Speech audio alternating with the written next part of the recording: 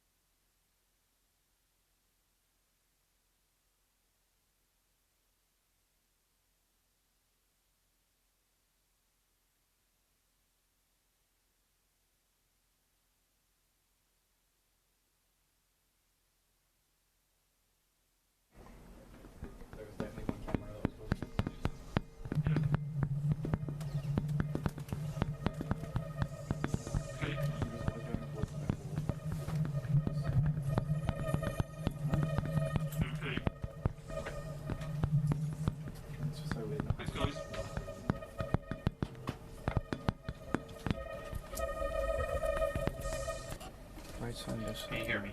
We don't need those. We've been using walkies all week, so we're really good, you know, so Ruth has it.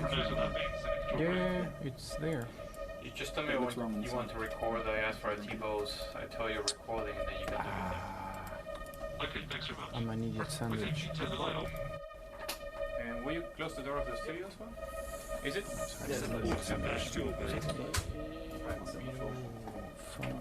Uh-huh. So, T-pose please, and recording. Oh good. Just reload the marker set. Yeah, but it should be...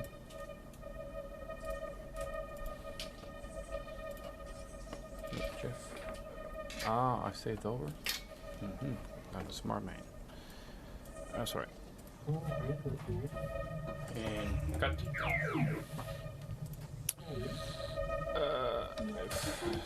Come around. Yeah. You might have the marker set still in one of the files that we did. That's right. Okay, not really. No, I should be fine. Do you want me to bring you a slate to match the video and the mockup?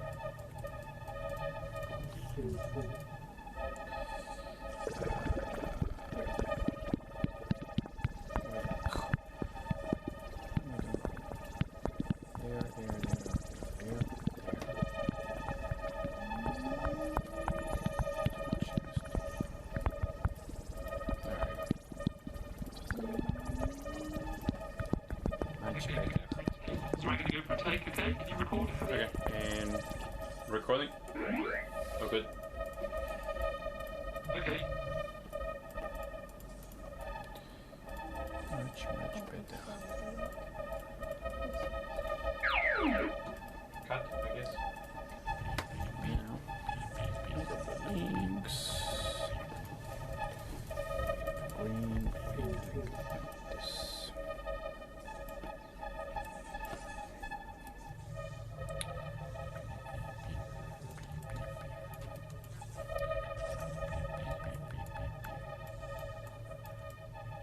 Markers.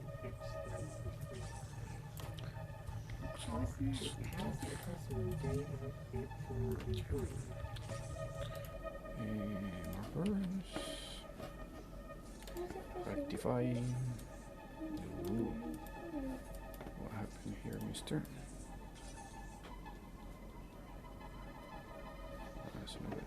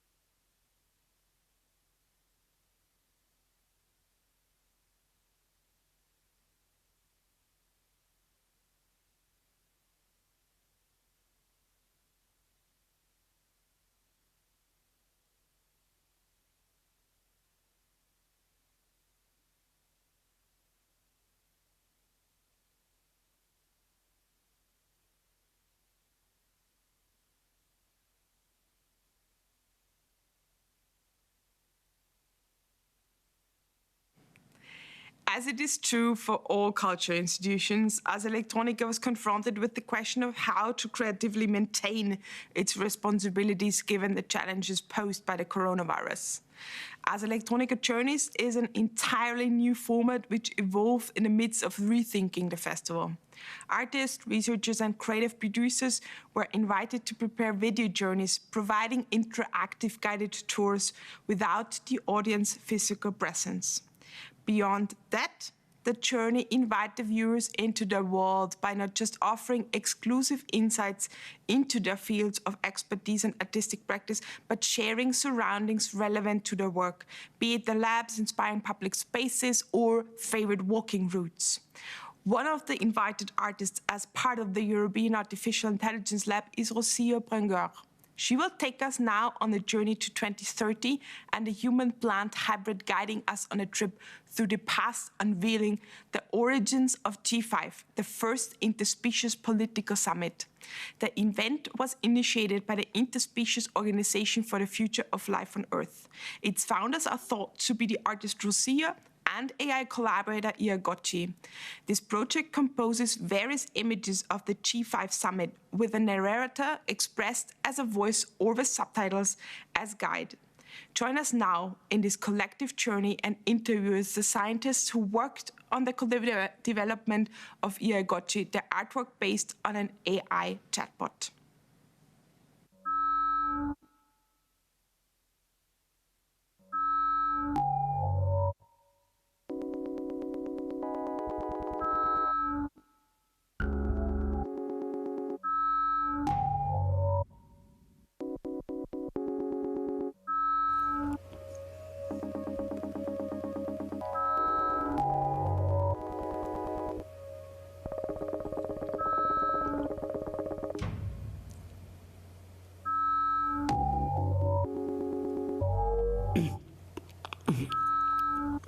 Hello, I'm the human translator, and this is an hybrid in a future space-time. This hybrid is Bad Weed, the head of the music band The Bad Weeds, and an activist. He says, "For those who don't know our story, I will drive you over a time trip to the origins of our interspecies politics. We need to jump into the past. Are you ready? Let's jump to 2020.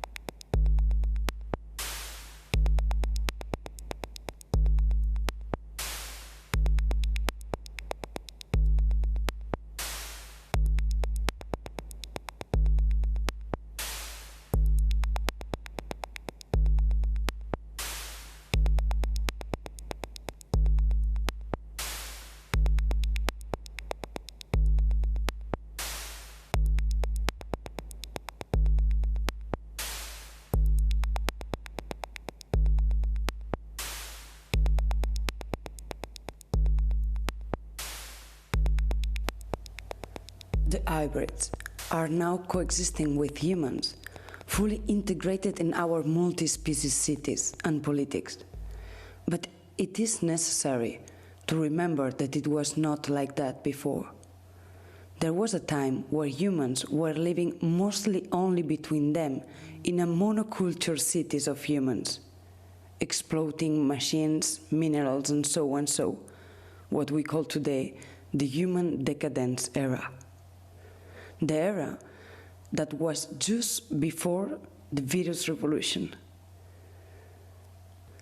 Some scientists recently discovered a particular event that happened almost at the same time than the beginning of the virus revolution. This event has been called G5 interspecies, and it seems to be organized by an organization called IUFLE, the Interspecies Organization for the Future of Life on Earth. They are suspected of having initiated the interspecies politics. There is an hypothesis that, according to some other sources, it seems that behind all of this G5 event and IO4LI organization was the naive project of the artist Rocío Berenguer and his collaborator Iagochi.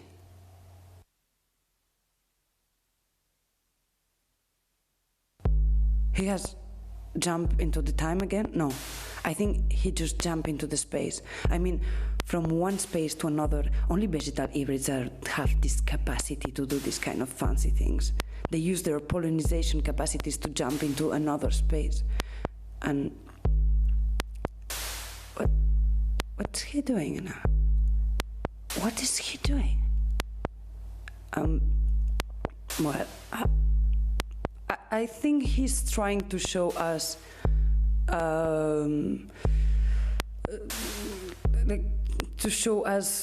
to what point in that period in the human decadence era, the five kingdoms, like the vegetal kingdom, the human kingdom, the animal kingdom, machine kingdom, were all really splitted, and they were this kind of prisons for vegetables and prisons for animals, and they were like living. Oh, okay, we jump again.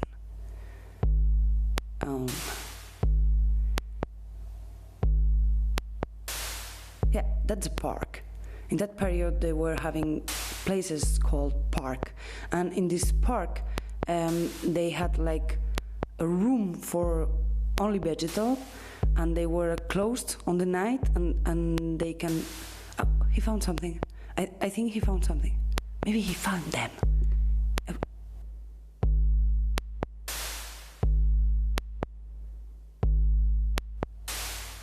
Oh no, it's not that. No, it's not them. Okay.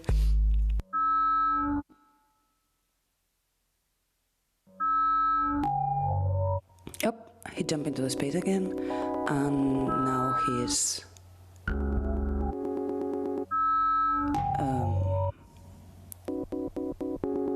trying to find them. Yeah.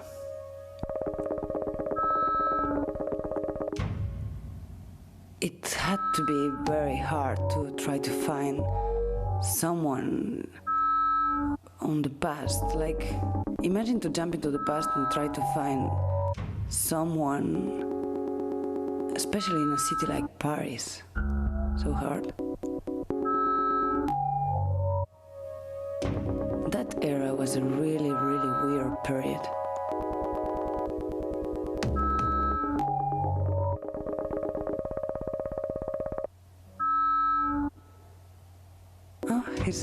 He found a colleague. He maybe. He's just saying hello to its colleagues. They were. Oh shit. It had to be difficult to be a bad wit in that period. And run away. Because they worked like Cataton and. Yes. He resists. He managed it. He's a real bad wit. Okay. He didn't get trapped. So, let's go. I don't get it. He's running in the other sense, the same bridge. No. He's getting somewhere. Let's follow him. They have to be somewhere.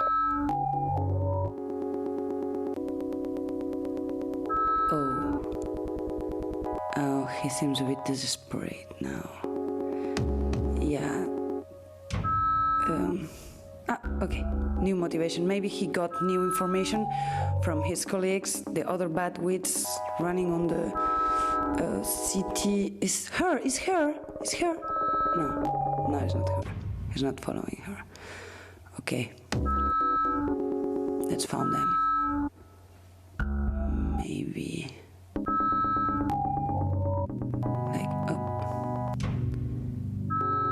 He seems he's making some signal, so Probably we are... It's funny they have all of this mask. This is really the beginning of this like virus revolution. They were wearing this mask called him.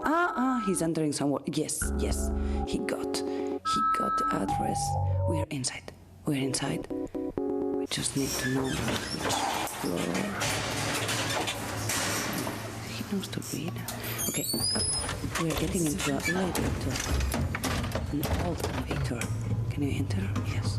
Let's go in. Okay. Which floor? I don't know if they're gonna be scared. Hopefully they're gonna really open the door. He's scared that they are scared. Hey, hello. I'm an Batweight, an hybrid coming from the future. I would like to chat a bit with you. I think you could have some answer from some questions we are trying to understand, and this is why I come to visit you in the past. Can I get it? Great. We get in. Good. We are in. Okay.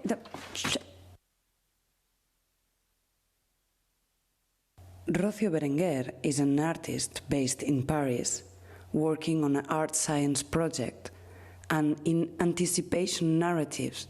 Through her various artworks, she produces shows, performances, and installations. So who is Iagochi? Iagochi works today as an interactive installation, an art science object derived of Tamagotchi, a tool for questioning human relationship to otherness. Iagochi is called Iagochi in reference to both artificial intelligence, IA, the intelligence artificielle, and Tamagotchi. The Tamagotchi was the first artificial human pet that appears on the 90s. And I think it's like the son of the Tamagotchi. So she's explaining that in this installation, in order to connect with it, the public have to grasp an external organ that looks like an artificial heart. It is important for her to think interaction in a multisensorial way. When you are holding something fragile that seems to breathe in your hands, you're gonna relate completely different to it. You're gonna try to be careful, to take care. She tried to avoid the competition effect that she had observed regularly when people interact with a humanized or a talking machine. Most of them gonna feel menaced and try to demonstrate that they are more intelligent than a machine, which is boring because it limits the interaction to a competitive mood, which is very absurd also, because if the goal is to learn something or to experience a poetic or significative moment, the competitive mood is not... For her, Iagochi is a full entity, a new species, an artificial character and an hybrid companion who learn from our words. Iagochi started to exist some years ago with the collaboration with the informaticians and researchers Benoît Fabre and Frédéric Béchet from LIS Lab of the University of Aix-Marseille. I think one of the objectives of the project was to build this kind of artificial intelligence. But you all know that in terms of technology, we haven't reached artificial intelligence yet. So we are just using components, and we are probably relying on the artistic framework or the artistic layout in order to make that intelligence emerge. One of the challenges was to try to include a non-deterministic aspects into that project. I think the entity emerges from the fiction. So I think my main interest is to understand the human. And I think developing an AI, for me, at least for me, it's a way of better understanding what we are and maybe where we are going. It started to have its own life, transforming in a weird way the words of others in its own words. The last year, a new collaboration with Gaël de Chalandard and Fréjus Leé from the CEA Paris-Saclay become the opportunity to go further in the development of Ayagochi and to explore other applications. An artificial character who's gonna be present in all the artworks of the G5 project, an interspecies communication system, and a tool to explore human, non-human relationships. And yes, she's confirming that she and Ayagochi are behind the organization of IOFLE and the G5 Summit.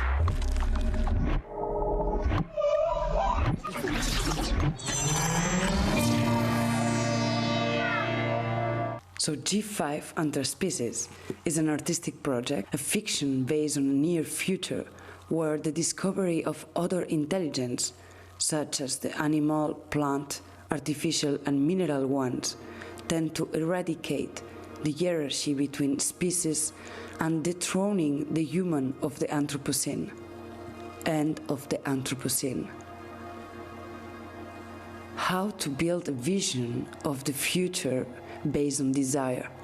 How to pass over the fear and the reiterative human apocalyptic narrative. How to build a narrative where human is not the center of the world. Current politics seems unable to integrate a larger vision of what life on Earth means, to integrate our vulnerability as a species and our interdependency as human beings with our environment and other forms of life. The artistic project of G5 took 3 different forms: a theater show called G5, a performance called Coexistence, and an installation called Litosis. Coexistence is a poem set on music and in dialogue between a human and an AI, a poetic text slam between concert, theatrical text, and AV performance. The narration explored the coexistence between the various reigns of the G5 in the past, the present, and the future. The audience is invited to vote in a dedicated application before entering the show. They have to give their opinion about how they consider their coexistence with the other species. Hier. Introduction du 3e stade de négociation. L'animal existe des excuses du côté humain, est un allié de la machine, est capable de faire n'importe quoi à cette fin. Non, c'est fou.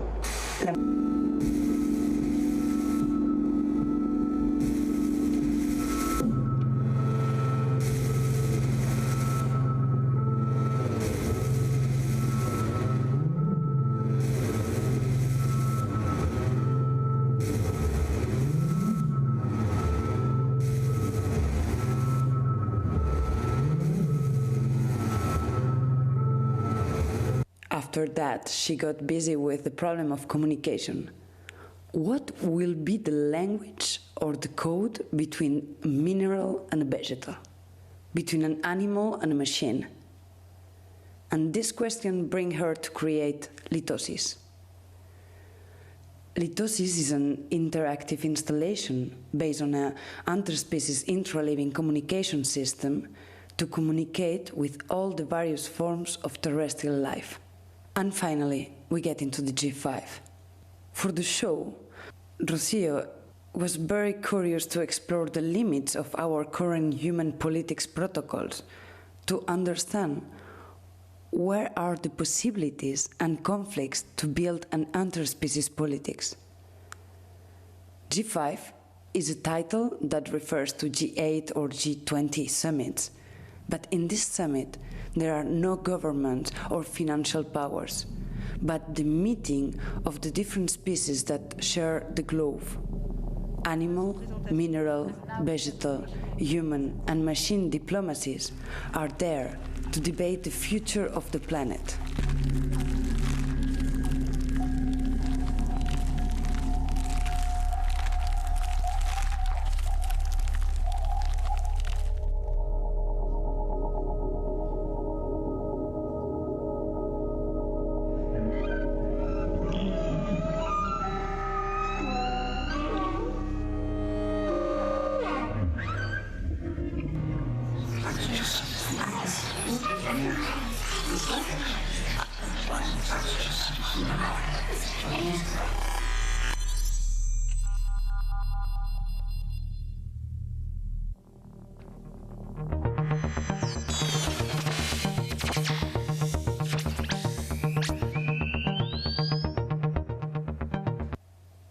telling to the hybrid that actually the G5 didn't happen till the end because it got boycotted by the hybrids. And there was the leader of the group of the very, very bad weeds who knocked down the event. He says, we are one body.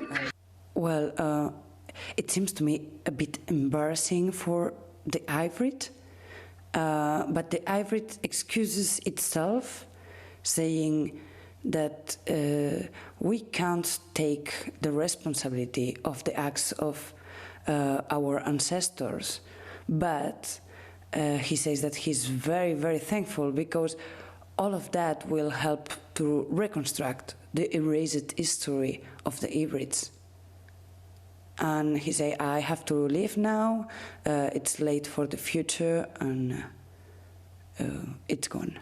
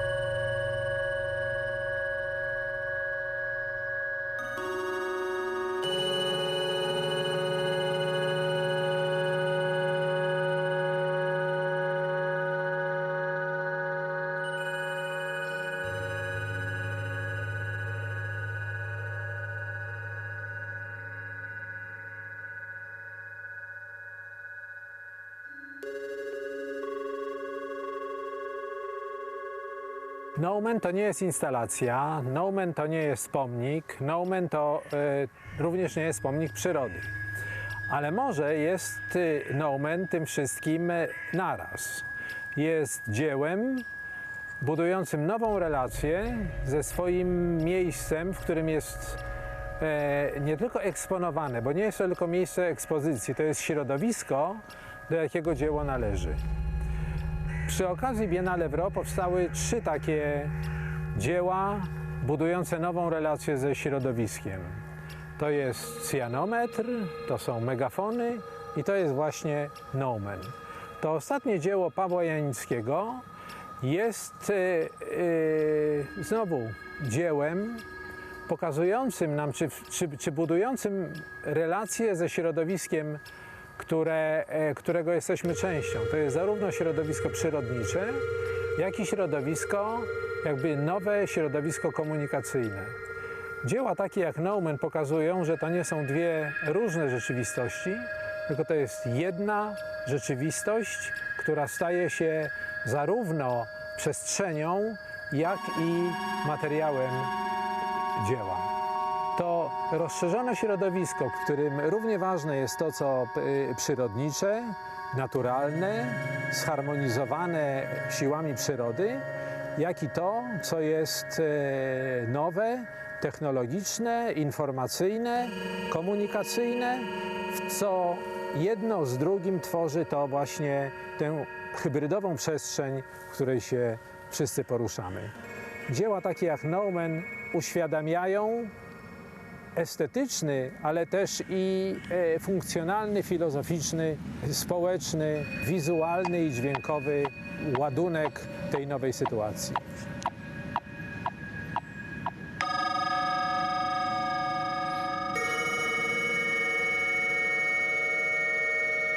Noumeny to są takie zjawiska same w sobie, do których dostępu właściwie nie mamy, bo doświadczamy świata przez zmysły, przez jakieś zapośredniczenia.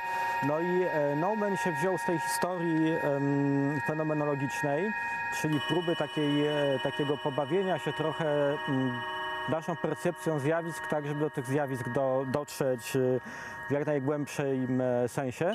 To jest praca interaktywna czy interpasywna i jednocześnie dźwiękowa. Jest to kompozycja na wiele urządzeń mobilnych, które jeśli połączymy się ze stroną internetową pracy, tworzą muzykę na tych urządzeniach, prawdopodobnie naszych.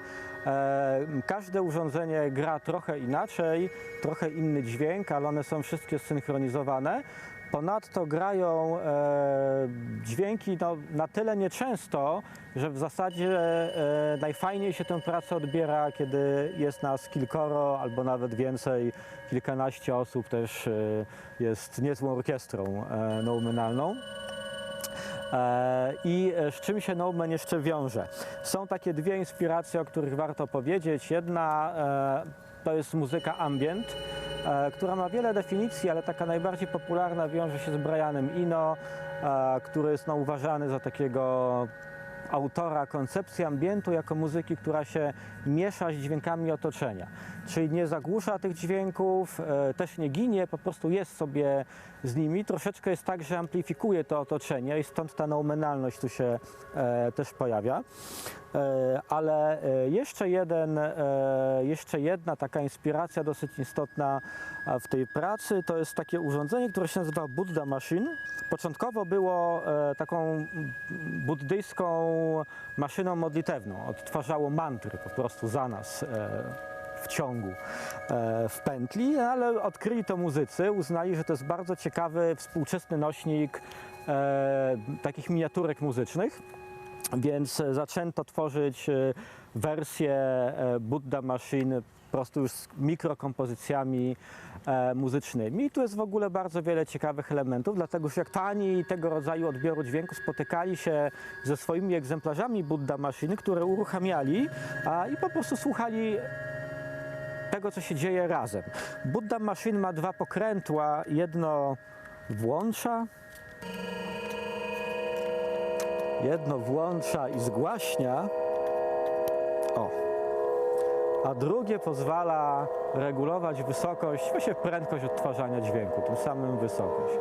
Jak sobie posłuchamy takich 2 maszyn na przykład, to prosty efekt przesunięcia fazowego, który na przykład Steve Reich kiedyś wykorzystywał w swoich utworach, sprawia, że ta muzyka się staje niebywale ciekawa. Jeśli tych dźwięków jest jeszcze więcej, to robi się jeszcze ciekawiej. No i oczywiście Neumann wykorzystuje ten efekt, aczkolwiek w dużo subtelniejszej formie, ponieważ te nasze urządzenia się synchronizują niemalże co do milisekundy, ale te minimalne przesunięcia w falach dźwiękowych jednak stwarzają bardzo ciekawe fenomeny, a może i noumeny dźwiękowe.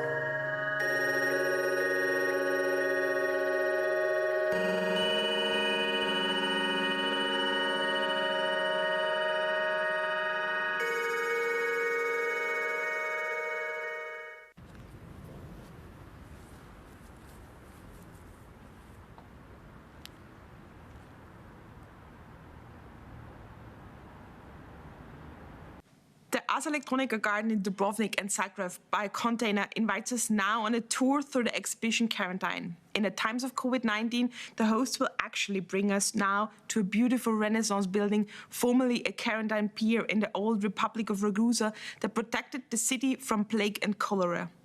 Over the last few years, the EMAP network of media arts organizations have produced a multitude of works dealing with life science and cybernetics that examine the fragile ecological equilibrium of life on Earth.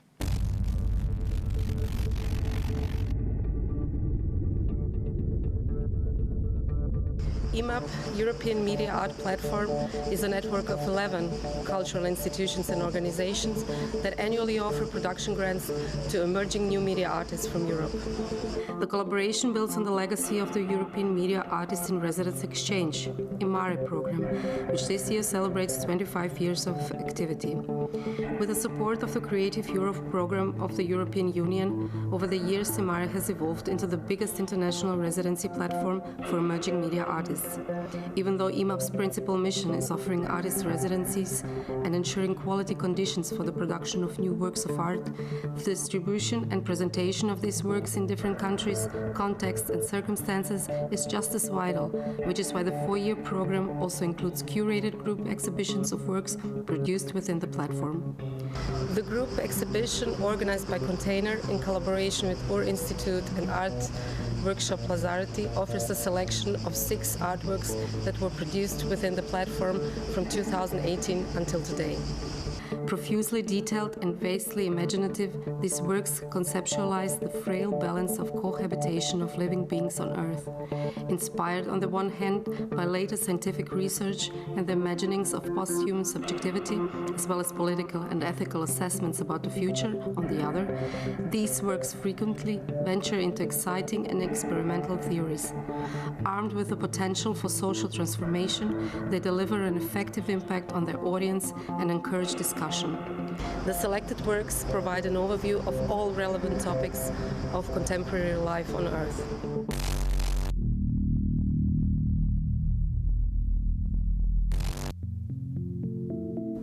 The Eye of the Other 3, On Flowers, created by Daniela Mitterberger and Tiziano Derme, deals with the translating the sensory spectrum of a species of bats that register space as auditory information. After registering sound frequencies, the artists translate them into visual information visible to the human eye.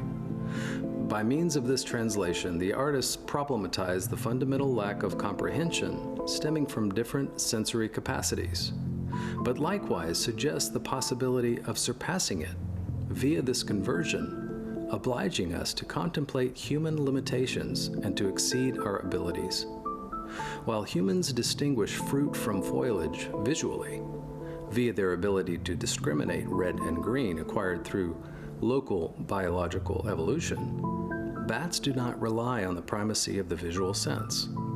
Specifically, nectar-feeding bats find flowers by sorting the environment, using visual and sonar information. They can recognize the geometry of a single flower by generating so-called echo fingerprints.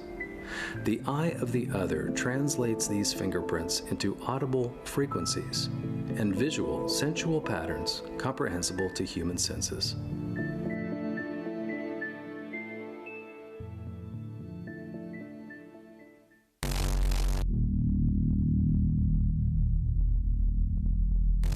Aquaforensic is an ongoing science and art project started in 2018 and developed by Robertina Šabjanić, new media artist from Slovenia, and I in Dubrovnik, Linz, and Slovenia. It was produced under the framework of EMAP Mare network by Ars Electronica, Ur Institute from Dubrovnik that I'm running, and also Project Atoll from Slovenia. The project focuses on exploring pharmaceutical effect on microorganisms in waters. We explored not pharmaceutical waste, but consumed pharmaceuticals that we consume daily and release through our bodies in wastewaters, and these minor small quantities have negative effect on microorganisms that the whole ecosystem relies on. They are the starting point of the whole life on Earth. These type of pollutants are invisible. We can't see them with naked eye, and they are like totally unexplored. We are just beginning to understand them. So through this project, which combines science and art, we hope to open the doors to further exploration and development of solutions. Behind me, you can see the installation that was a result of the residency in Ars Electronica in 2018. It brings these like small moments of exposure of microorganisms to pharmaceuticals through holographic videos.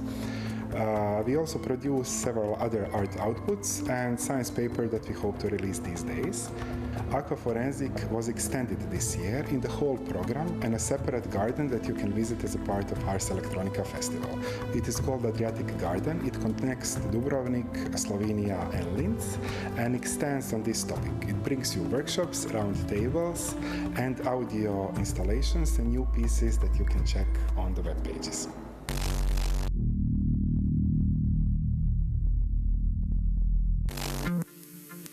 The nature of the body in the post-human age is the topic of the project Transplant, an Onco mouse journey, created by nomadic laboratory Chimera Rossa. By subjecting themselves to the complex process of intravenously injecting chlorophyll into the human body, perhaps it's not about questioning what we do in our lives, but what we do within life. Chimera Rossa endeavor to bring human beings and plants closer together, and employing their own bodies, attempt to demonstrate the artificiality of the division between humans and nature and the vast negative consequence of this divide. Since the process of which the plants breathe is inverse to that of humans, injecting chlorophyll is a form of harsh self-punishment. But it also initiates a discussion about the taboo topic of identity and the status of beings. My will is not becoming more human, but less human. It's not really a desire to become a plant, but a desire of an hybridation with plants. To become with, transitioning together. May the chlorophyll be within you.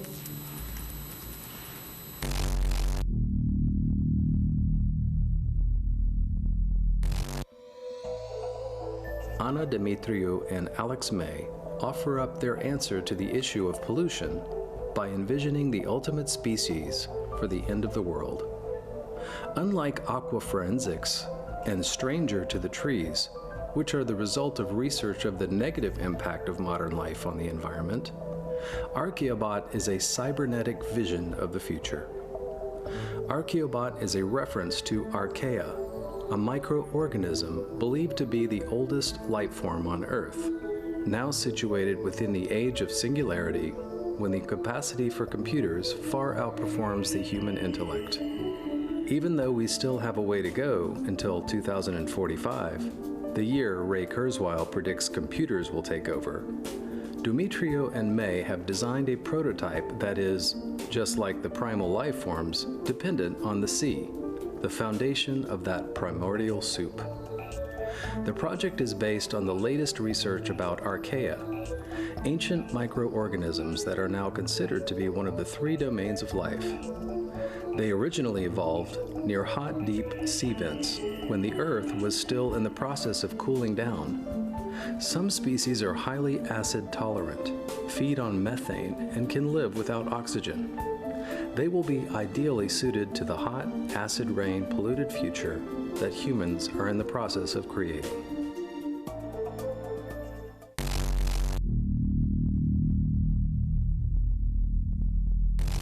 So this work, which I'm showing here, it's part of the series called Subocean Spotlights, and it apart from the fact that most of the intercontinental communication relies heavily on submarine fiber optic cables, or in fact most of information nowadays is being transmitted as light in these vast infrastructure networks. And so in this network, which carries threads of light as thin as 1/10 of human hair, the light is becoming as existential to our technological societies as sun is for the plants. So in a way, we are hanging by a thread while the artificial sun rays plunge through the ocean floors and light up our faces via bright screens. And so this work more specifically is called Waiting for the Light, and this work introduces baits into these vast networks and lures in light from different parts of the globe. And so these Wardian cases, which contain the plant, and they act as miniature closed ecosystems, but they also act as nodes or islands in this vast network between objects, otherwise known also as the internet. And so any device connected to this vast network becomes automatically a target for automated processes whose agenda is non-transparent and therefore unknown. And so each of these containers, these plants, because they are nodes in this vast network, they become objects of interest to these robots or automated processes. And each act of communication towards the specific plant is being transformed to a burst of growth light, in a way giving these robots an agenda they are unaware of. In a way, it's up to these automated processes to sustain the life of these plants.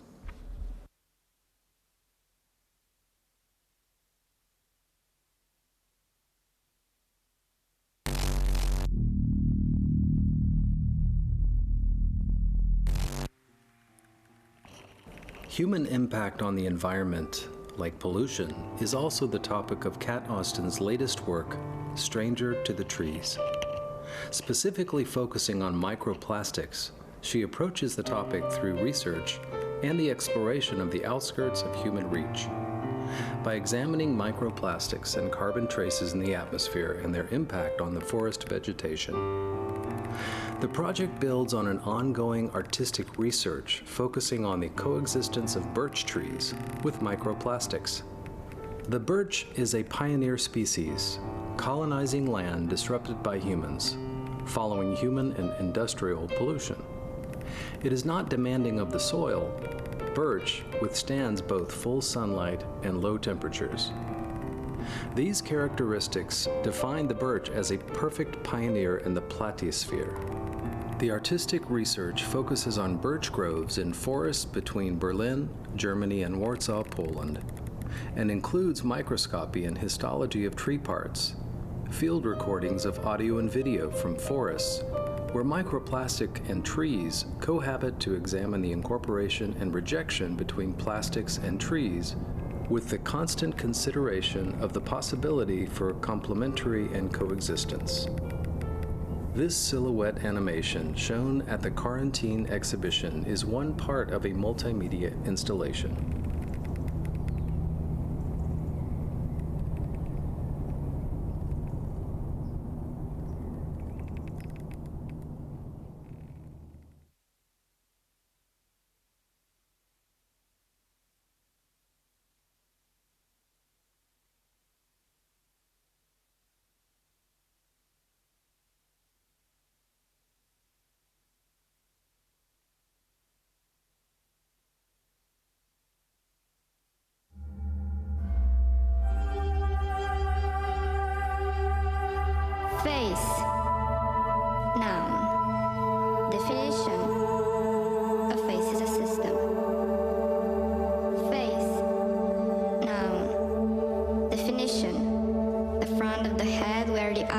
nose and mouth are. Face, noun, definition, the front or surface of an object.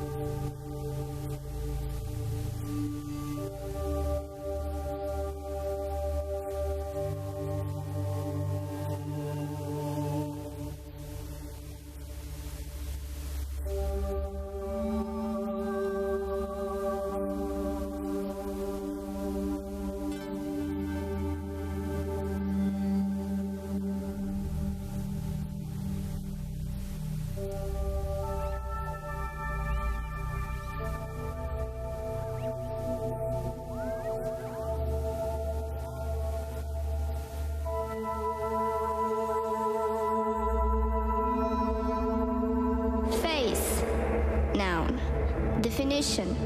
A face is a territory. Face. Noun. Definition. Your face is a battleground. Face. Noun. Definition. A face is a camera.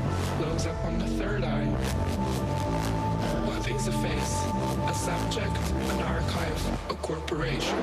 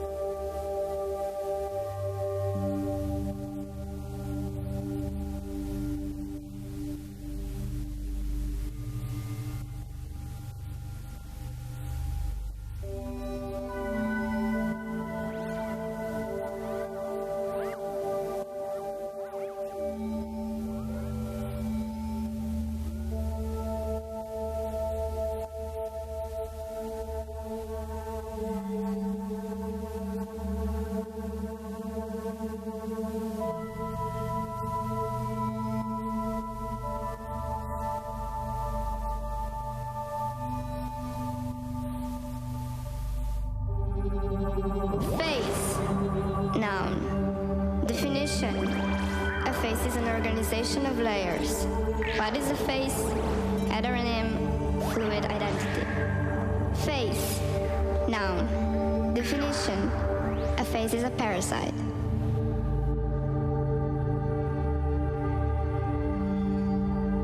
A face is a parasite. Images, texts, transactions are hacked, transformed, reversed. A face is a parasite. A para-face is a site. Or site.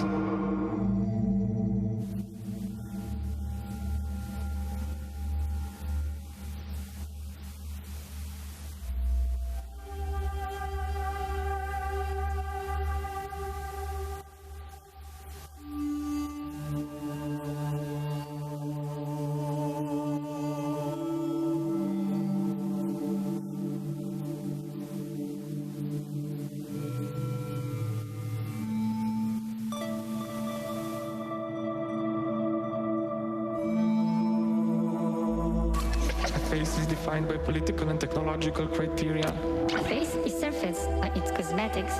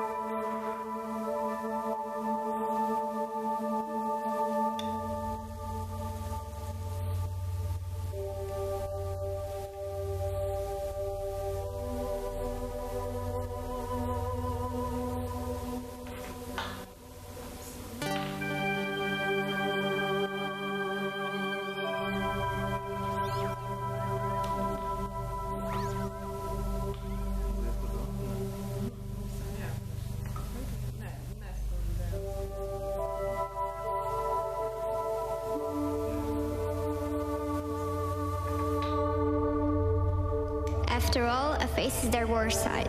Searching, detecting, marking. A territory. What is a face? A subject, an archive, a corporation. Biological cell, technological code, ideological tool. What is a face? Heteronym, fluid identity. It has its biography, oeuvre, place, and function.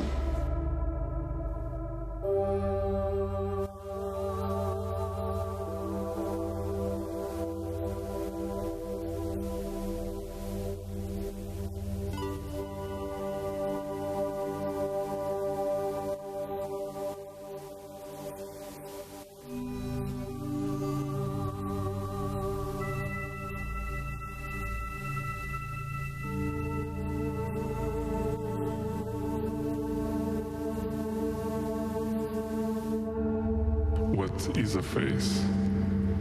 A face is a cosmetic surface, silicon primer, an artificial icon, soil of Silicon Valley, moisturized, stretched, injected with meaning. What is a face? A face is a parasite. It inhabits different registers of life, imitating, performing, subverting.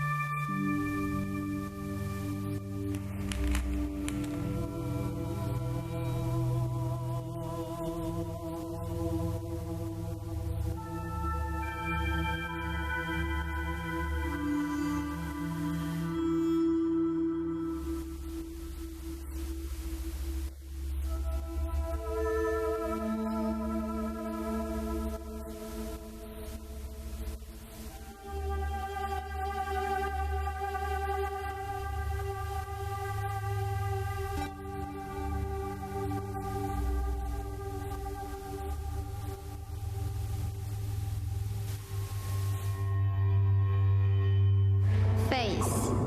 Noun. Definition. A face is multiplied by different identities. Who is a face? A face is an artist. What is a face? A face is a parasite. Institutional parasite.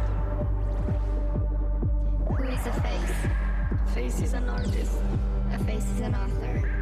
Institutional author of art.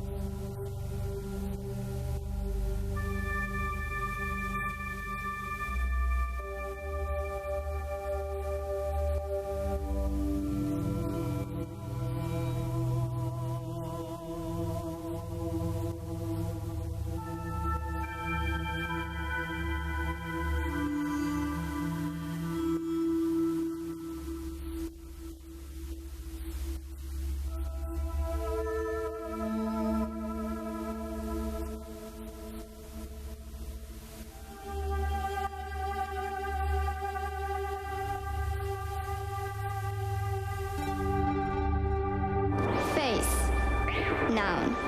Definition. A face is multiplied by different identities. What is a face? A face face is a parasite, social media parasite.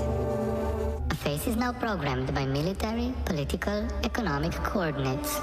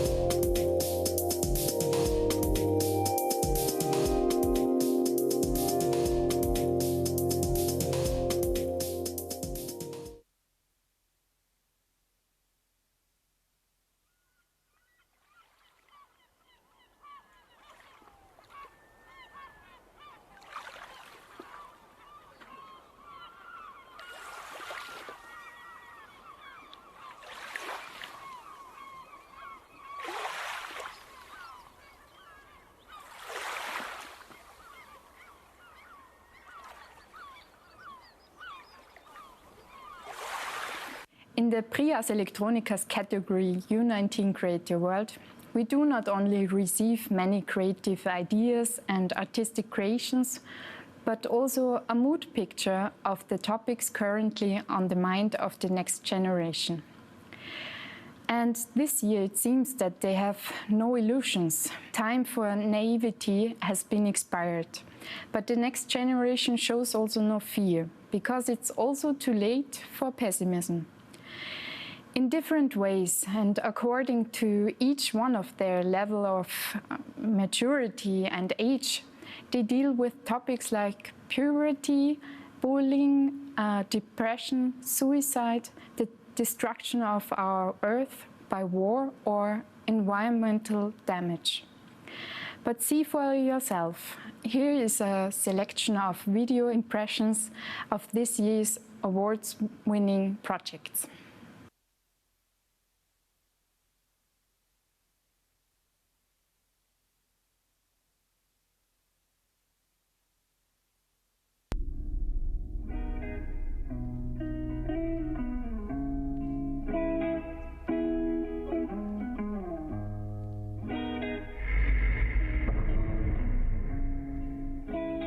Hallo, ich bin der Jona. Unser Film Samen, das ist ein Stop-Motion-Experimentalfilm und er handelt davon, dass ein kleiner Junge, der wacht in so einem Zauberwald auf und der hat alle möglichen skurrilen Begegnungen und Erlebnisse. Und den Film habe ich gemacht zusammen mit Fanny, Lisa und Anna.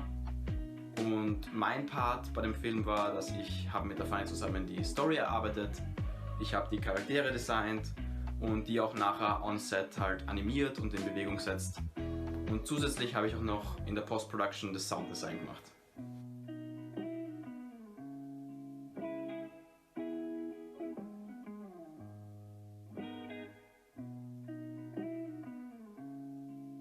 Hallo, ich bin die Anna und ich war bei Samen für die visuelle Bildgestaltung zuständig.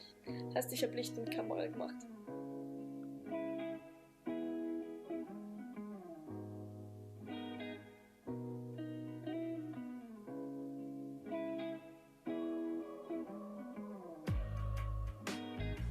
Mein Name ist Fanny Galil und bei uns im Stop-Motion-Film Samen habe ich Regie geführt und zusammen mit Giulia habe ich die Story entwickelt. Was mir besonders viel Spaß gemacht hat in unserem Projekt war das Bauen von den Kulissen, aber generell hat auch die Arbeit im Team immer sehr viel Spaß gemacht. Also unser Ziel mit dem Film war es, dass wir eine möglichst simple und reduzierte Story hernehmen und die dann auf skurrile und abstrakte Weise irgendwie darstellen.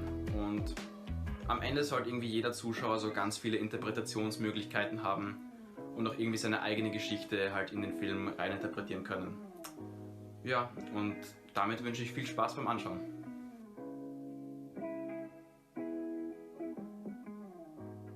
Mein Name ist Lisa Rass und ich habe bei unserem Stop-Motion-Projekt die Produktion übernommen. Ich habe sehr viele neue Erfahrungen gesammelt und es hat extrem viel Spaß gemacht, in unserem Team zu arbeiten und diese neuen Dinge zu erlernen. Viel Spaß beim Anschauen.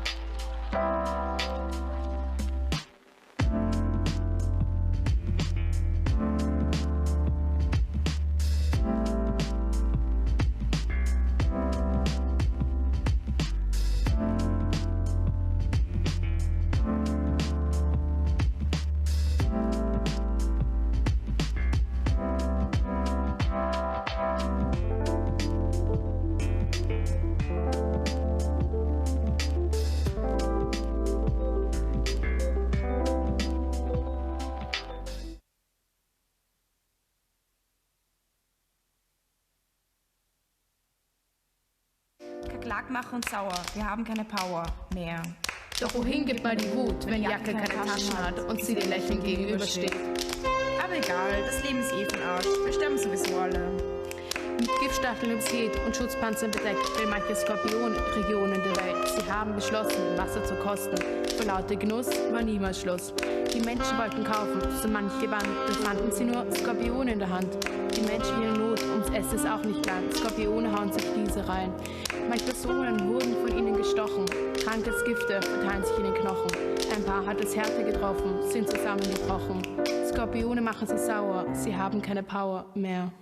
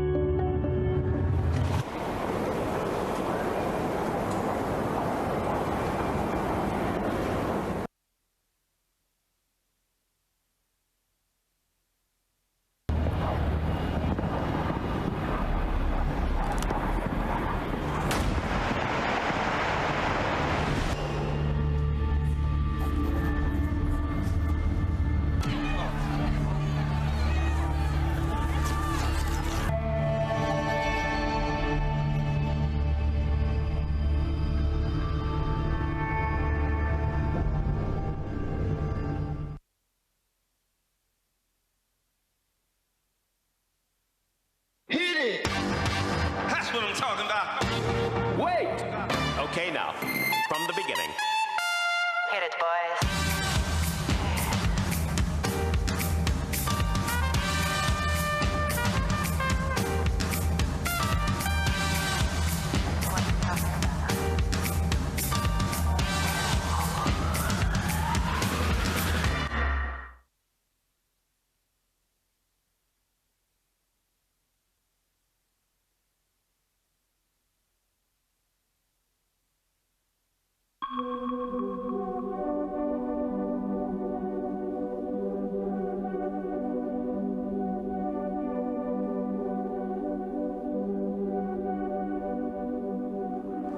lebe in einer Persönlichkeit, in der, egal wo ich hingehe, jeder schaut mir an. Jeder starrt mir an.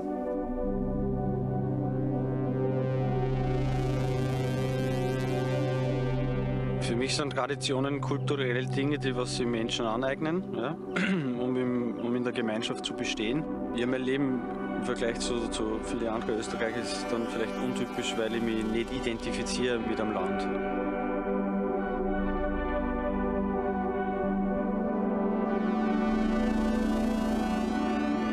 Ja, es ist schwierig, wenn eben so billig das Fleisch rausgeht. Und vielleicht ist es heutzutage gar nicht so bewusst, was das heißt, ein Lebensmittel zu produzieren.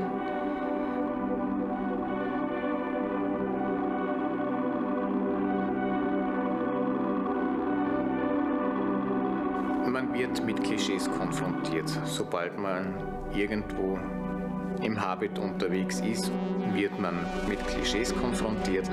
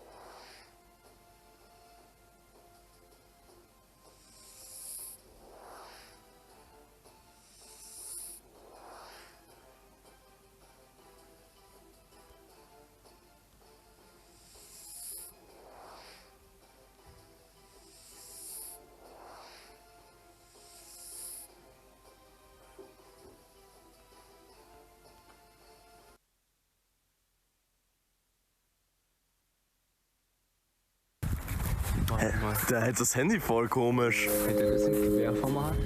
Hey, Hochformat, Baby. Smile, Cheese. Hat unserem Querdenker jetzt die Sprache verschlafen? Friss den Dreck! Friss ihn!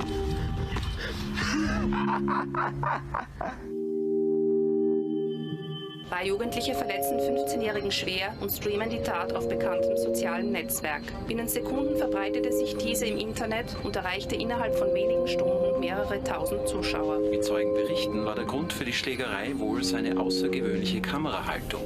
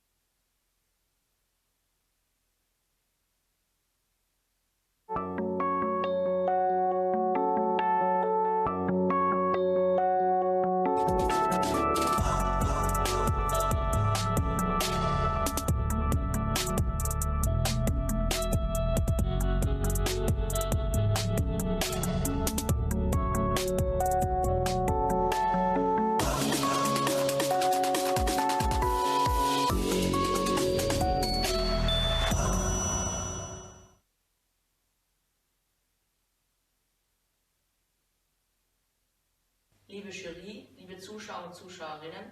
Ich bin Michael Samina und ich will euch heute mein Projekt für den diesjährigen Ars Electronica Wettbewerb vorstellen.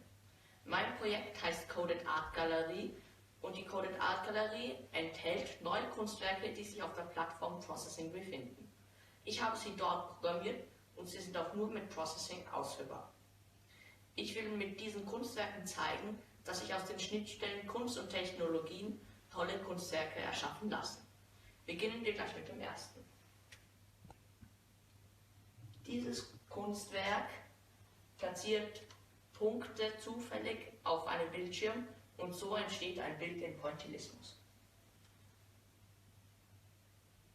Wie wir sehen, es ergibt sich nach dem Lauf der Zeit ein Bild.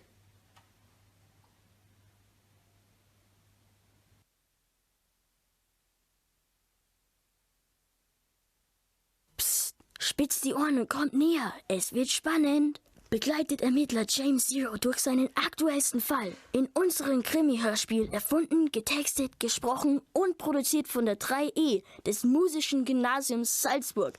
Also, hört gut zu.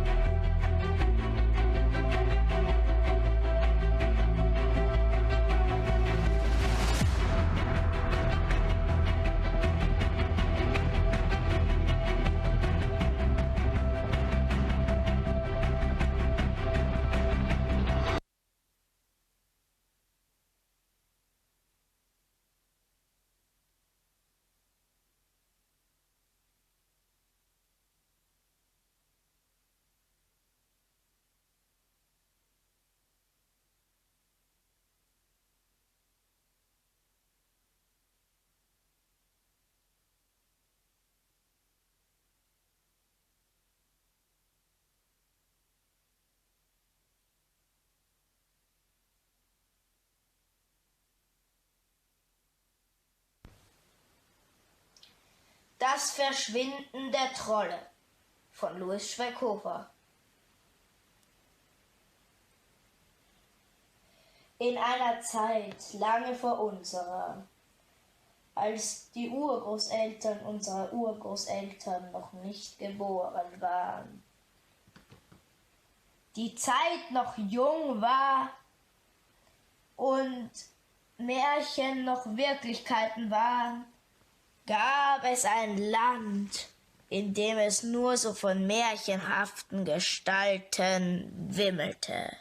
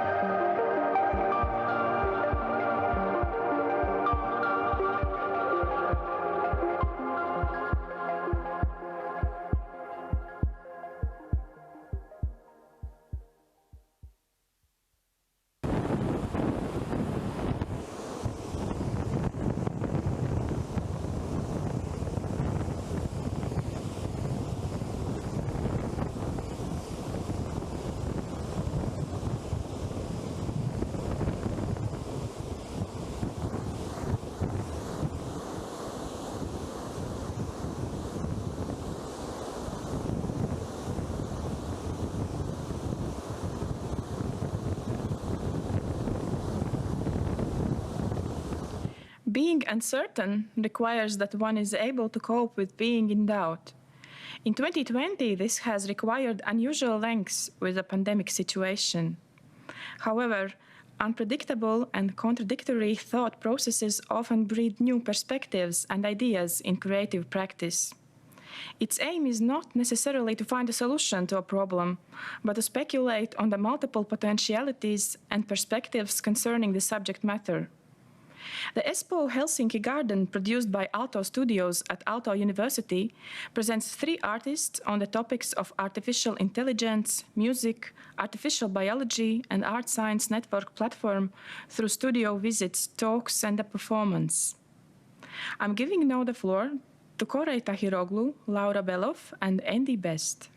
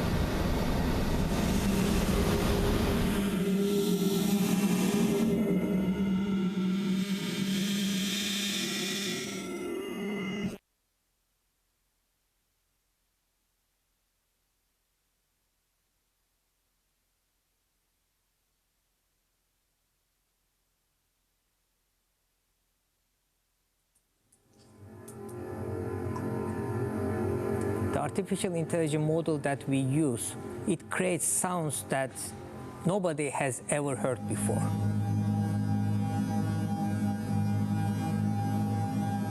The new instrument itself is a deformable, non-rigid instrument. And you can actually physically modify, change the form of the material. And that material is the musical instrument, so that the amount of pressure that you apply, the form that you create, that actually results in developing different sounds. Important part here is where we apply the artificial intelligence.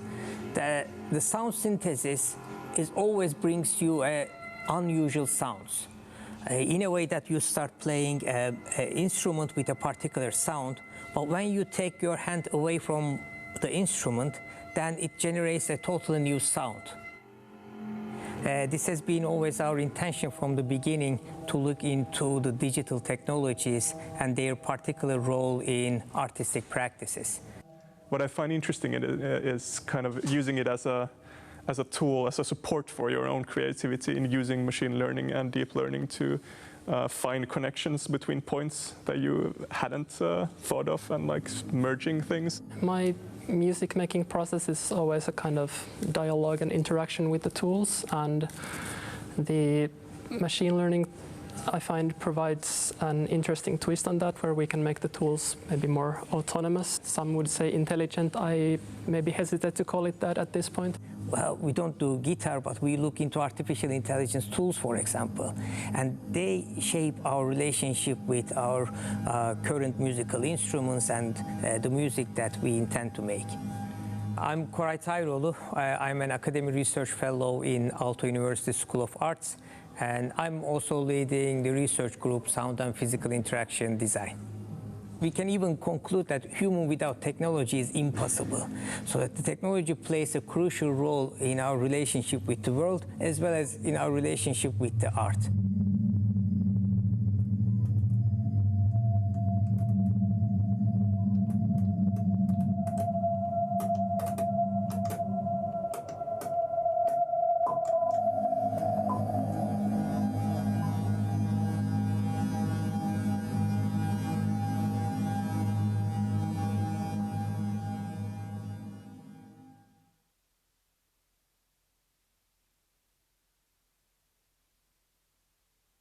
Today, I'm going to talk about our Alterity project.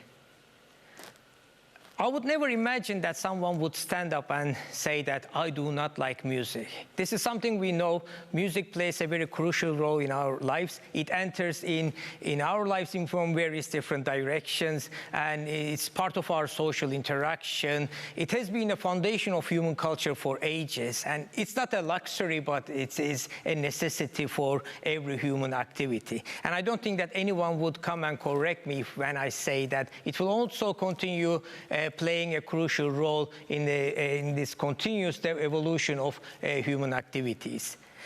Gary Tomlinson brings up a million-year span of the history of human musicking with a specific focus through complex social structure and advanced technologies. He brings up further characteristics that build a cultural knowledge which exists in a loops between technologies and musical practices. Perhaps the perspectives that we can derive from Tomlinson's viewpoint is that in this 1 million year of span of human musicking has always been embedded in technologies that emerge as a result of an interrelations between humans and their environments.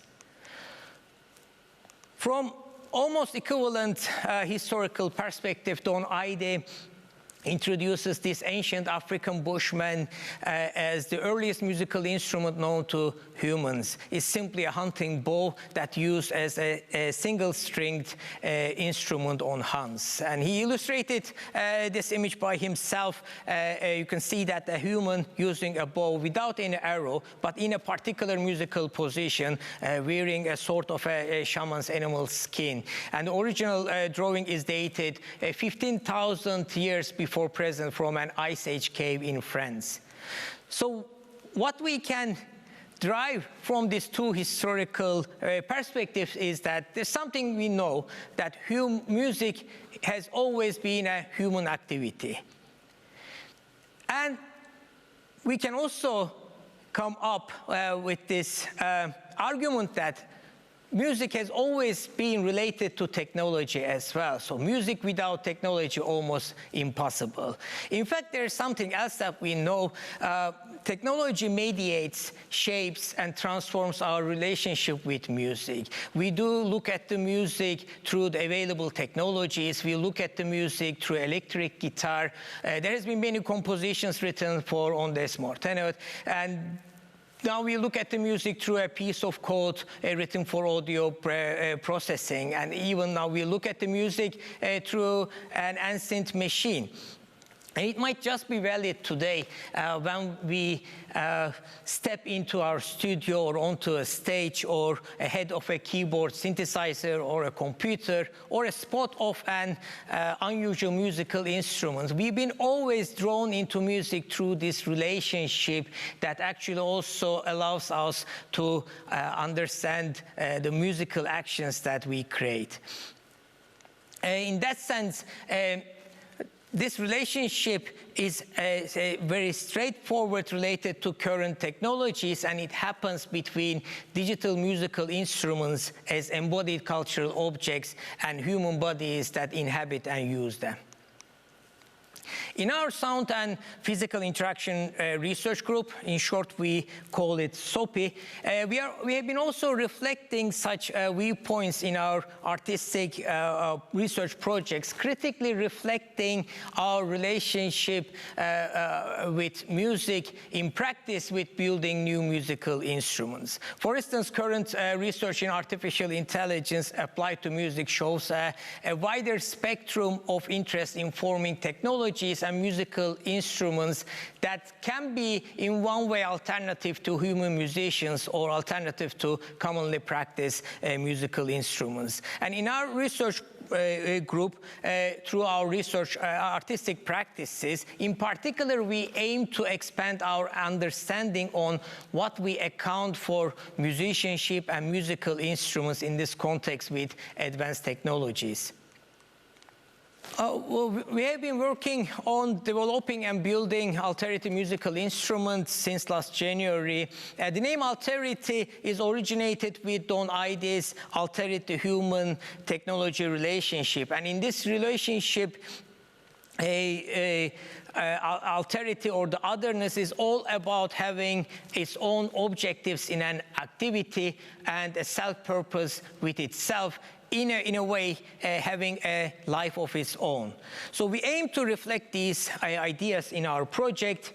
Alterity is a deformable, non-rigid musical instrument that also comprises an audio synthesis module that is based on an artificial model that we have been working on in our research project. So that you can see that in the image as well, it is like a closed shape, and so the physical deformability and the manipulation of the handheld actions becomes the opening of this musical instrument. So what is really interesting in this instrument is that it's sound synthesis module. So that we have been using a particular deep learning model that generates new sounds for real time in the moment of playing to be processed in our granular synthesis module that we embedded in this instrument. So when the performer applies a handheld action to the instrument, so the instrument monitors the interaction points and interaction rate and uses this deep learning GAN model to generate a new sound. And these audio samples are distributed in different points on the instrument and are ready to be processed in audio synthesis module. Following the building and the practicing of this instrument, we composed a piece, Uncertainty, and this composition idiomatically reflects this unusual behavior of this instrument. The composition provides similarly to its surface in a way, a non-rigid but identifiable musical events followed by ever-shifting sounds in timberscape. So uncertainty as well is nothing new. In particular, it can be called a particular state in art-making process, which opens up a new perspectives of thoughts in art thinking. For instance, musicians would rather choose the instruments that they are more familiar with or based on their musical persona or their role in a particular composition. And with that, they get in touch with the physical and the psychological aspect of musicianship in their very comfort zone. But if this could be taken further, so from a confident state to an uncertain state, this will also create a particular type of relationship with unusual, unfamiliar musical instrument and the musician, and which could also result in variety of unexpected creative outcomes. Perhaps the close similarity with this composition could be found in Émilie Giard's composition called Souffrir. Here, the tuning is considered a very important act in the performance of this composition, as the tuning of the cello has been continuously modified and manipulated by another musician. So the sudden changes in the tuning also puts the performer in an uncertain state during the performance. And in this state of transformation from the confident to uncertainty, our relationship with the instrument, which has been based on our previous relationship with the instrument, our musical experience or musical practice, is very much broken, shaken, disturbed, and changed. Appearance of new sounds with the new behavior of the instrument, and the behavior change as the behavior changes in sonic space could allow performer to explore a whole new range of musical possibilities. So, moreover, this could also turn into a continuous state of playing, reformulating our relationship and opening a variety of the different musical demands. Here I argue that these advanced intelligence models applied on audio synthesis level could allow us to explore performing music with particular features that defines the digital idiomaticity of the instrument, and also allow us to reinvent the instrument in the act of music performance.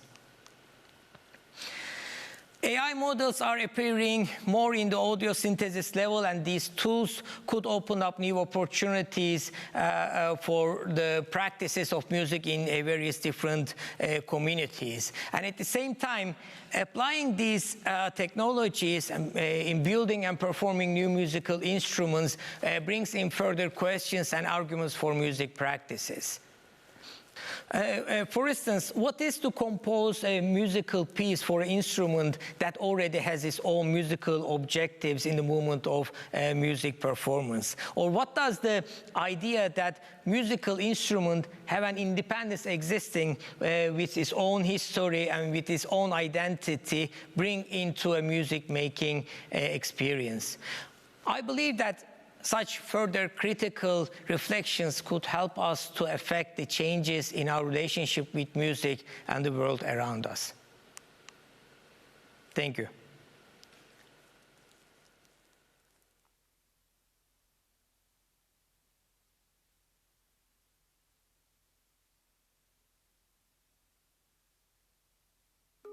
In certain conditions, certain substances came together, and that potentially was the start of life on the planet. Liquid matter deals with protocells. Protocell is a term from science side. It is a droplet in a liquid, and scientists think that's very close to our cell, how human cell is formed. I'm playing as an artist with it. I take a petri dish. Usually I put in it a water bath, and then I put oil-based but with the different chemistries, droplets in it, and they move. Many times I cannot control how they move, or I'm also looking, oh my God, what is going on now? I think it is a metaphor for our time, with uncertainty, uncontrollability, and this extreme aim for control, which we cannot obtain. It originates from the idea of evolution of the planet. They're quite small also to show in the arts. So I have been trying to develop things that one can extend them. I'm Laura Belov, I'm an artist, and at the moment also I work in Aalto University as an associate professor. I'm an experimental artist, so I work with art, science and technology. At the moment I'm showing liquids, but it might also concern environment or living matter technologies, hardcore robots and so on. 70% of our planet is liquid. So it is towards the ideas of merger of technology and biology, and in this case biochemistry. I find all that very interesting, and that's of course how I see the future is coming.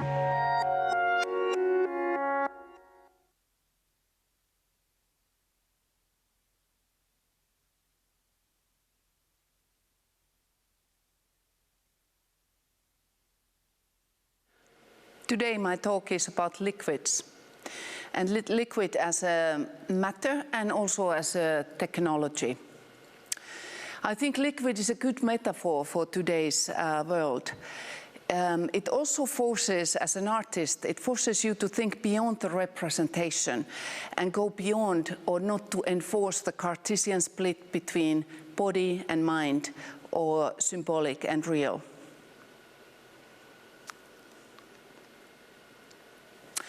So moist media was a term by Roy Ascott in early 00s.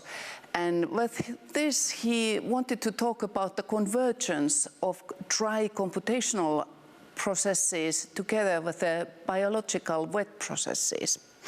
On the slide, you also see there's two experiments of microbial fuel cells, which have raised an interest of artists in recent years and even longer with scientists. So microbial fuel cell is a biological process which produces energy. So it combines computational processes with biology. Our planet is over 70% of water. And in 2016, scientists from NASA's propulsory laboratory, they noticed that this sort of a polar motion of our planet is shifting. And this is a phenomenon which has been noticed over 130 years. However, it's even longer what it has existed. Nevertheless, since 00s, the scientists say there's a big shift in this, and that is to do to the climate change and to the melting of Arctic ice. So all these changes inside the planet, but also on its surface with the weight distribution will affect. In the next few slides, I will show you a couple of examples from historical devices which use liquids. So these are computational devices. So the first one is quite well known.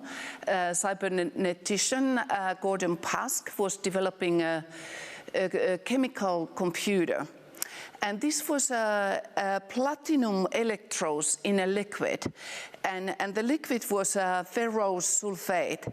So when you put those in and you run a current through it, it starts accumulating. So in a way, it starts self-organizing and growing this kind of tentacles, what Pask also calls sort of a chemical ears and eyes of the system. The other side, you see an Austrian artist, Roman Kirchner, who made a work based on this Pask's computer or this idea. However, his work is actually making a sound installation. So similarly, there's a ferrous sulfate liquid, and things grow, but the intensity of the connection between the environment and things self-organizing is producing sound. And it also is a cycle, so it has a passive phase where these then dissolve back to the liquids. This is 1936. Russian scientist Lukyanov was inventing a very interesting first water-based computer called water integrator. And this was developed actually for calculating partial differential equations, which were very difficult and laborious at the time to calculate. And the device was developed specifically for looking at the, or calculating the cracking of concrete.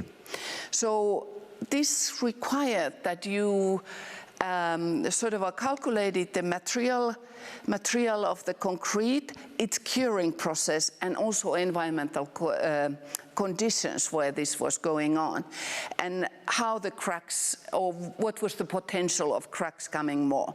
And this was a very, very difficult calculation, but this computer, which was built out of glass tubes and water plugs and valves in them, you could do that fairly quickly and fairly accurately.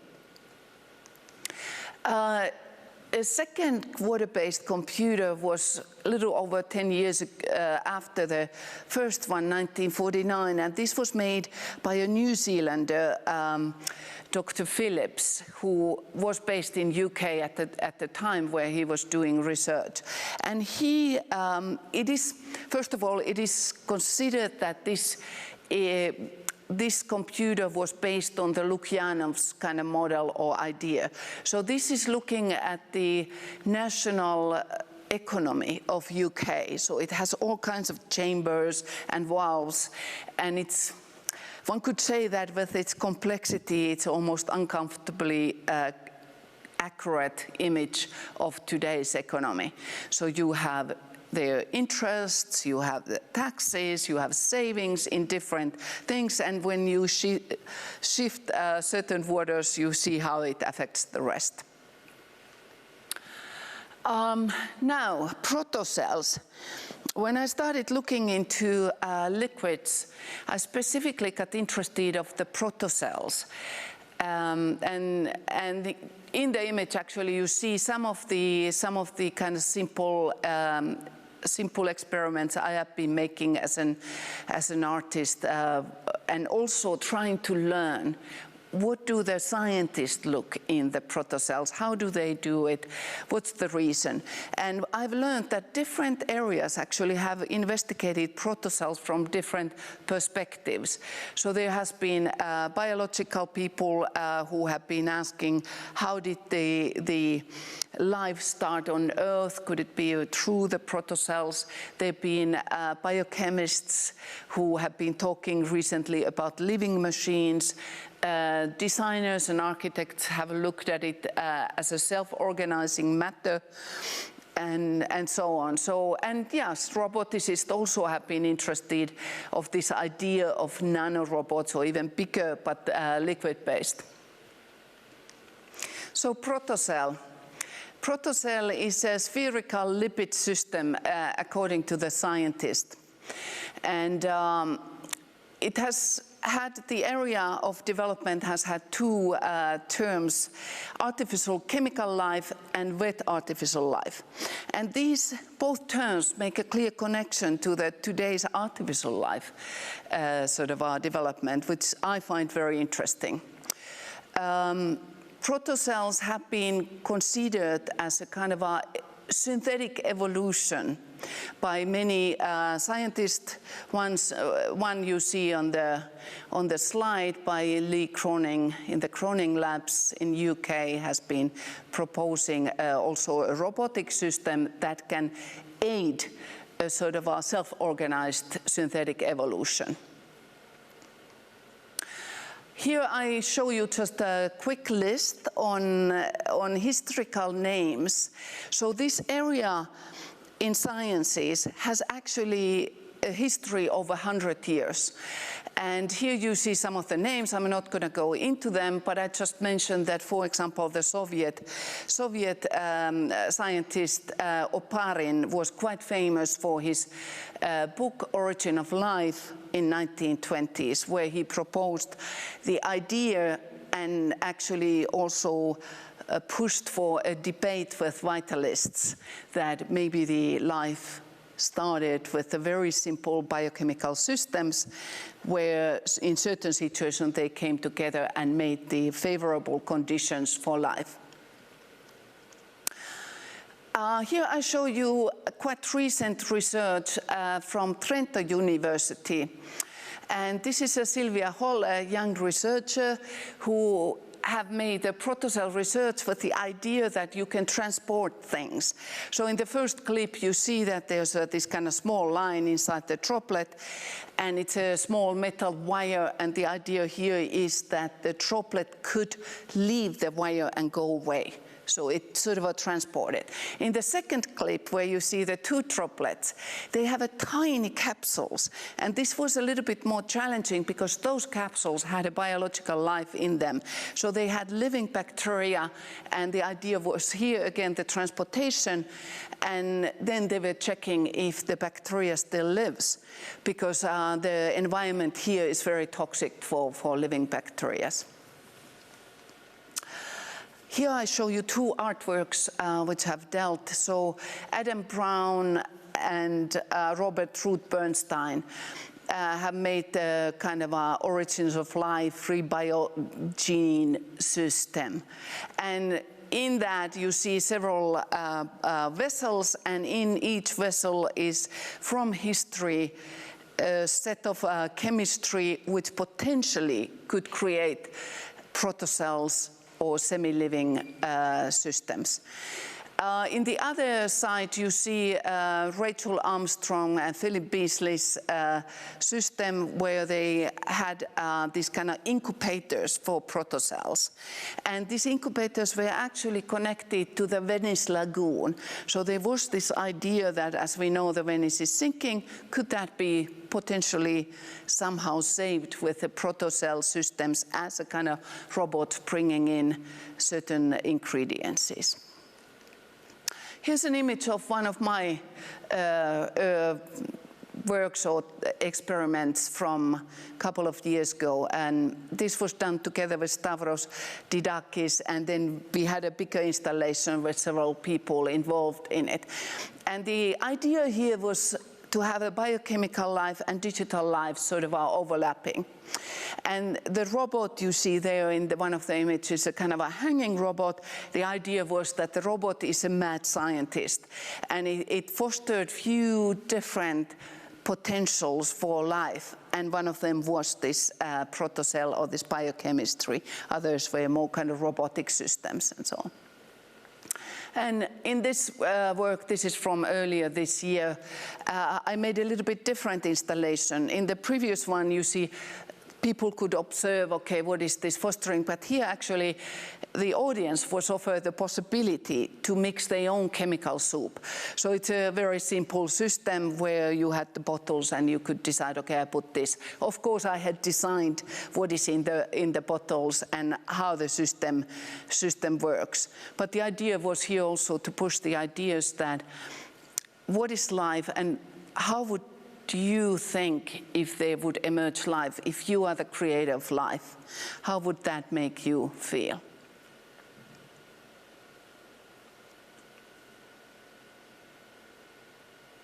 This was shown in Slovenia earlier this year. And this is my last slide. And I wanted to put the well-known slogan by Christopher Langton from 1989. And he was the father of the academic field of artificial life. So not life as we know it, but life as it could be. And even if he came from computer science and related to the computer science, I think it's actually even more fitting for today's world with biotechnologies, biochemistry, and this extreme desire we have as humans to control life. Thanks.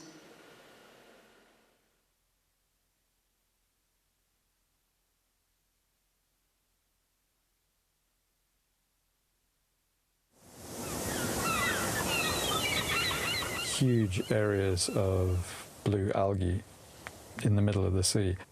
People don't realize that out at sea there are these massive areas where you just sail through for, you know, hours, and it's just horrific. Welcome to Godzilla. Godzilla is a 42-foot Warram Pahi catamaran. We have owned Godzilla for about 15 years and have been sailing a lot around the Baltic Sea.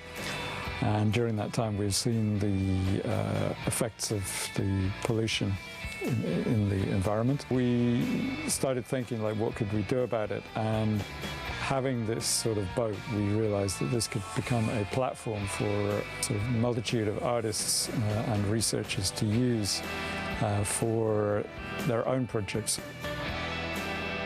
Well, our hope is to create a network around the Baltic Sea.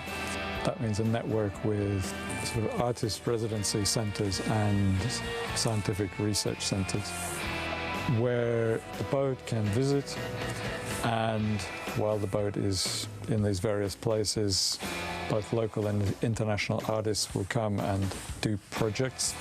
But also because Godzilla is quite eye-catching, you know, it's like unusual, we hope to use that as a way to attract the maybe boating public and or other public to the works so that it can become a sort of dissemination platform.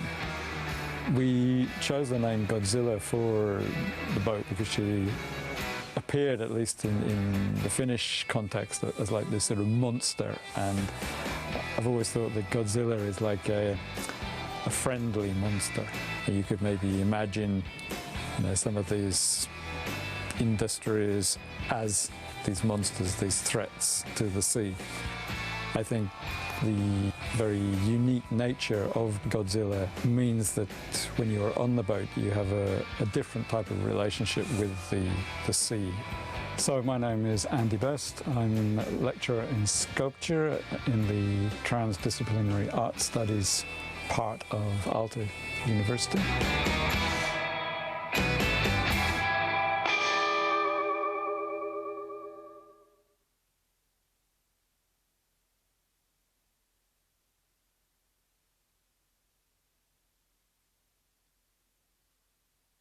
Well, hello and welcome to Imagining Godzilla.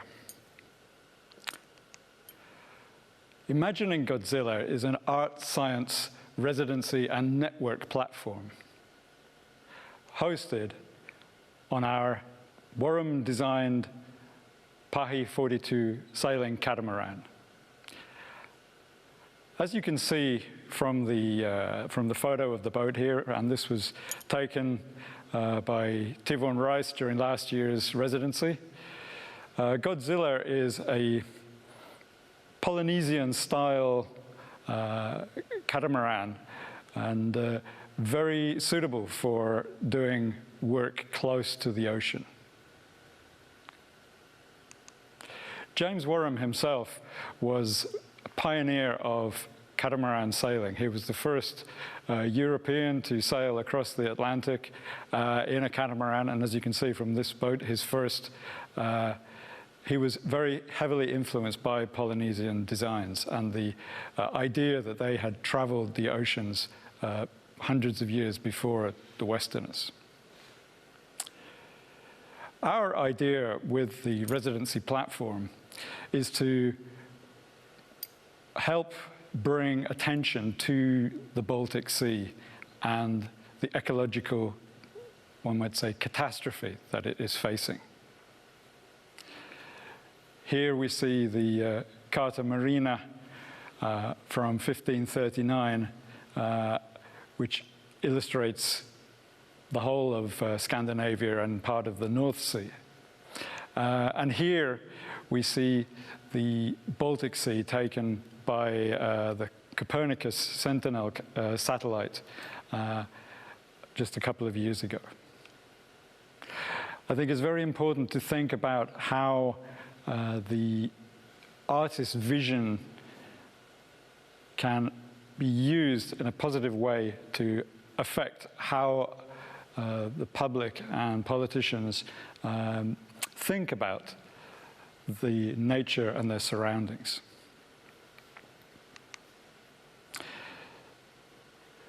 One of the major issues facing the Baltic Sea is eutrophication, or rather the growth of algae due to pollution, particularly due to phosphates and nitrogen in agricultural fertilizers that run off. The Baltic Sea is one of the, well, has been one of the most polluted seas in the world, and it is also particularly unique because it is very, very fresh water. It's sort of brackish water, so not like pure seawater, but largely a mixture of fresh water, and also very shallow. And when it is surrounded by very populated areas, as it is, and with lots of rivers running into it, this means that it's a recipe for a very difficult situation for this eutrophication. This was one of the things that Merja Puustinen and myself have really had at heart when we started the Imagining Godzilla project. Because we have seen over the years, sailing in the Baltic, these huge areas of blue algae that blossom and bloom during the summer months. And often they are far away from the coastline. They are right out at sea, kilometers and kilometers of this green algae on the sea surface. It only seems to get into the public's attention when these algae comes ashore, when the archipelago and beaches are affected. We also see in the Baltic a very, very heavy density of shipping traffic. Not only is the traffic itself polluting, it's the way these ships treat the water, as you can see in this image, a tanker just discharging water from its tanks into the port in Klaipėda. But also the risks of collision to Russian ports. There are a huge number of oil tankers, many of which are maybe not up to the latest specifications. And so the chances of an oil catastrophe are very large as well. Here you can see in the image a satellite image of the blue algae and a ship making its way through that algae. And of course, when you're on sea level, you don't see this, the huge extent of it, but you just see this sort of green mass around you. But really, from the satellite, you start to understand the extent of this problem. Now, as I stated, we see that artists working closely with scientists and then closely in relation to the water itself have a great chance to use their visual skills to create new ways of looking at the sea. And as you can see from these charts and maps, what we maybe observe and what we draw is not necessarily exactly the same as what is on the, in front of us physically. And of course, in the past, people used their own physical experiences rather than satellite imagery or other forms of data collection. And I think it's very interesting to see how, over the years, these charts affect the ways that we think about this, this area.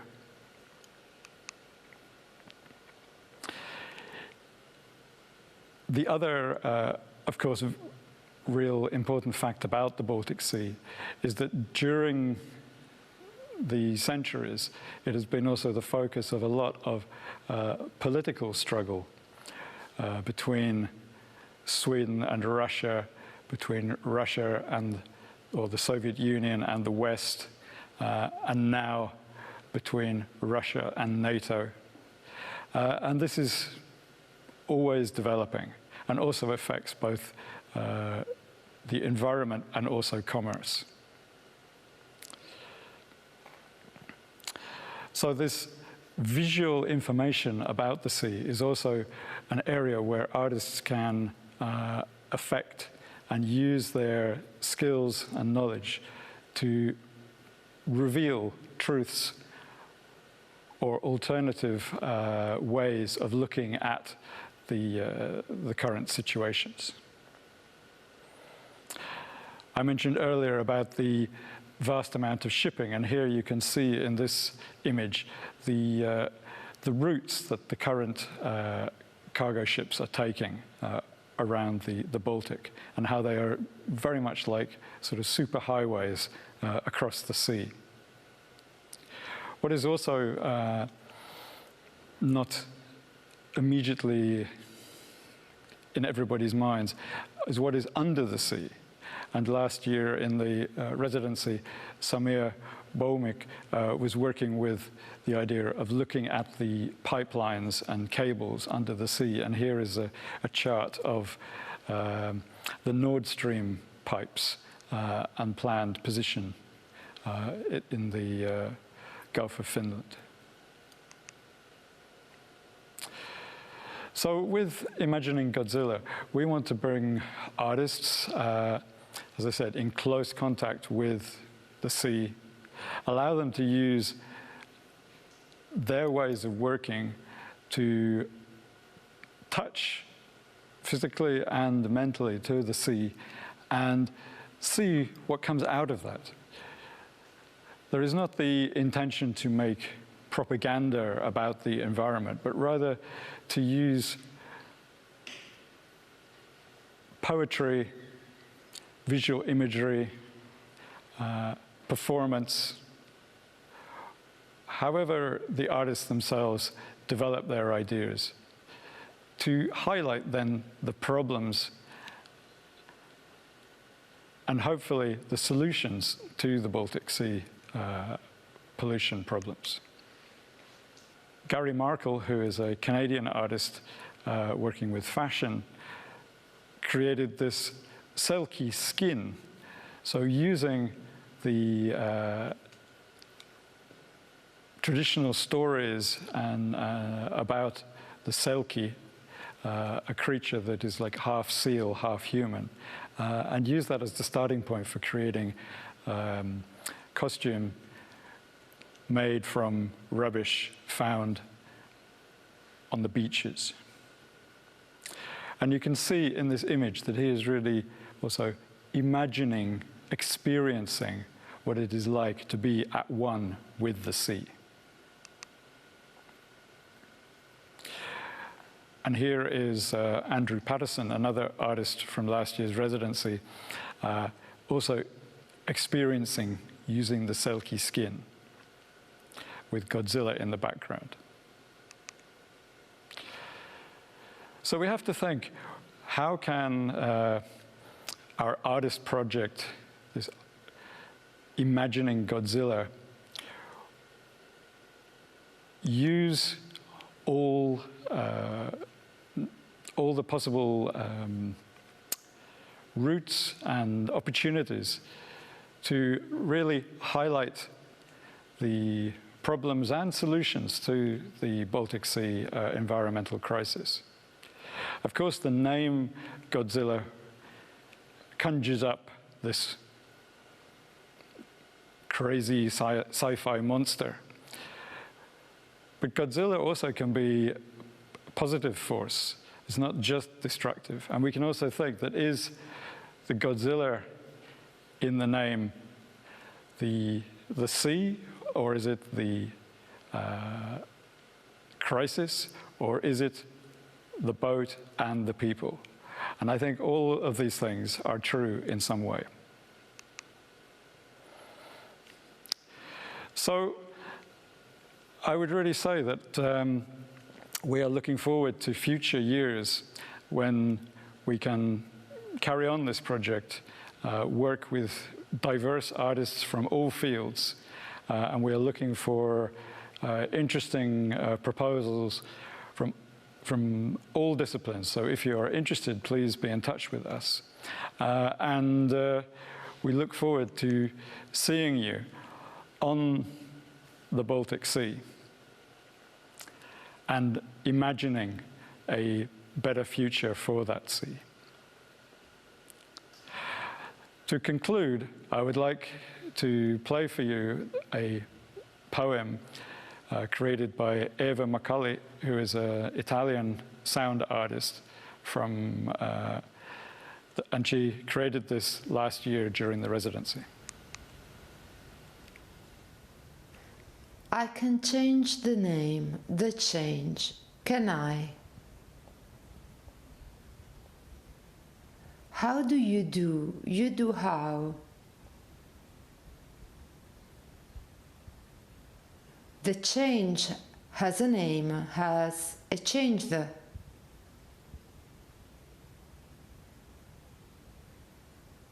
There is only love, only is there.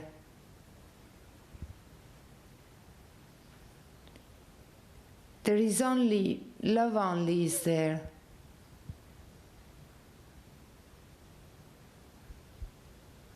Underwater Godzilla is saying, is Godzilla underwater?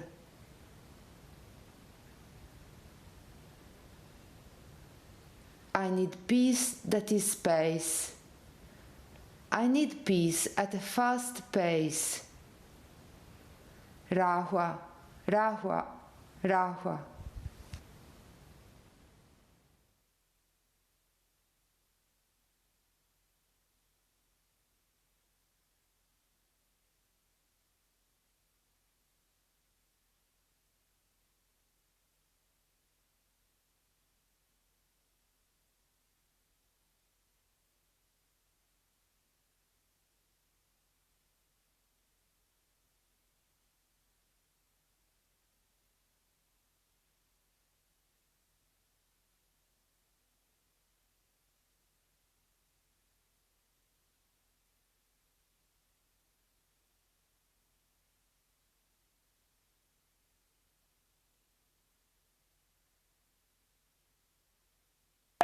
On our YouTube channel, you can deliver your questions, comments, and meanwhile, we will also we are also planning to create an initial discussion based on our work, but we will be also continuously monitoring if you have any questions on the website. So, while we are waiting for the questions, maybe we can open up a general question about the uncertain practices. How do you actually reflect uncertainty in your current work, Laura? Okay, so good question. I somehow think that most of the experimental artists work with the uncertainty. So there's a certain kind of risk-taking involved all the time. So I think most of us work bottoms up somehow. So we don't have a master plan and then we try to execute it, but we have some thoughts and then we start sort of testing them out and sort of gradually build upwards. And that, of course, involves a lot of uncertainty. And also, of course, those of you who saw the stream on the liquids, I don't know what I'm doing. I'm not a scientist, but I'm playing around, so there's plenty of uncertainty there. Yeah, for us with imagining Godzilla, of course we are dealing with a very fluid environment. The sea, it's always uncertain. And so not only the environment, but the ideas and topics that we are dealing with are continually evolving and developing. And so the same as Laura says, that you start with an idea and you start to investigate that. And that's the idea with this network platform, to allow other artists to come on board, literally, and investigate this uncertainty. Because we're also in this very uncertain time of climate change, but also we are particularly focused on the ecological sort of crisis facing the Baltic Sea, and see if there's ways that through artistic methods we can find new ideas that can help to improve this situation. Yeah, and I guess uncertainty is a good state for these things to happen, isn't it? When you are in your more comfort zone, when everything is fine, you are surrounded with particular things. But when actually there is uncertainty, then all your previous relationship with even yourself can break down. I mean, in some sense, one could think it as a treasure hunting also. So you're not quite sure what you will find, but you aim for something, and there's a lot of uncertainty, but there's also possibilities. And I think this sort of play between the maybe uncertainty and possibility somehow generates the drive where we go. And I think it's the same. Now we all artists, but it's the same, I think, with the sciences and many others, that they are really driven by the kind of questions. And of course, questions rise from uncertainty. But I think also the uncertainty, it sort of raises your adrenaline. You become a bit like, you know, you're seeking, or are you being, are you the hunted, you know, are you the victim or the hunter type of thing when in this whole process, and that makes you more able to take maybe risks also. I mean, this is like a risky business, and to challenge yourself. I mean, that's what it's about. But also accepting the failures, because those happen all the time on the way. So not everything is a success. Yeah. What you see, of course, in social media and online is mainly successes. Yeah. But the reality is quite different, I think, in the working. This is exactly what we aim to address in this composition that we wrote for Alterity. In a way that the instrument has this a bit more intelligence to monitor your uncertain or confident situation, in a way that if you are really aiming to, if you really find nice sounds and develop some good texture of sounds, then the instrument actually breaks it down. So it brings you a total different sounds, and then you have to start again. But there is a risk, and you feel like you fail, because then you try to explore, you fail, you explore, and then that builds up a different strategy to come up with a creative solution. Yeah, what I particularly liked in last year's Imagining Godzilla, when Eva, who you heard the poem that she created, but originally she created that to recite underwater. And so this was like a real physical challenge to not only record, but actually perform underwater a sort of vocal piece. And I think that was like really summed up beautifully this sort of process of you have an idea, which is crazy idea, and how to actually bring it into being. That's really nice, yeah. I have a question for Cora, actually. Just talking, this is a bit complex question, but it links also to this kind of uncertainty. So when you deal with this kind of a training of networks, and we already talked earlier and in your talk that the instrument gets trained by the user and then it maybe shifts to another. Then at the same time, there's been with the kind of machine learning and this training of neural networks, there's been recognized these prejudices which come with the gender and race and so on, which have been, of course, because of the training. So now my question is, how do you feel now when you worked with that? Are there certain limitations or borders in that training which you hit, which is maybe the Western, I don't know, Western or Eastern music composition or human biological faculties or something which sort of comes in as a limit? Yeah, that's a very good question. Just to clarify the training part, we train a model that generates sound samples. So in a way, we do not really train the instrument. Yeah. Instrument behavior always comes based on who is actually playing and in what kind of frequency or what points of interaction that's playing. So the training is all about the data sets that we created, and based on those audio samples, audio data set, we train a model through that. So the instrument, in a way, that is not really trained, but the sound synthesis part has one model that is trained. But that's a good question, so that we could imagine now, not only Godzilla, but a musical instrument that could be actually trained with all these human features can actually be part of this whole training. And then what will be the musicianship that will actually be happening with an instrument that you are playing? Or if it's not trained even with humans, but non-humans, or...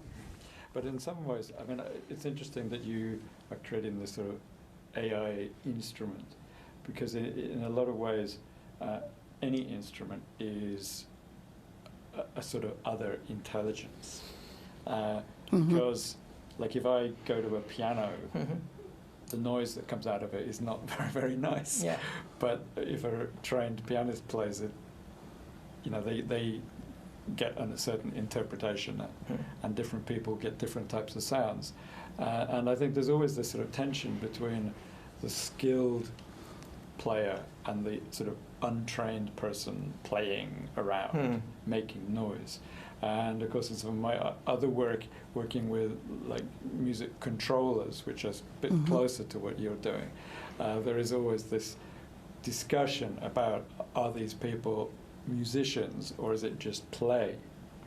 And I think that is a question I would like to throw in about the, like, where is the line between you can be a musician with this, or are you just experimenting, playing? Yeah, the whole musicianship is whole another story to discuss. Just to again clarify, the artificial intelligence part actually comes from the autonomous structure of the instrument. You give a piano as a good example, but piano never decides to do something while you are performing. So that, but these instruments can actually take this initiative to say that, well, now I think it's time to play this, and based on particular features that it's just monitoring.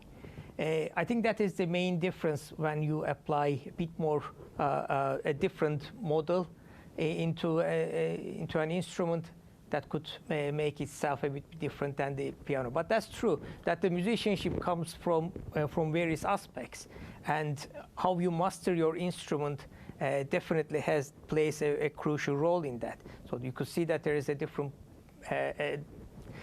musicians based on the way that they actually, how they handle a musical instrument. Yeah, but that's interesting now because, okay, you talk about musicians, but that could be artist, you know, title there. Yeah. I just had a couple of days ago a discussion with someone, and we were just wondering, with all these sort of especially with artificial intelligence and these guns with kind of image making systems and so on, many artists who might use them, online tools or something, they don't understand them. They don't really understand the technologies. However, there's a tradition, I think, in the fine arts, so kind of, when you were a painter, you're supposed to, sometimes you even made your paints because you wanted to full control. But now I'm not anymore sure. Is that the case, or are we somehow differently? And I don't know how that, with the Godzilla also, you dealing with this enormous entity. Same with my language. I'm dealing with something I don't fully understand, so I'm exploring with uncertainty and with the kind of a curiosity. So there's some sort of a shift, I think. But I think that word you used there, curiosity, is a very good one, and also like having honesty, so that you are. Yeah, you're doing something, maybe you are only able to sort of scratch the surface, but you're also, it's about drawing attention to a situation, highlighting it, bringing it into the public domain, something that might be hidden otherwise. And sometimes some questions also are contextualized with that, which you want to bring. In our practices, experimentation always plays a crucial role. We all experiment with the technology, with the piece of code. We all explore, even though we don't know much, we put our hands on to learn to a level that we can do something with that. I think, of course, artificial intelligence now is sort of like a bit hype. It turns into a bit not hype, to be honest. But again, this is like a digital tool that helps us to look into our work from a different direction, look at some alternatives. But at the end, all artistic decisions comes from like as an human activity. Yeah, and algorithms are anyway. I always point that out, that algorithms are still designed by humans. So one can sort of question that this sort of intelligence and autonomy with that as well, even if the structures are at least somewhat pointing to that, but there's still the design is very much in our sort of a scope. If you could be able to provocate some questions to appear, but... Yeah, if anybody is listening and has questions, just send us one. That would be fantastic. Or comment. So what do you think, what will be the next steps in imagining Godzilla project? Well, definitely what we are working at the moment is expanding the network around the Baltic Sea. Of course, we've been ashore this year because of the corona situation. It was very uncertain in the spring, like what could happen, and we decided to keep the boat on land to do a lot of maintenance. Yeah, it's expanding the network, making people more aware, and getting more artists involved with the activities. And it looks like hopefully a green light for next year to do that. I have a question on the Godzilla also. Do you see it as a bubble floating on the sea, or do you see it more as a connections to other places? No, it's definitely the network is the important thing, and spreading the ideas, getting people aware of what is going on, and then connecting also the artists to these different places. Because I think it's very much about then the relationships that develop while on the boat, and then them expanding into other forms. But definitely we are aiming to work sort of long term with individual artists, so it's not just about coming for one short visit and then going away, but actually getting a taste of how it is to work on the sea or in the water or whatever, and then going away, reflecting on that, coming back, developing the ideas, maybe working with people you've met or bringing other people on board. So it's flexible as well in that way. And I think it's somehow, in my talk, I also point out that actually our planet is more than 70% water. So it somehow, in my head, it makes sense. But also the liquid, is it sea or is it liquids in the Petri dish or somewhere else? It's for me, it's really a metaphor of these uncertain times we are living, not only with this COVID pandemic, but also with politics and or many kinds of things what are happening in the world. And I'm just like, big questions. One of the aspects that maybe is not so obvious in some of the things I've said about imagining Godzilla, but in the Baltic Sea as well, and this is quite a new realization to me, there's a lot of potential pollution from World War II wrecks. Yes. That the Germans apparently use very toxic diesel in the submarines, and that are now rotting on the bottom of the sea and are basically a time bomb. This is not just the Baltic, but also the North Sea area. And so this whole sort of historical aspect is really interesting as well. Yeah. And of course it is. It has been for hundreds, thousands of years. It's very interesting political geography. So that is also an aspect that we are looking into history, and also the shipwrecks or something, and the treasures underwater. Do you have any idea for a new material? Me? It will be the liquids?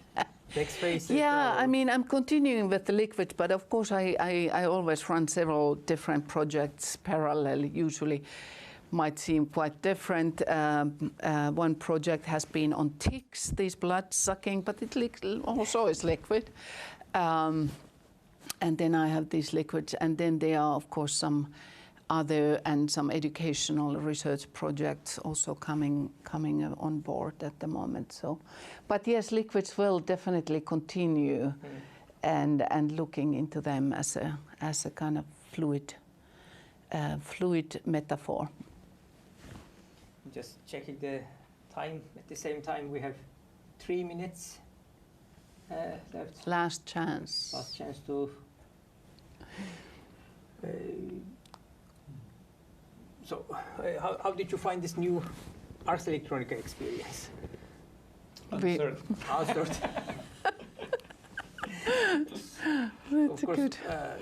Well, particularly what's been really great is working with the Alto Studios production team. Yes, so yeah, that's great. Yeah, and all the credits there. Yeah. This the Sound Certain Station also gave us a possibility to work with Alto Studios more intensively, and all these productions has been actually wouldn't be actually happening if they wouldn't be helping us. Yeah.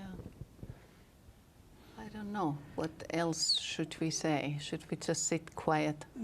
Well, I could just say that if anybody is interested in getting involved with the Imagining Godzilla project, then please check out the website, check out my details, and be in touch, because we're really looking for expanding this network and also welcome project proposals from artists of any discipline or media. Any last comment? Farewell. Stay safe. Yeah. Yes. But also, we'd like to thank Ars Electronica to they give us the opportunity to contribute this year's festival as well, which has been in a totally different format. But it was really good to follow all these new works, new art projects, and new discussions online as well. Yes. So I think we can now have a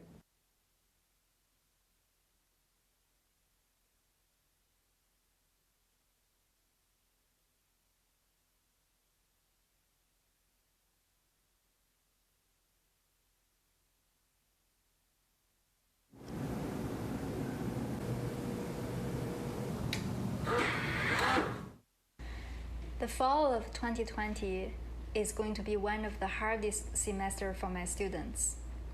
And it is perhaps going to be one of the hardest for all students around the world. We want to share our story to encourage each other. I'm the director of Morphing Matter Lab. I joined Carnegie Mellon University 3 years ago as a junior faculty. Together with my students, we call ourselves morphers. We think we're design alchemists who can make matter dance. To us, materials are physical manifestations of digital information. They are also physical embodiment of artificial intelligence. We use chip memory plastic to design self-folding structures, learn from nature and design responsive plants, create art drawings that can become alive, grow and evolve robots with genetic algorithms, print breathing fabrics responding to our body, or cook pasta and see if it can morph in water. Because we work with physical materials, you would have always found us in labs. You will find us conducting printing experiments, operating a sewing machine, tailoring clothes, observing samples with different scientific equipments, or occasionally in a fashion show or photo studio. In that sense, we are all supermakers, and we are proud to be called a supermaker. I never imagined we will be forced away from our lab until COVID hits us. Last week, I went back on campus to pick up a power supply and realized my labs were so quiet. Our normal life, being able to stand side by side, working and chatting and laughing and inspiring each other, becomes a faded memory. And life like this will continue into the fall or maybe the next year. I was worried, and I'm still worried. However, this video is not made as a complaint or expression of panic. Our work and life as morphers have been going on for the past months indeed. Since the work from home order, many of my students have gone home in some states in the US, even in Asia, Europe, and Africa. But also many stayed. We kept going. If we promised to wear masks and work alone, we could even occasionally work on campus. I am a computational designer. To me, morphing material is artificial nature. I'm currently a PhD student in human-computer interaction. To me, morphing matter is a way of thinking about how to take some of the specialness of physicality, which is to say some of the ways that tangible stuff is so culturally, aesthetically, and physiologically meaningful to us as humans, and to blend it with the specialness of computational processes, which is the way that computation can make everything fungible, negotiable, remixable. The pandemic has disrupted some of my specific research. So, for example, I did not have access to the textiles lab knitting machine that I use for a lot of my knitting-related research. But honestly, I think the pandemic has also really underscored the importance of the physical world and human relationships to the built environment, as well as all of the ways that people maintain connections and improve their surroundings in every way they can. I am a material scientist. To me, morphing matter is nurtured. Nature has always been the source of our inspiration. For example, a pine cone can open up all the scales to disperse seeds. A dandelion can fly with the wind. And there are few species that are able to shoot out their seeds and even bury them underground, according to the weather condition. All these natural plant mechanisms are interesting and intriguing to me. So since I joined Morphing Matter Lab 2 years ago, my team started to develop this technology to help plants grow better and thrive in different situations. Like, we can use this in a farm to help crops to grow, or use it to restore ecosystem after mountain fire. I usually conduct experiment that uses harsh chemicals in our professional wet lab. And suddenly we were told that we're going into self-quarantine for the foreseeable time. So I brought home some essential equipment, and I converted part of my basement into a home lab. I share this household with 2 roommates. We have been utilizing the basement more often than ever since the lockdown. Gladly, there is enough space for all of us to put extra stuff, and it actually made the basement more organized than before. It is not easy to coordinate teamwork at this time, but we were able to manage that part well, while still complying strictly to social distancing rules. We wanted to verify that our technology can be carried everywhere, with aerial deployment, like a dandelion. So we started to learn how to fly a drone, how to equip it with a loading dock to carry our prototypes, and how to control the deployment. The pilot test gave us a chance to better evaluate the technology outside of our lab. I am an industrial designer. To me, morphing matter is all about harnessing natural phenomenon and getting inspired from nature. I am a computational designer. To me, morphing matter is aquatic. The ocean is such a splendid world with incredible beauty. Yet the other side is its fragility. I was deeply moved when I heard that due to global warming and ocean acidification, we have lost 50% of the world's coral reef cover in the past 30 years alone. So I started looking at what efforts are being made and think of how we can make a difference. This inspired us to take action.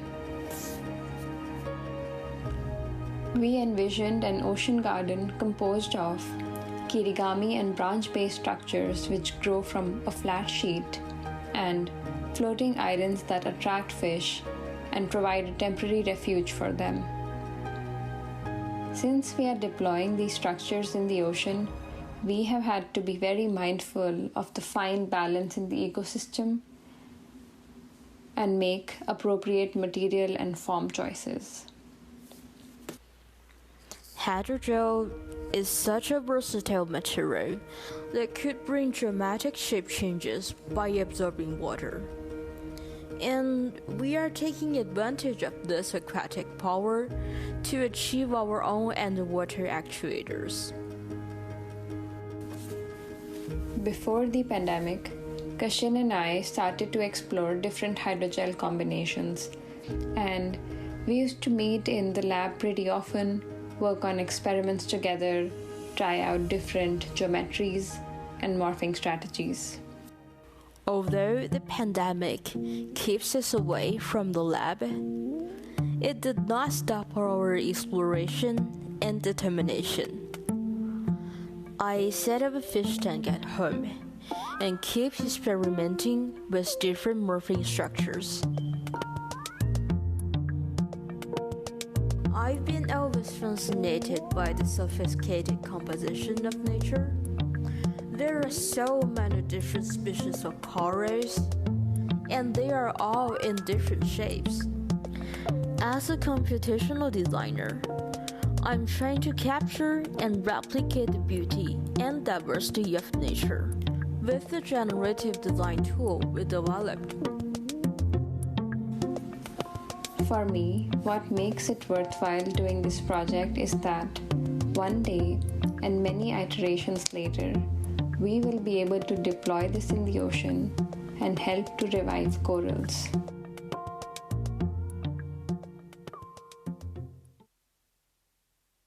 I am an IT engineer at CMU. I love to combine technology with textiles in order to move clothing from its aesthetic function to a tool that can be used to solve human needs with the aid of technology. I see morphing matter as the intersection of these two viable tools. It gives me the avenue to identify the unexplored opportunities for technology in the field of apparels and clothing. I flew back home 3 weeks ago. After waiting for the next available flight since the past 2 months, I just couldn't wait to see my family and loved ones. Coming back home has provided an opportunity to validate our project in a new setting. Our project is to leverage on the feedbacks from the breast cancer survivors and to explore the inherent yarn properties to design a one-piece bra prosthetics that meets the needs and the expectations of the breast cancer survivors. I'm a designer.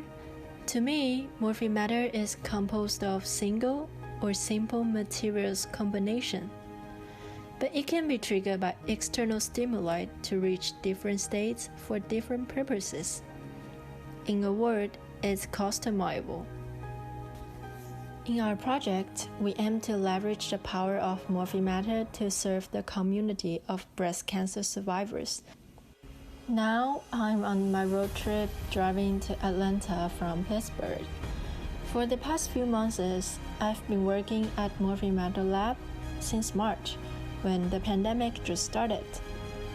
It's quite unfortunate that I never got a chance to work physically in the lab. However, it is because of this experience I realized that doing research can actually be anywhere, and it's even better if you could work with the right community, and to me, it's here. I'm an architect engineer and a computational designer. To me, morphing matter is enhancive. You can design and fabricate active prosthetics, that animate the body in a playful way, even augmented beyond human spectrum. Just imagine a self-actuated exoskeleton that could make a paralyzed body dance, or self-morphing tails participating in the underwater locomotion of an amputee. During the pandemic, the school facilities closed. I needed to conduct experiments to understand the mechanics of human body underwater and think of ways to boost it.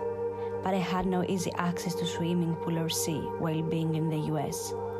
Therefore, I decided to return back to Greece. I transferred my office to the safest place, by the sea. I used a set of exercises to understand the kinesthetics of swimming in my own body. Then I recorded other fully enabled bodies and also a good friend of mine while swimming both with and without her processes. I am a computer science student. To me, morphing matter is evolved. Most of the time I'm writing code. I always have a dream that is to simulate and evolve the world in the computer. But sometimes I also need to validate the result in the physical world. For that, I brought several small tools back to my home, like LUTspot 3D printer, Formlab printer, vacuum pump, bandsaw, sanding machine, and a UV curing box. Sometimes they are quite noisy and power-consuming, but I am getting used to live with them. I work at the intersection of classical handcrafts and robotics. To me, morphing matter is about redefining the way we relate to material and craft. Over the summer, while in lockdown, I was working on a research project trying to integrate aerial robots with garments. I am a mechanical and biomedical engineer. To me, morphing matter supports the human body. I'm Fang. I am an electrical engineer. To me, morphing matter is self-healing. I'm a product designer. To me, morphing matter is integrated. I am a physicist and designer. Morphing matter is ethical. I'm an industrial designer. I believe morphing matter is ecological.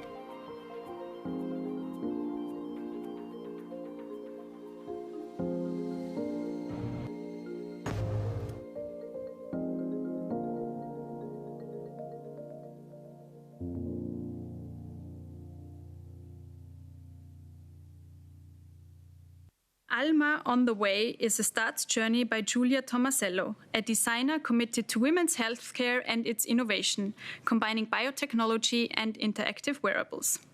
In her journey, she'll give you an insight into the development of her current prototype Alma, her artistic practice and approach to interdisciplinary collaboration.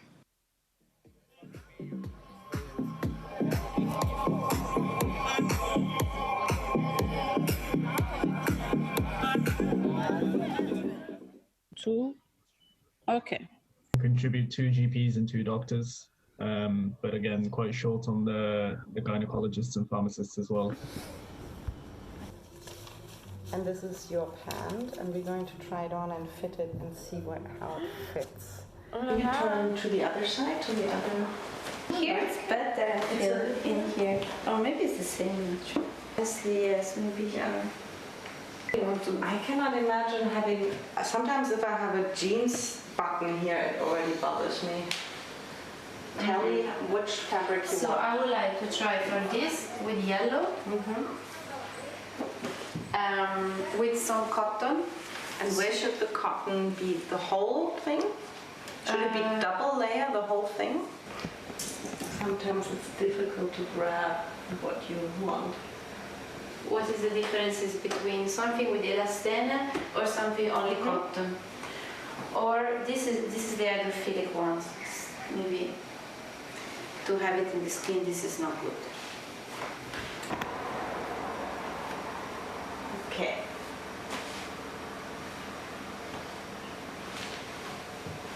Nice. For what I can see, I'm gonna check in the mirror.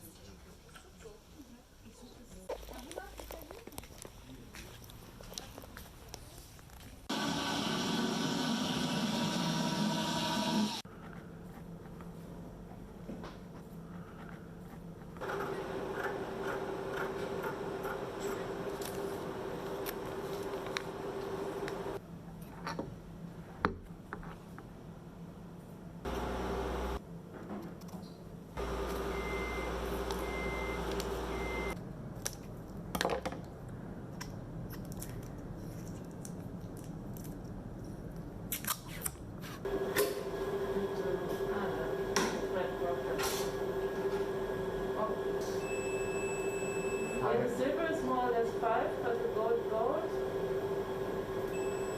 Also fluctuating, you see? Yeah. It's not good contact.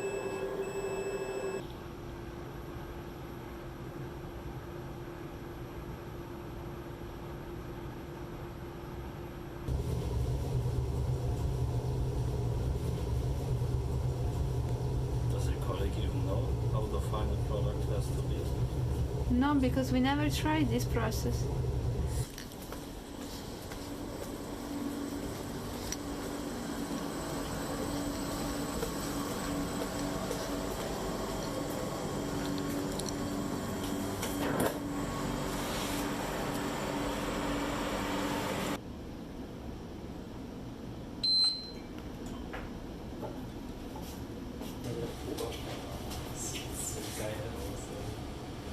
Make, yeah, and then you can make over here the seconds, and then you only have to press start.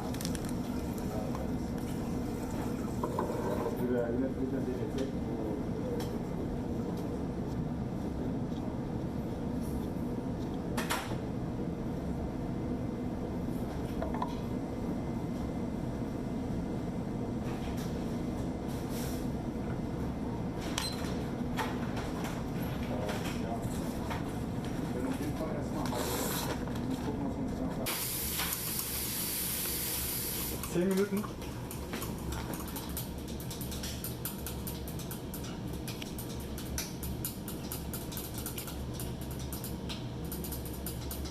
It's like a salad dressing. Okay. Maybe we should steal it.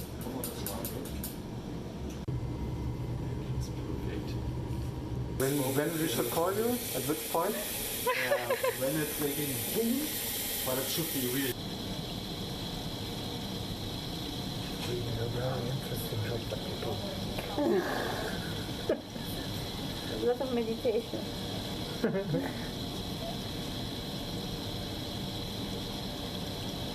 This is the new Japanese tea ceremony. It used to take 2 hours, but now we make matcha, it takes 5 hours.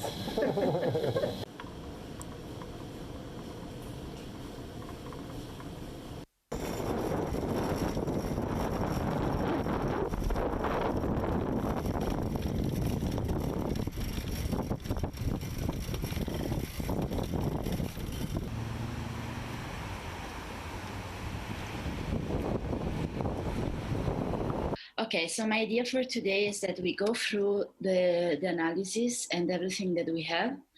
I will briefly explain it in general, so that especially for Taurus, because I think that in that case, we will be much able to understand what can be translated visually, what does it mean intimate care, what does it mean female body from the people, but also more from an academic point of view. And this is both based on the workshop, but also from literature. So it makes a connection between the two. So the main concepts that goes around the construction of female body and intimate care, which is the culture of purity, the culture of shame and hiding processes, and the language taboo. So the politics of silence, let's say. And so these three things are the most important things and came very big out from the workshop. And it's very related to how the female body is constructed socially. And then we have everything that is more related to education. So how intimate care education is constructed, how sexual education is constructed, and what is the role of more informal education. And by informal, I mean mainly the role of families, peers, everyone that is not considered institution. And as final thing, we have something that I will group in the sense of well-being. One thing is related to the body, and in this case, body well-being comes with body consciousness, and then everything that is more related to the mental well-being that is still related to the body. So there is a connection between mind or mental well-being and the body. And so these are the four main groups that we have here. if we go in detail in this, so everything that is here came from the workshop, and this is why we have the quote. But I have reference to say, okay, this is also said in the literature. So, but the main thing here is that these insights can explain a bit what happened, generally speaking, when we want to touch the topic of intimate care, female bodies, sexual education, and everything, like menstruation education and everything as that. The first thing, I wanted to understand what is the meaning of intimate care. If we go to the workshop or we go speaking with females and they have to give an idea of or a meaning of intimate care, what they will say. And the first thing that came out very strong from the workshop is that there is a strong connection between intimate care and sexual health. And the reason why, first of all, it seems stupid, but it's very important, is because in the female body, and not only, of course, they share the same space, meaning the vagina.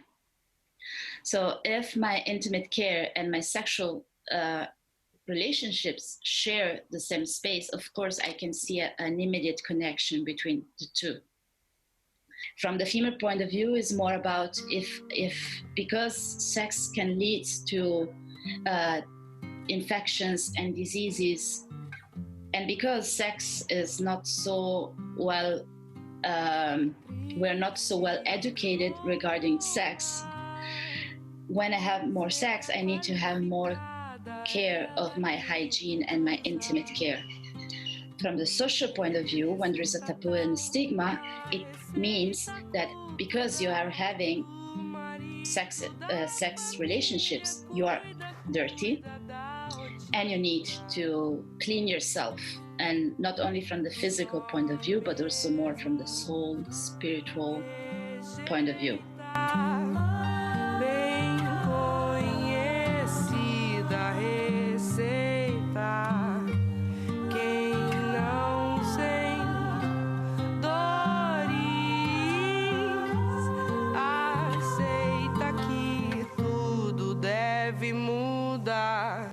A liberating feeling to put a word or a phrase or a term or an experience to it, and now this is my stance, and I now feel very comfortable taking it.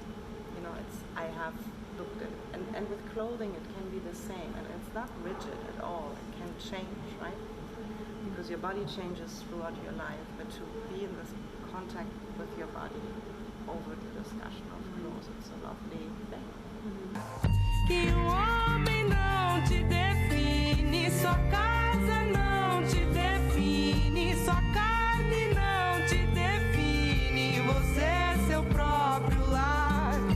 Homem não te define, sua casa não te define, sua carne não te define, você é seu próprio lar. You know, the role that underwear plays in the health of females is incredible, because it's the first source of information. This is the first one where you see discharge of any type. Mm-hmm. And then there is this connection. In the survey was kind of clear. It's true that we connect intimate care with sexual health, but there is a good amount of people that relates infections also to the fabric of the underwear or to the color. Yeah. Oh, that's the yellow. Yeah, this is the yellow actually. Ah, this is this yellow. What do you think? Not It's nice. very bright. Very bright. I know. Yeah, we are just gender inclusive. So one thing that it's like a pocket, you know, it looks already like a pocket. So you could have it like a pocket to slide in, and maybe even it wouldn't have to snap, or only, you know, at a very specific point, and it could sit in there, and then you could pull it out, and you know, you kind of have a pocket here and pull the whole thing out.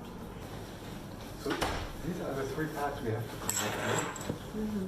The sensor part, the conductive track, and the wisp nut.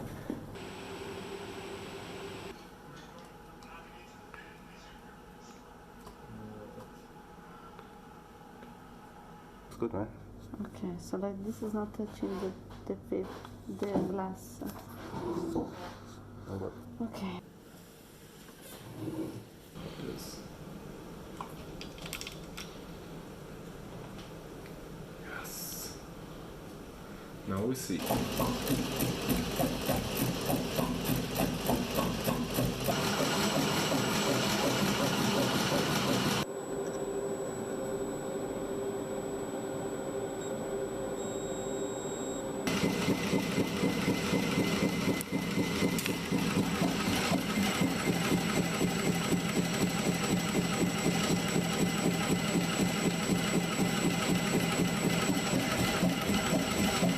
Really good.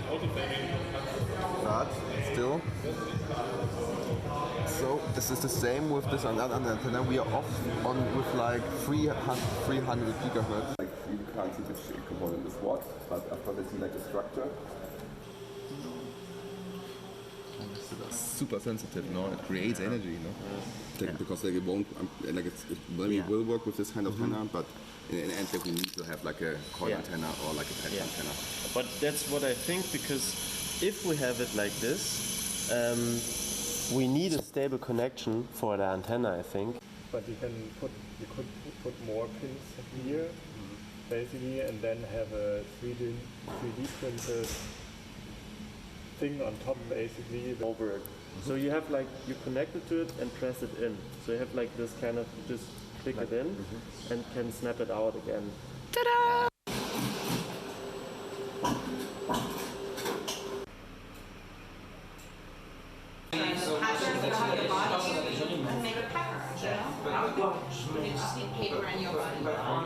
That's where I think where you switch from fashion to business, then it's a good idea to change the language. Where like we did not just have to have beautiful visuals, but we also had to have words and other sort of like a structure that they could go to the document and understand what it is. People who invest in fashion are not people who invest purely for the money. They also want the joy and the beauty of that. It has to have a soul. Yes. That's always really important for in the garment industry to kind of have a soul, because also that creates desirability. I mean, Giulia has been, she's the autonomous person for it. She can create the soul. No, I'm very happy. And I'm very happy that you can be part of, girls and everybody. It's amazing, like I think. So we had a dinner with all the team at home, and it was amazing to see how from different perspectives everybody has something to add. That was just like we were all comfortable, I felt. But we were lucky maybe enough to find somebody that had the right spirit to approach this project. We got also lucky to have like a male that is sensitive enough, like Tauras, Tommy and Rio are already, and somehow we knew this is why we pulled them in. And also with Robin, like he has a lot from also his perspective as a man to share, which is amazing, because again, it's rare. As if it's rare from a female to be so open to talk about as you two are. We met and we are. And Silke as well has a word inside to share all the time. So good job everyone. We are really fast, I feel, and energetic. There is a lot of and I feel from the midterm, we had a lot of conversations also with the Fraunhofer team. And we started sharing a lot from that point on. True. And that created, actually, I could see that. Everybody wants to be part of the conversation now. Yeah. Everyone has something to say here. So that's amazing. This is why this book, I think it's important, because then you have the material, it's everything in there, and you can say, okay, here. And when they start to read it, they will say, whoa, there's a word behind that. Yes, it's gonna be huge. Ha ha ha.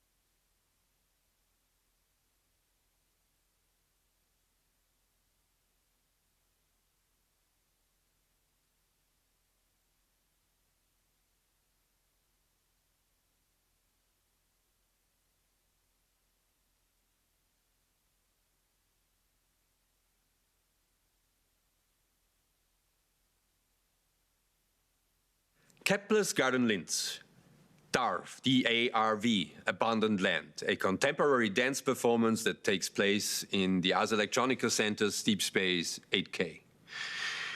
A cooperation between artists from Korea, artists and Bulgaria. Lee Jung-in, Mihaela Kaftanska, Florian Weinrich. DARV, Abandoned Land, is an intermediate dance performance which sprouts connections between the analog and the digital. The performance interact with large-scale objects and video projections, resembling the endless migration from one world to another in search for the better. The DARV team and 8 dancers perform in various locations in Austria, South Korea, and Bulgaria, guiding the audience through dystopian realities and abandoned sites. Drained of utopias, failed social mechanisms and ideologies are embodied, explored, and ultimately abandoned.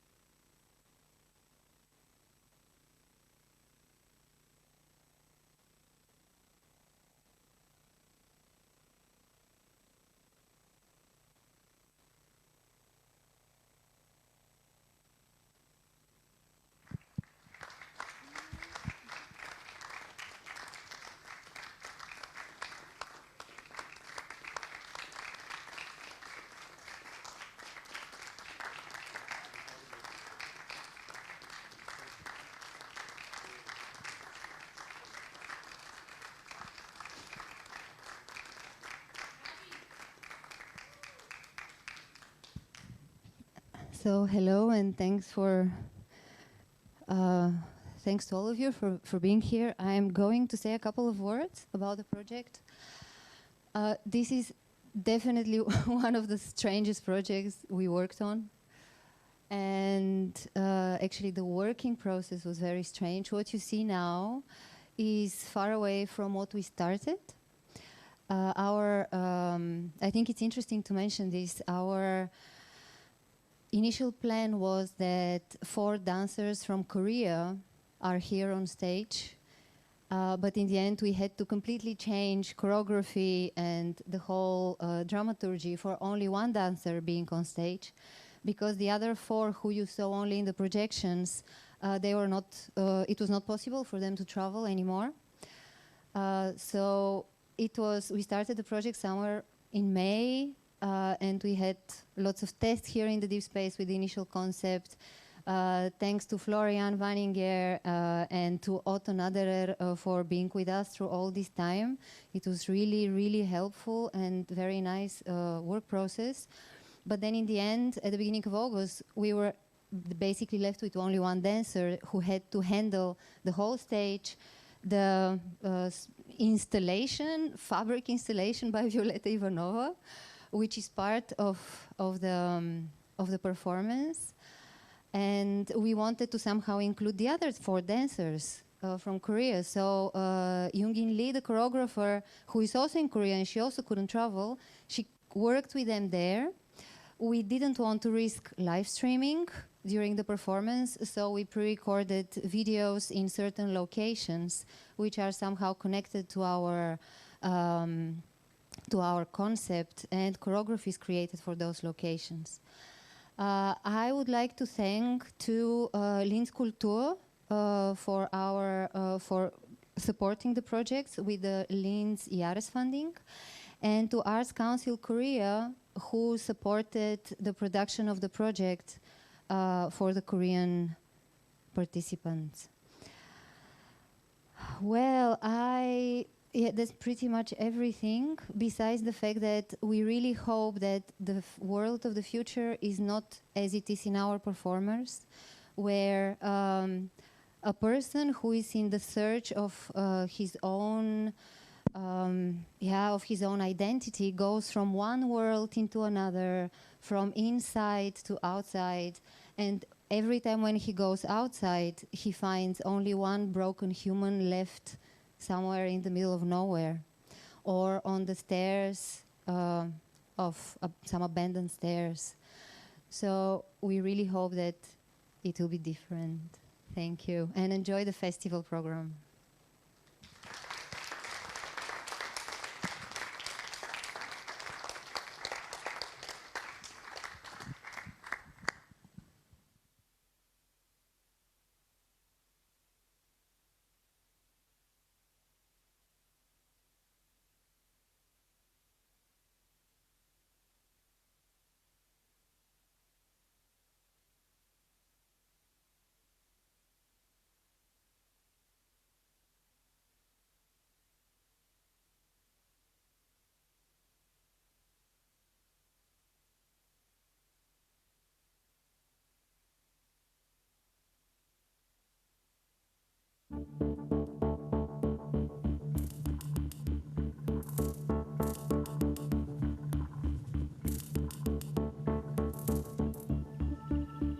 Unsere Forschung konzentriert sich insbesondere auf die Untersuchung, wie neue und vor allem KI-basierte Technologien sowohl in der öffentlichen Verwaltung als auch in der Justiz nutzenbringend und verfassungskonform eingesetzt werden können.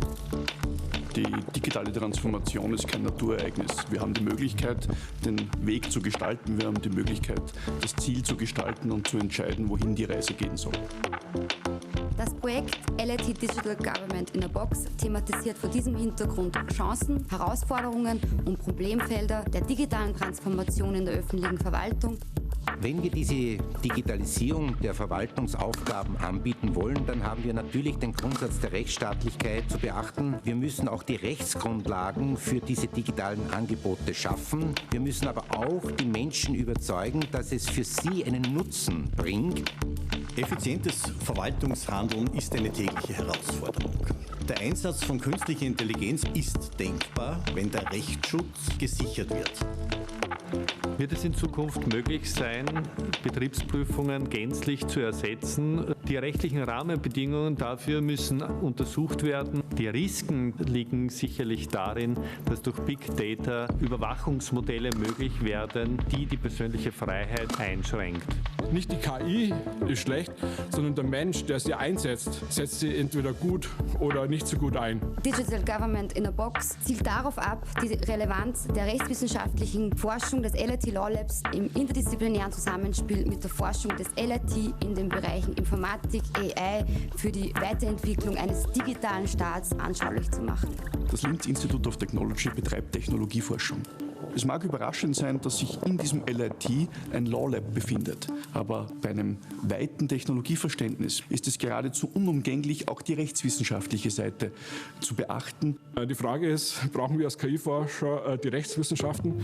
Die Antwort ist ja, wir brauchen sie sogar sehr dringend. Wir haben ein Riesenproblem, weil wir vorangehen. Wir machen schon Sachen und es gibt noch keine Gesetze dafür, es gibt noch keine Richtlinien dafür, es gibt noch keine Maßnahmen, um zu sagen, wie weit darf man gehen, wie weit nicht. Als Jurist ist es hier insbesondere sehr, sehr wichtig zu verstehen, wie diese Technologien funktionieren und in weiterer Folge, welche rechtlichen Implikationen verbunden sind. Hinter dem Schlagwort Digital Justice stehen viele Forschungsfragen im Zusammenhang mit der Digitalisierung im Rechtsstaat. Dazu zählt, welche Rolle künstliche Intelligenz in der Gerichtsbarkeit spielen soll. Unser Lügendetektor bzw. unsere Wahrheitsmaschine ist etwas ganz Besonderes. Sie ist mit Hilfe künstlicher Intelligenz in der Lage, subtile Veränderungen im Auge zu erfassen, um bewusste Täuschungen zu erkennen. Ich kann mir nicht vorstellen, dass die künstliche Intelligenz über den Wahrheitsgehalt von Aussagen urteilt. Künstliche Intelligenz wird auch in Zukunft nicht in der Lage sein, die emotionale Intelligenz eines Menschen zu ersetzen.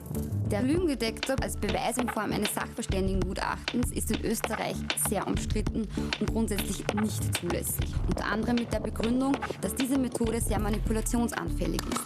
Wenn aber durch eine ganz neue Methode dieses Argument wegfällt, eröffnet sich die Möglichkeit, interdisziplinäre Forschung zu betreiben und vor allem die rechtswissenschaftliche Diskussion hierüber wieder aufzunehmen bzw. fortzuführen. Wie der digitale Staat in Zukunft aussehen könnte, können Sie dieses Jahr am Ars Electronica Festival hautnah miterleben.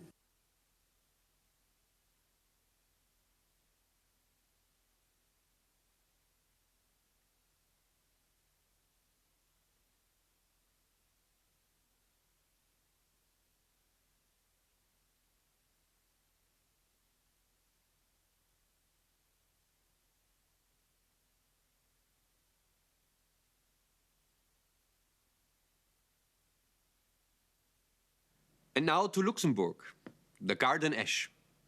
A glimpse into the cultural capital program of Esch 2022, European Capital of Culture. We present an interactive multimedia experience bringing together users in Linz and Luxembourg and those online in an opportunity to explore the past and the present of Belval, a former steel production site turned into a wonderful center of contemporary experimentation for urban, economic and culture development. This installation will connect users across real and virtual spaces in an immersive experience featuring the work of the visual artist Marie-André Ramirez.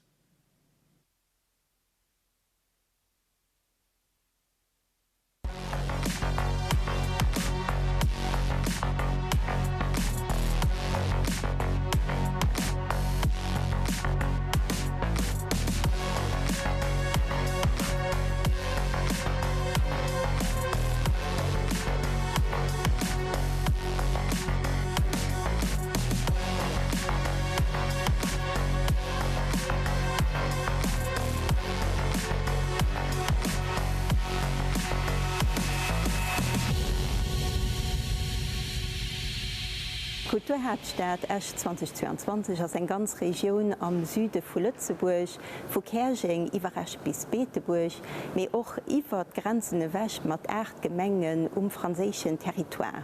Partizipatioun, Inklusioun an och Expressionsfreiheet sinn als dobäi besonnech wichtech als Thema als Remix Culture, dats dëst eng Manéier fir d'Diversitéit vun der Region zu honorieren.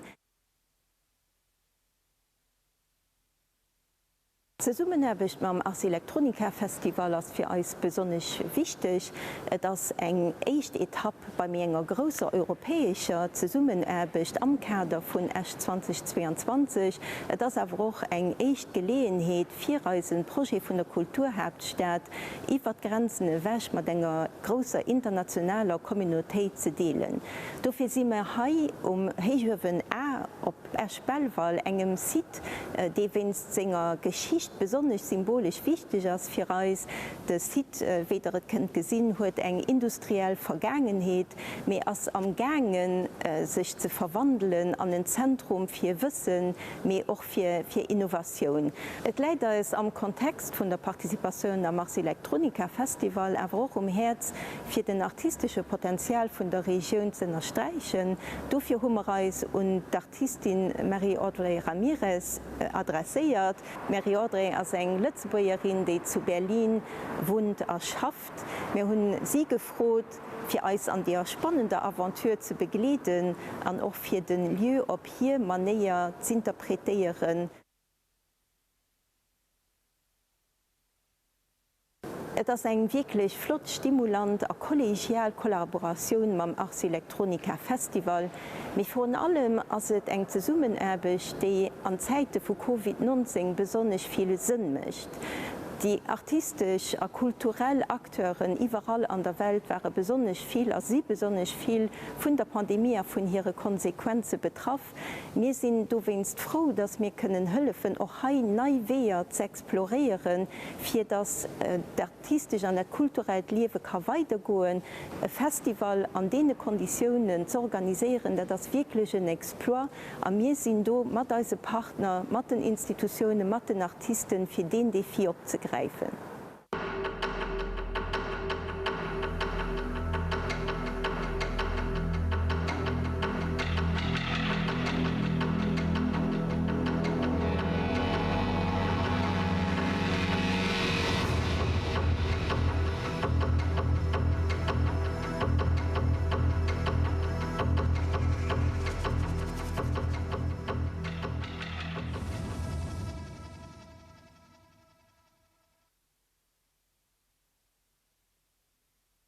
Also das Konzept also sich, dass man natürlich, also wir sind als echt invitiert gehen von der Ars Electronica für das Jahr teilzuholen, zu Linz selber, was natürlich eine super Option ist für 2022.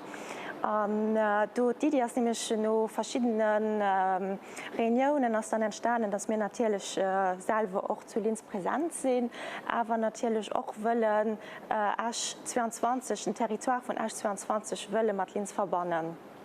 Du hast natürlich ist viel Gedanken rundherum gemacht und es war dann so, dass wir auf die Idee kommen sind, für ein interaktives Spiel zu gestalten. Die Visiteure zu Linz sind invitiert, dem Gaming, auf den Online-Gaming teilzuholen. Und das ist so, dass sie dann noch gleichzeitig ein Territoire von 2024 kennenlernen. Der Fokus liegt dabei Site von Belval, am Heichoven. Das geht eben darum, dass eine Person hier im Belval geht, die eine GoPro kriegt, die dann hier frei sich bewegen kann. Und die Person, als Visiteurin von Linz, können die Person hier zu Lützeburg gitagieren. Dass dann auch noch während der ganzen Organisation als ein drittes Site dabei kommt, der das als Annex 22 auf der Brillplatz zu euch selber, wo wir dann werden ein Livestreaming machen, wo die Leute, die Visiteuren, Passanten können Lunch kommen, für auch einfach teilzuholen und zu sehen, was an dem Spiel passiert. Wie die Idee entstanden, also natürlich Ars Electronica ist bekannt für digital Kunst und die ganze Technik. Dann natürlich Linz zum Beispiel auch den Titel City of Media Arts. Wirklich, dass wir auch selber die große Thematik von der digitalen Kunst war natürlich als wichtig, etwas zu machen, was an die Thematik passt. Natürlich war doch eine technische Herausforderung für einfach das Online-Spiel zu gestalten. Dass viele Leute heute zu Lützburg vielleicht auch Ars Electronica gut kennen, also einfach auch eine flotte Möglichkeit, hin und Ars Electronica zu bringen, respektiv auch einfach Visiteure von der Ars Electronica einfach mal auf Lützburg zu bringen, für ihnen einfach auch vielleicht so kleine Teaser zu gehen, was einfach 22 stattfindet. Den Avantage für den Publikum ist natürlich stehen, dass digital Kunst Minobrucht kriegen, kennenlernen dürfen. Wirklich, dass halt zu Lützburg digital Kunst, die steht sich noch so ein bisschen mehr wie ein Startlöcher. Es sind noch nicht so viele Künstler, Künstlerinnen, die an dem Medium schaffen, was aber immer mehr Success kriegt, wie zum Beispiel auch Thema von der VR oder AR, Augmented Reality. Das heißt, du gehst einfach neue Utensilien, die einfach in der Kunstwelt kann entdecken. Und das ist natürlich da ein Anlass von 2022, dem breiten Publikum das Mino zu bringen. Dann ist es natürlich auch so, dass es eine flotte Option ist für die Visiteure zu Lützburg, wie auch die Visiteure zu Linz, einfach was eben noch dann selber 2022 wird stattfinden, los schon ein bisschen zu erforschen, dass wir ihnen einfach ein bisschen können weisen, okay, das geht in die heute Richtung, weil es einfach auch ein Thema ist, was in Zukunft wird immer mehr aktuell sein, die ganzen Digitalmedien, Digitalkunst, die ganze Technik, die sich immer mehr evaluiert. Und dadurch denke man, dass der Titan einfach eine flotte Option ist für das Leute, vielleicht auch einfach Angst geholt kriegen, sich mit der Kunstrichtung auseinanderzusetzen. Donc ce projet connecte 3 temps, celui du passé, celui du présent et celui du futur. Celui du passé, c'est celui du labeur du corps, c'est celui de l'industrie minière, celui auquel on se réfère sous le terme d'héritage ou de mémoire. Le présent, c'est celui de la reconversion. Cette reconversion qui a commencé il y a déjà plusieurs presque décennies et qui habite en fait les bâtiments du passé, donc celui du haut-fourneau. Ce présent, c'est celui aussi de l'économie tertiaire, de l'économie qui est créée sans le labeur du corps tel qu'on le connaissait dans le passé avec l'industrie. Le futur, c'est celui en fait qui est créé par l'exposition. C'est celui que Marie-Audrey Ramirez invente ici avec ces créatures qui en fait viennent habiter le lieu du haut-fourneau pendant quelques jours. Donc le futur que Marie-Audrey nous propose, c'est celui qui est inspiré de la science-fiction, des jeux vidéo, des films comme Star Wars, des séries comme Stranger Things ou des jeux comme Tomb Raider, qui finalement nous invite à explorer des lieux, des espaces, et ce qu'elle nous propose de faire avec cette exposition et ce projet sur 3 sites, c'est finalement de pouvoir faire une expérience qui est celle de l'expérience d'un lieu, de son histoire, de son héritage et de son futur qui est à inventer. C'est aussi faire comme on peut le faire dans les jeux vidéo, c'est passer d'un monde à un autre.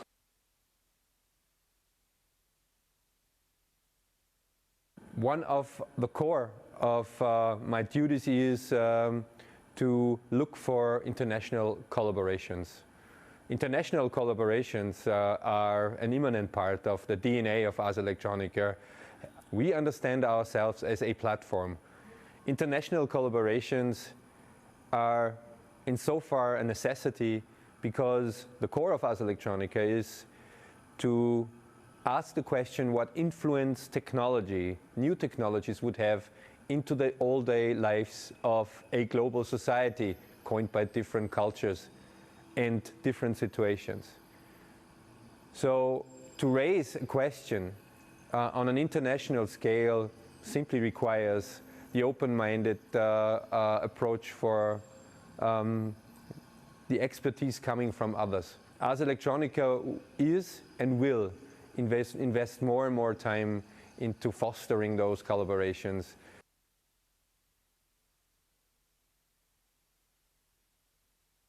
The collaboration between Ars Electronica has for sure a plan to realize an exhibition and different cultural formats surrounding this. But the vision between us is that we want to break a lance for a species in the entire artistic world called media arts.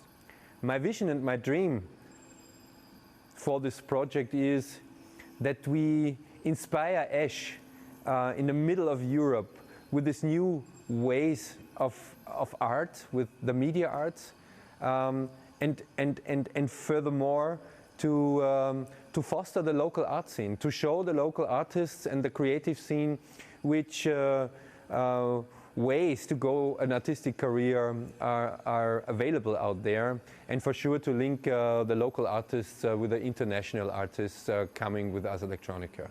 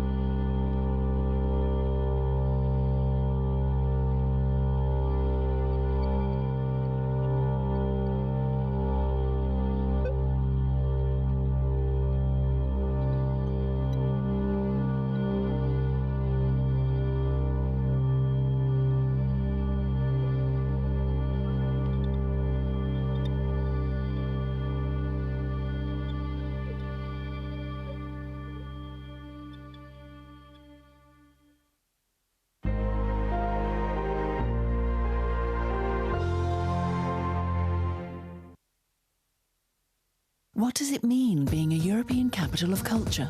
It means to highlight the richness and diversity of European cultures. It means to celebrate the cultural ties uniting Europeans and to strengthen the feeling of belonging to a common cultural space. It means to foster the contribution of culture to the development of cities. It means to regenerate these cities by improving their image in the eyes of their own inhabitants and by giving a new breath to their culture. And finally, being a European capital means boosting tourism in the cities and consolidating their international influence.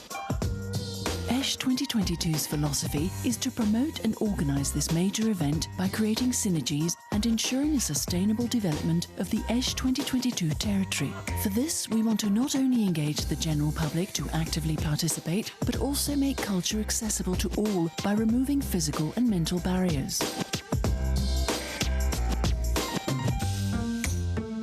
The ESH 2022 territory is made up of 2 countries, 1 region, 19 municipalities, 42 cities and towns, and 200,000 inhabitants. Discover, based on the few key figures, the municipalities making up the territory of ESH 2022.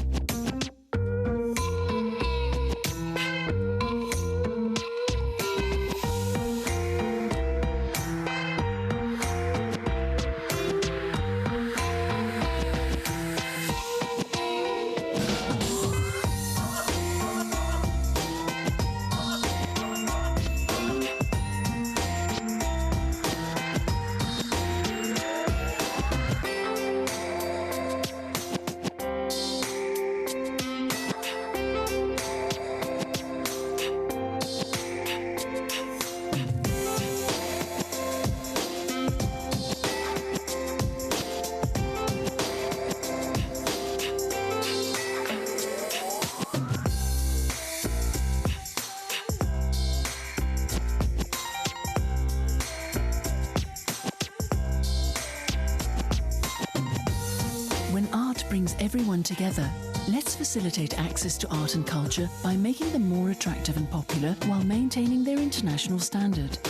A new unifying vision of Europe. Let us open up to a new vision of Europe by rediscovering and mixing its fundamental values. The balance between the natural and urban environment. Let's design an active form of redevelopment intended to mobilize the population while preserving the cultural and natural heritage. Human imagination can change everything. In the face of profound societal changes, human imagination and collective initiative can change everything.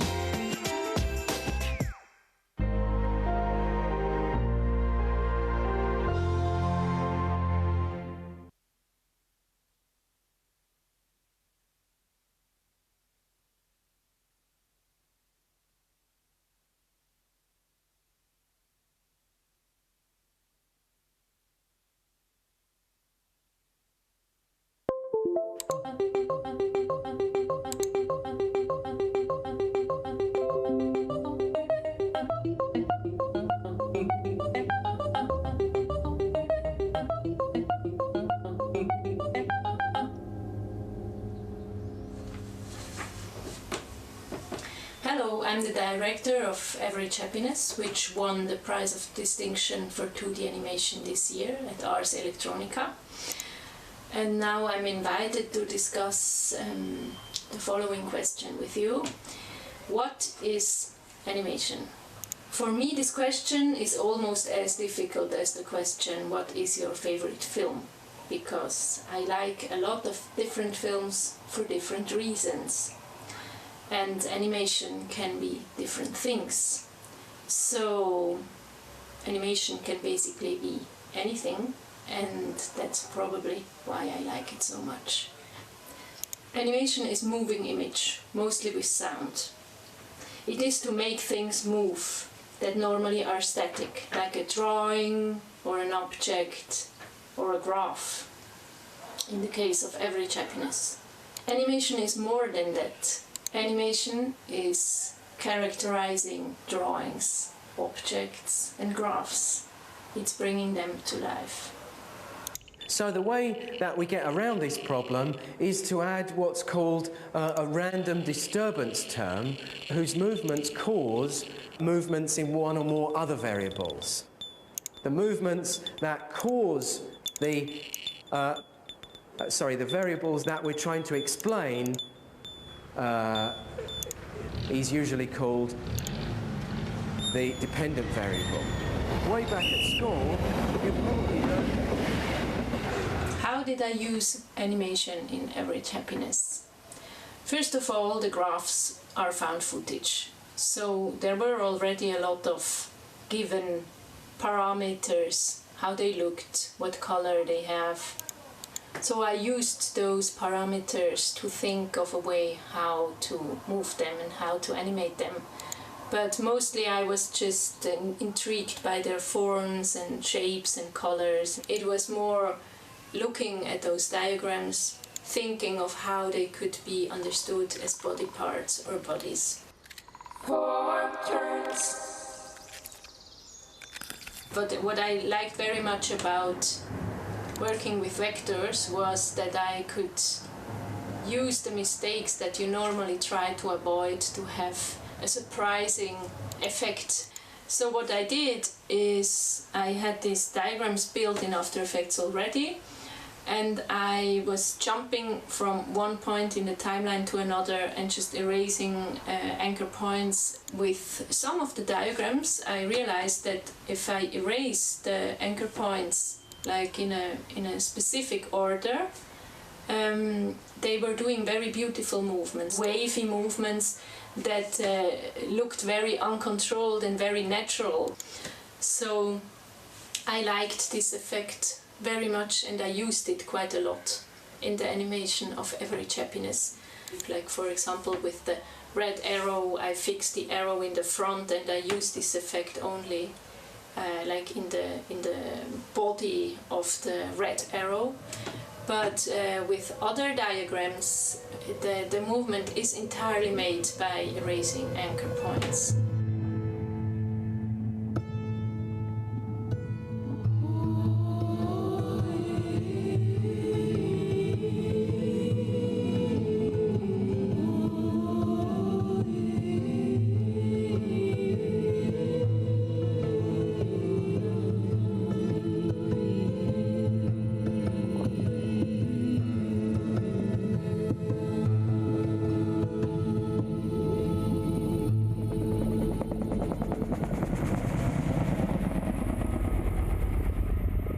I used a lot of replacement, for example with the population pyramids in the demonstration and forest scene. So when I had, for example, a population pyramids from the 1950s, the 1970s, the year 2000 and the year 2050, there were 4 different keyframes, and I rendered the in-betweens in After Effects.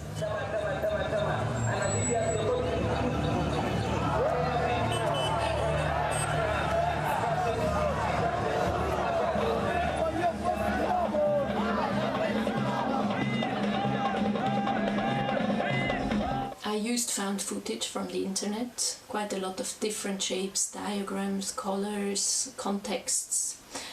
So in the end, maybe more important than the actual animation was the setting, the composition of the image. Because average happiness has not a single topic. I mean, it has a topic being surrounded by diagrams that try to explain everything, like even trying to measure happiness. But the diagrams, they have a single topic, or they are in a specific context. And I didn't want to make a film about financial world or gender issues or weapon sales. So I needed to find a way to use as many diagrams as possible in the film to show this overdose and to show our use of these diagrams. First I thought of organizing the diagrams in a white cube to use, for example, many bar charts and just put them in a space, in an abstract space, layering them and playing around with them. And then I exchanged the white background with a black background, and the image I got reminded me of the skyline of a big city in the night. And that was somehow the starting point when I decided to go for this setting, that the diagrams are actually a city and some of the diagrams are characters in the city. A very important role in the dramaturgical process was Paul Busch, and it was for me very interesting to work with him. We discussed a lot and he also gave me some inputs, and then I used the city symphonies of the 30s to find a dramaturgy, still be able to have some sort of narration by using this city as a place and using like one day in the city of diagrams as a dramaturgical thread. Then I had another dilemma, because I liked these diagrams on a white screen very much, and somehow I didn't find the images I wanted in this city. So I looked for another framework, and I decided to use a PowerPoint presentation as a framework. The film is set in a PowerPoint presentation and people doze off and have dreams. And in this case, in the PowerPoint presentation we have diagrams and they doze off into a diagram city and go on a journey in that city. In practice, of course, a linear relationship doesn't mean that the points have to lie exactly on a straight line, simply that they have to lie roughly on a straight line. For example, if we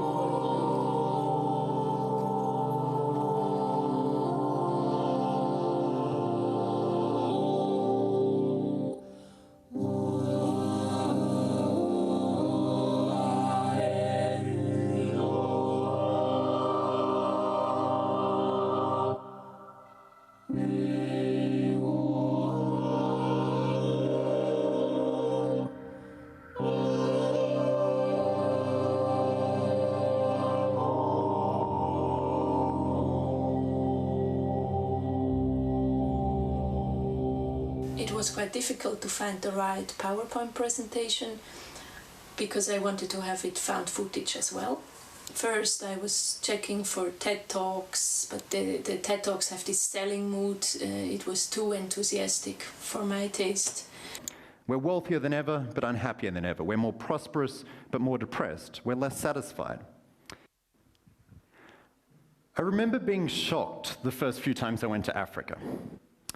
What shocked me wasn't their poverty, but their happiness. Then I was looking for other lectures that were too nerdy, too jargony.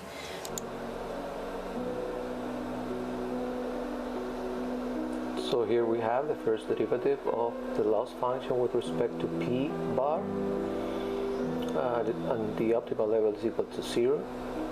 We just write the same equation, and we analyze just part of the left-hand side, and we know that this is 1 over 1 minus theta beta.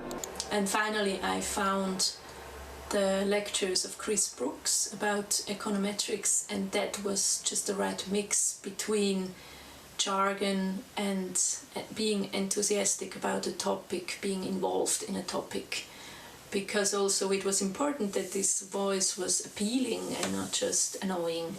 So to give you a very simple illustration, the first thing we should do is to plot the data in a scatter plot and just to have a look at the data and to see what its features are. In addition, I use the cursor as a narrative element. I also use the cursor to show how the lecturer is losing control about his PowerPoint presentation. And in the end, the cursor is even stimulating or triggering the diagrams.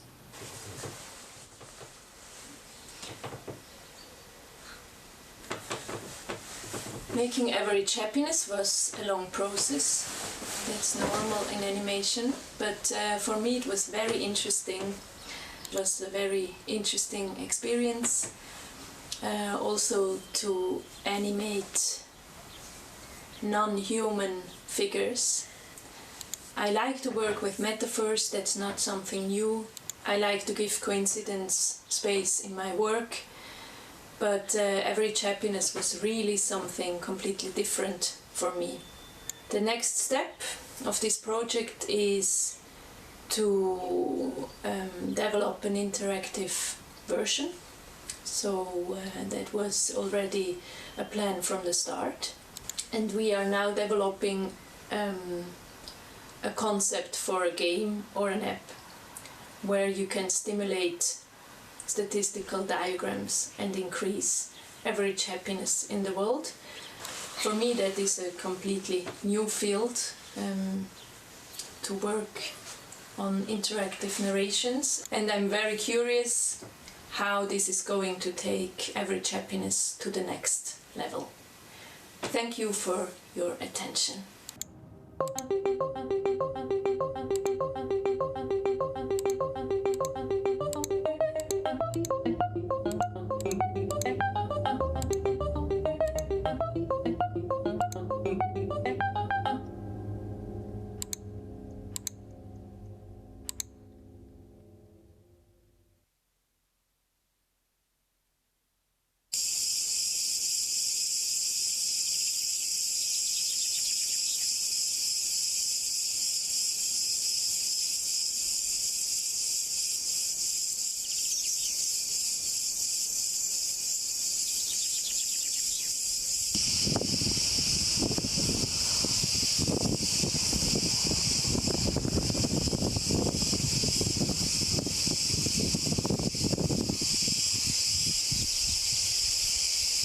Potsdam by Film University Babelsberg Konrad Wolf is linked to Ars Electronica through the network of the STARTS initiative.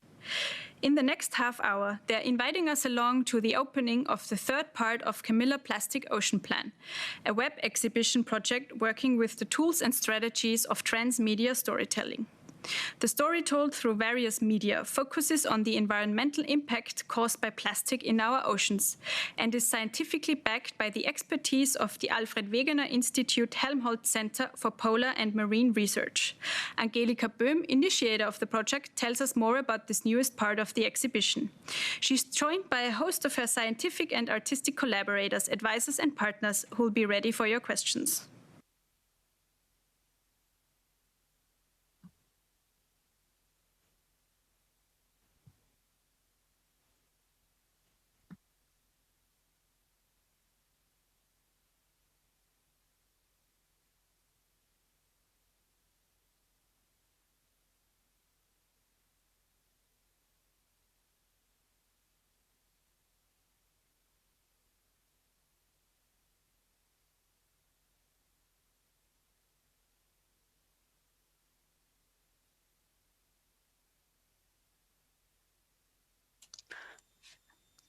So you are ready.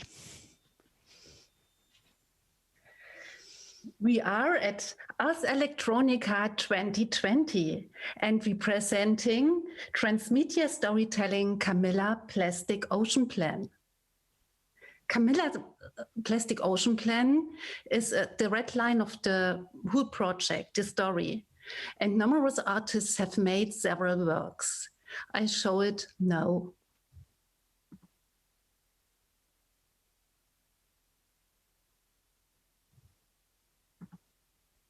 Camilla Plastic Ocean Plan.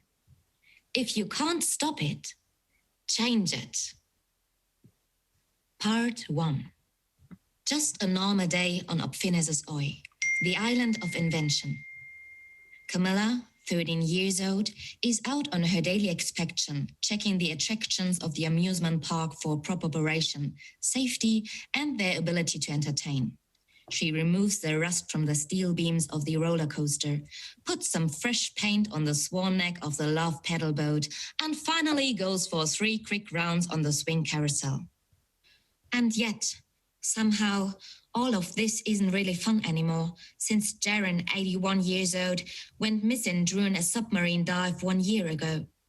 When Camilla was a baby, Jaren found her on the beach of the island, raised her, and taught her everything from reading, writing, and calculating to how to design, build, and maintain amusement rides.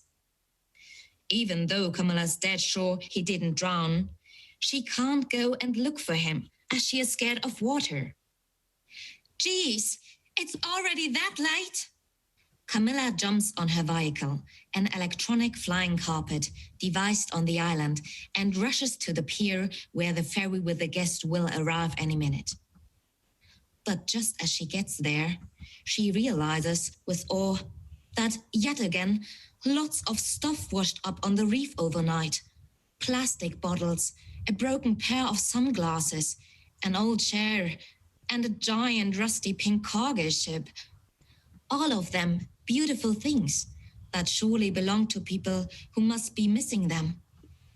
Camilla quickly picks up as many items as she can and adds them to the other treasures that ended up on the beach, now waiting for their owners to pick them up, forming a pile almost higher than the roller coaster. Will the owner of the large piece of plastic tarp with the lovely colorful glimmer allow her to keep it? Back at the pier, she puts on her amusement park uniform, flips the sign to Abiato, we're open, and waits and waits and waits. After Jaren's disappearance, visitor numbers started dwindling. Eventually, they went down to 0 a couple of weeks ago. Camilla takes her telescope and watches the sea. Nothing. No one out there. The water is calm and smooth, almost like a mirror. But wait, what was that? Did she just see a boy on a surfboard? She blinks and readjusts the telescope. No, nothing to be seen. Probably an illusion. Instead, she notices a long plastic rope floating on the surface that must have got stuck at the tip of the mermaid tower.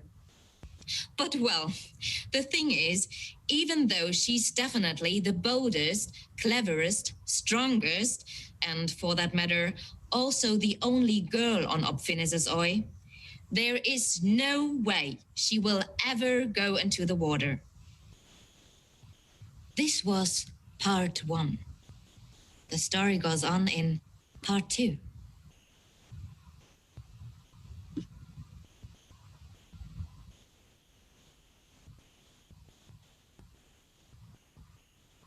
Part 2. And yet, she's a natural-born inventor. Camilla flips the sign back to "We are closed," jumps on her flying carpet, and speeds to the other end of the island, where a long patterned bridge connects the shore to her home. A glittering iceberg, which, as any proper iceberg, is much bigger below the surface than it is above it. And that's a good thing, because, as Camilla has noticed with some concern, the ice is gradually melting away. The tip is getting smaller, and the ice forming the outer walls is growing thinner. Soon she will be able to see the stars when lying in bed. Her bedroom is located in the top part, right above the kitchen floor. Further down in its belly, the iceberg houses the inventor's workshop, as well as laboratories. Down here, nothing has changed since the day Jaren went missing.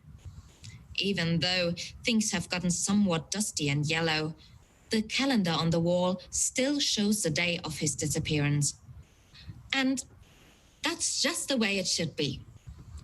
Camilla wants to leave everything as it is, to make sure that Jaren feels comfortable when he returns. That's why she started patching up the transparent parts of the iceberg with pieces of plastic washed ashore. Now, it almost looks better than before.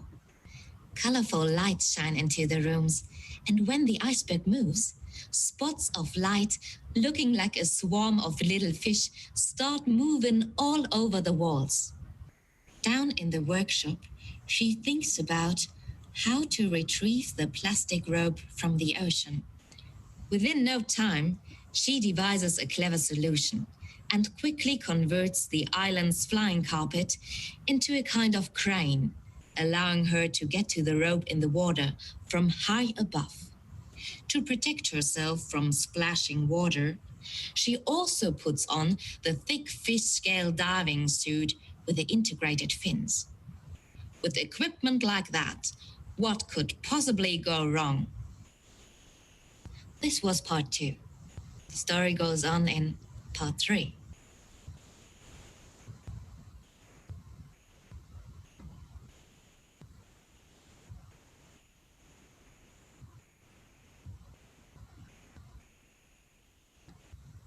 Part 3. Hanging from the crane, she carefully and very slowly moves the boom toward the spot in the water and cautiously tries to remove the rope from the tip of the tower. Without success. The thing really got stuck down there. She realizes she would have to go into the water, which is not an option because suddenly a loud "Hey!" comes from behind her. Startled, Camilla loses her grip and splashes into the water. Why on earth did she remove the safety rope shortly before returning to the shore? With her eyes wide open in fear, she sinks deeper and deeper, unable to move but one scale of her suit. On her way down, she sees colorful fish, corals, the underwater attractions that are covered in pieces of plastic, and Jaren's submarine. But before she knows it, a hand grips her arm and pulls her back up to the surface. Camilla coughs and gasps for air. Fortunately, there's a surfboard up here that she can hold on to.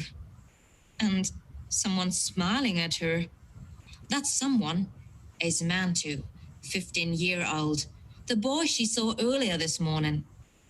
I didn't mean to scare you, Mantu says. No worries, Camilla replies with a somewhat half-hearted nod. She explains to him what she wanted to do, what she saw, and that Jaren is down there. Heck, if only she wasn't that scared. Mantu immediately offers to dive down to the submarine for her. But Camilla wants to see for herself what happened to the vessel and Jaren. Mantu fails to convince her that it's safe to go into the water, but finally comes up with an idea. In an animal language Camilla can't understand, Mantu summons a manta ray that agrees to help them. He offers to take Camilla on his back and bring her to the submarine. Should she get too scared, returning to the surface would be a matter of seconds for a fast swimmer like him. Camilla swallows her fear and decides to give it a try, driven by the desire to find out what happened to Jaren. Besides, someone has to remove all the pieces of plastic entangled in the underwater attractions. After Camilla has put on a special diving mask, the three dive down to the submarine.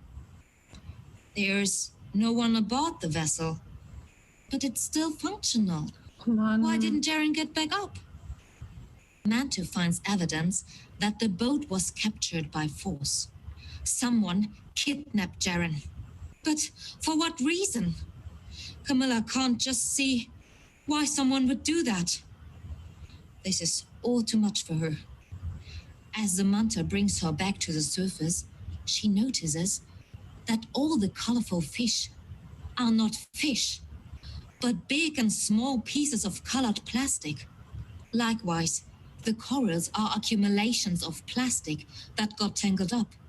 What looked like plankton is in fact a myriad of small pieces of plastic resembling an underwater highway. Mantu, where are all the animals? Mantu sadly shakes his head. Almost all of them are gone. The manta is one of the last ones of his kind. They are starving. Camilla can't believe this is really happening. An ocean without animals? Manta responds by giving her the piece of rope that got cut up. Pulling the rope towards them, they see that a can with a hook got tangled up in the rope's end. An old fishing net got stuck on the hook. The net is wrapped around a life belt, and so on. In the middle of the mess, they find a dead seal that couldn't disentangle itself. This is all getting too much for Camilla. Life was still so beautiful this morning. Back on the island, Camilla tries to comprehend what she saw. She thinks about all the everyday situations in the amusement park and at home, in which she uses plastic.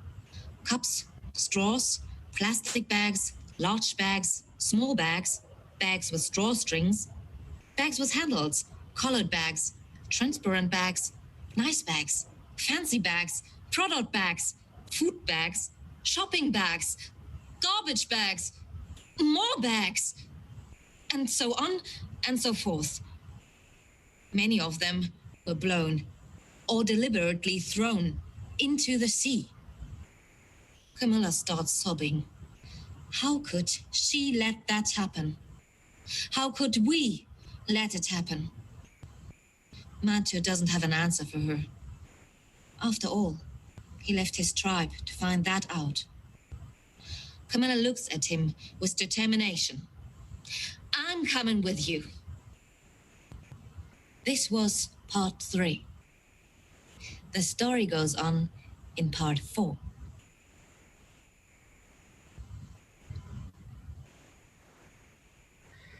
So, this was the audiobook of part 1 to part 3 of the Camilla Plastic Ocean Plan story, and you could see the mixture of the visuals and the story.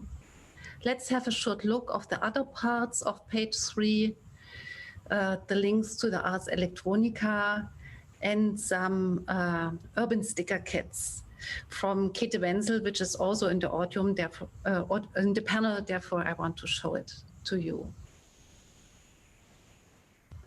So, hello everybody. Here you can see a lot of collaborators of the project Transmedia Storytelling Camilla Plastic Ocean Plan. My name is my name is Angelika Böhm. I'm a professor at Film University and a member of the German Film Academy and production designer. But somehow I'm also Camilla, because I'm looking for a plan for the plastic stuff in the oceans. I have founded a project in 2015, and in the meantime, more than 200 students, professionals, alumni are involved in the project. And we have founded the project because the worldwide media report about environmental problems often in a way that makes us feel gloomy and helpless, and therefore people ignore the facts. And we also films, if they tell about the future, they tell dystopias. But what's with the world we want to live in. And so we started the projects. And new things are often a combination of things that have never been combined before. And Camilla is a mix of fantasy setting and art projects on environmental problems, and backpacked by the scientific expertise of the famous Alfred Wegener Institute Helmholtz Center for Polar and Marine Research. And today we have Dr. Lars Gutto in the panel. He collaborates since a long time with us. Lars, are you a Camilla in the meantime? Moment, I have audio.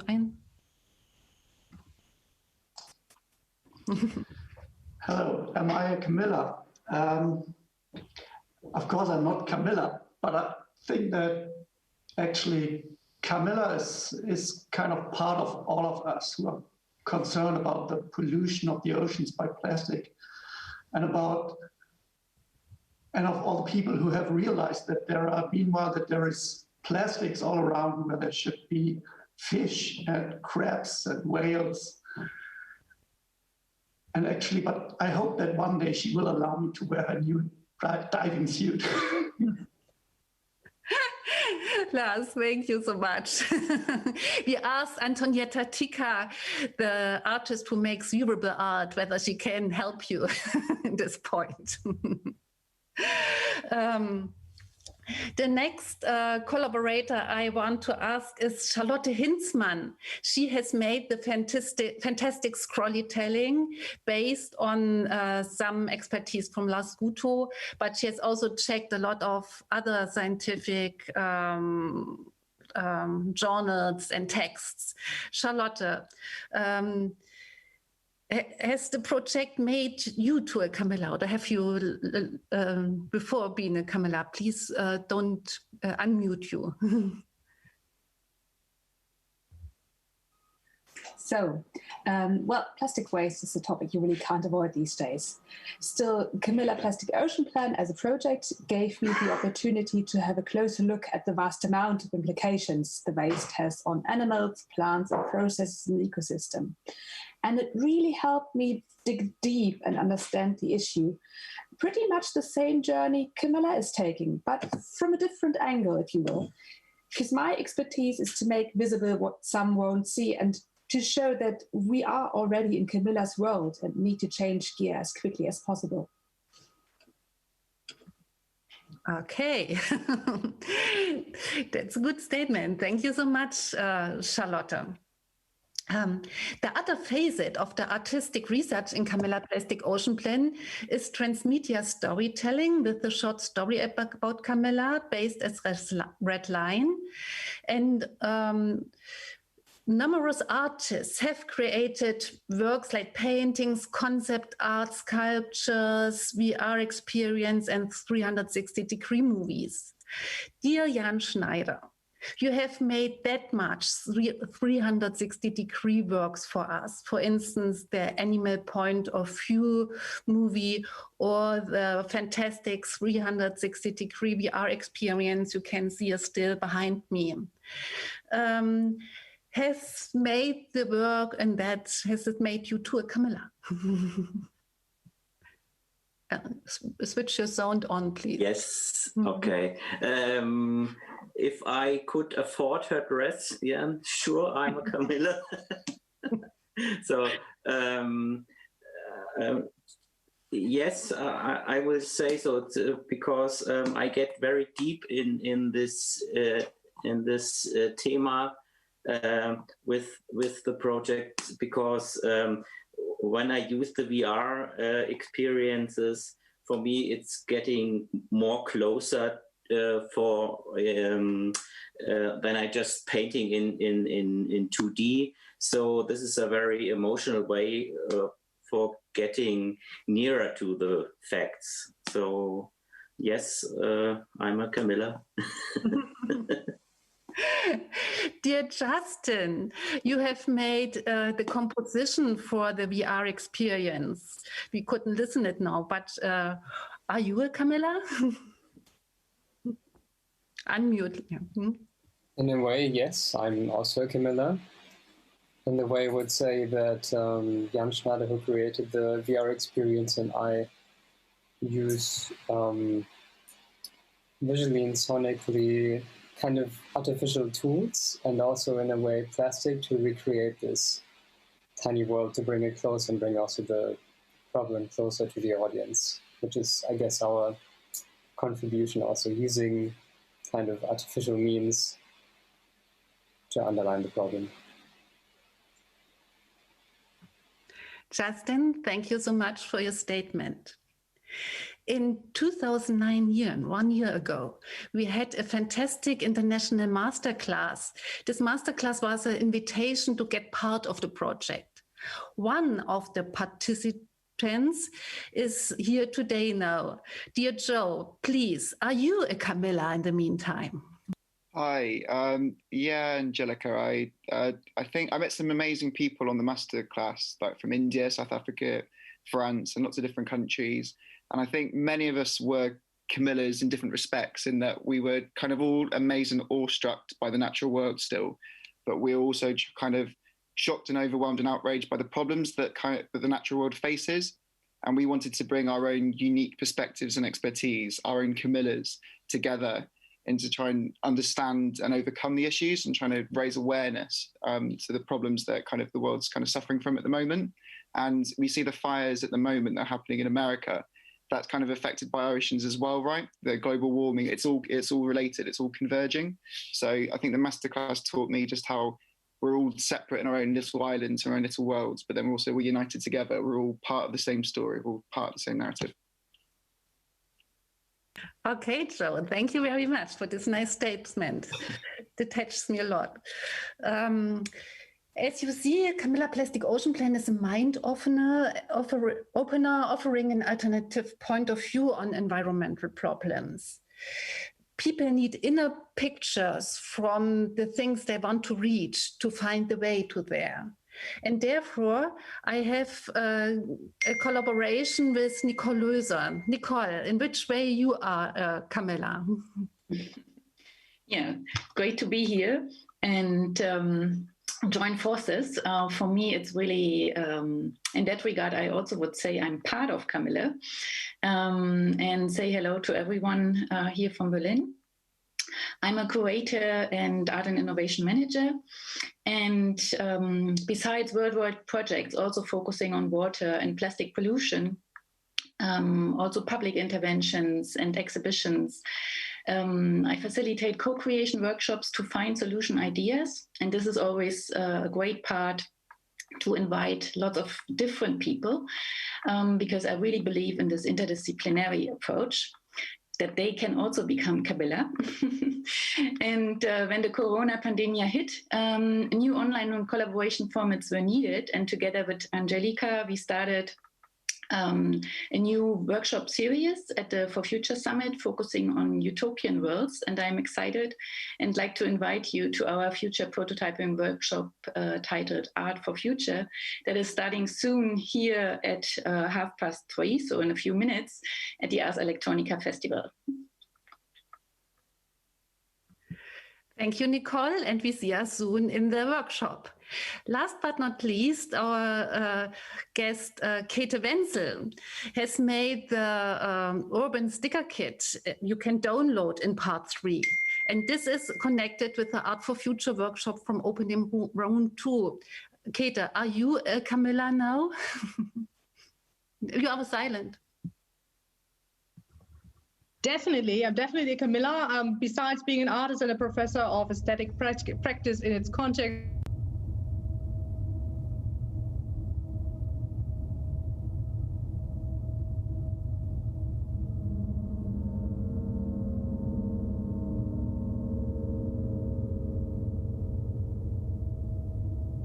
Sensory Orders is an exhibition curated by Chris Salter and Eric Adegaard with the Wajda Center for Contemporary Art in Gdansk, Poland. The triple global crises of COVID-19, the resulting political and economic catastrophe, and the social-cultural explosion of long-simmering systemic racist and gender-based violence have resulted in a dramatic transformation of not only human life, but also non-human being as well. How do we sense and make sense in times of extreme precariousness, tumult, and uncertainty?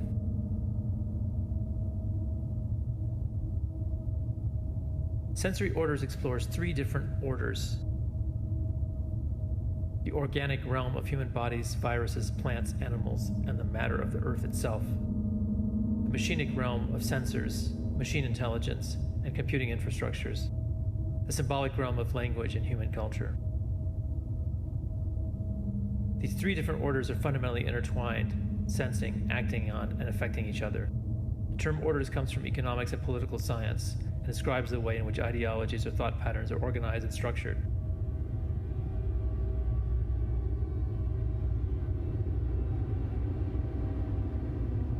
The exhibition consists of 25 commissioned international artistic and scientific responses to these different orders.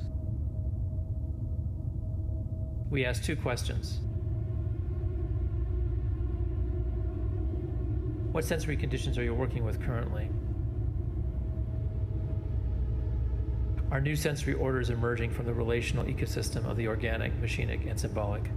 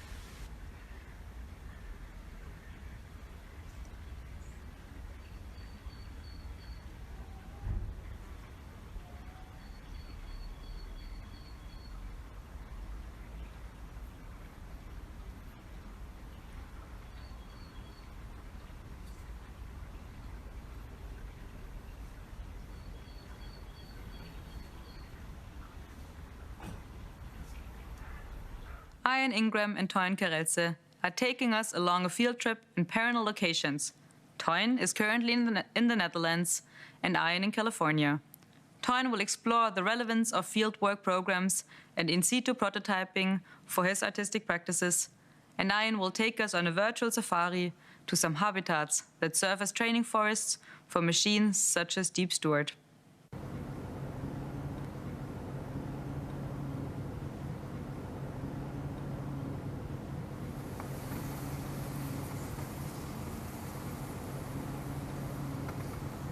Hello everyone, my name is Toyn Karelse. Welcome to this Ars Electronica guided tour. It will be in two parts. In the first part, I will explore why fieldwork is relevant to artistic practice and the development of artificial intelligence.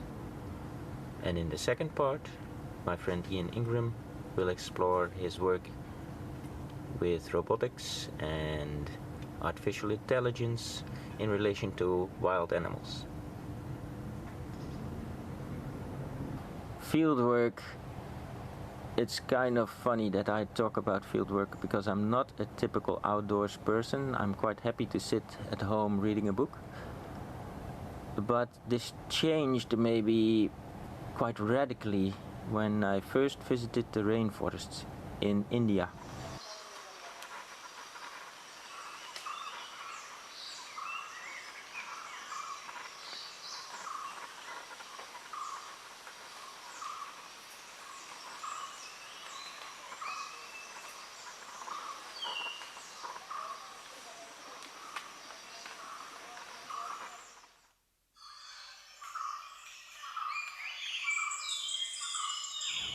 You know, in Holland, I'm used to our landscape where you can just walk around and quietly look at a river or a stretch of forest or walk around in it basically on your own terms.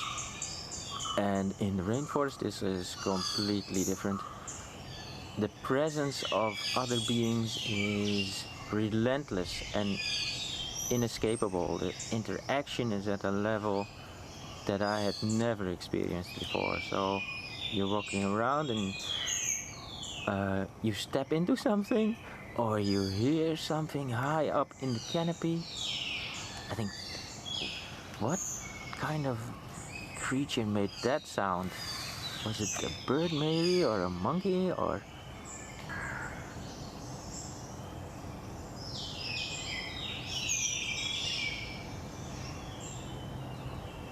For most humans on the only planet that we know that has life, experiencing life at full volume in this way is rare.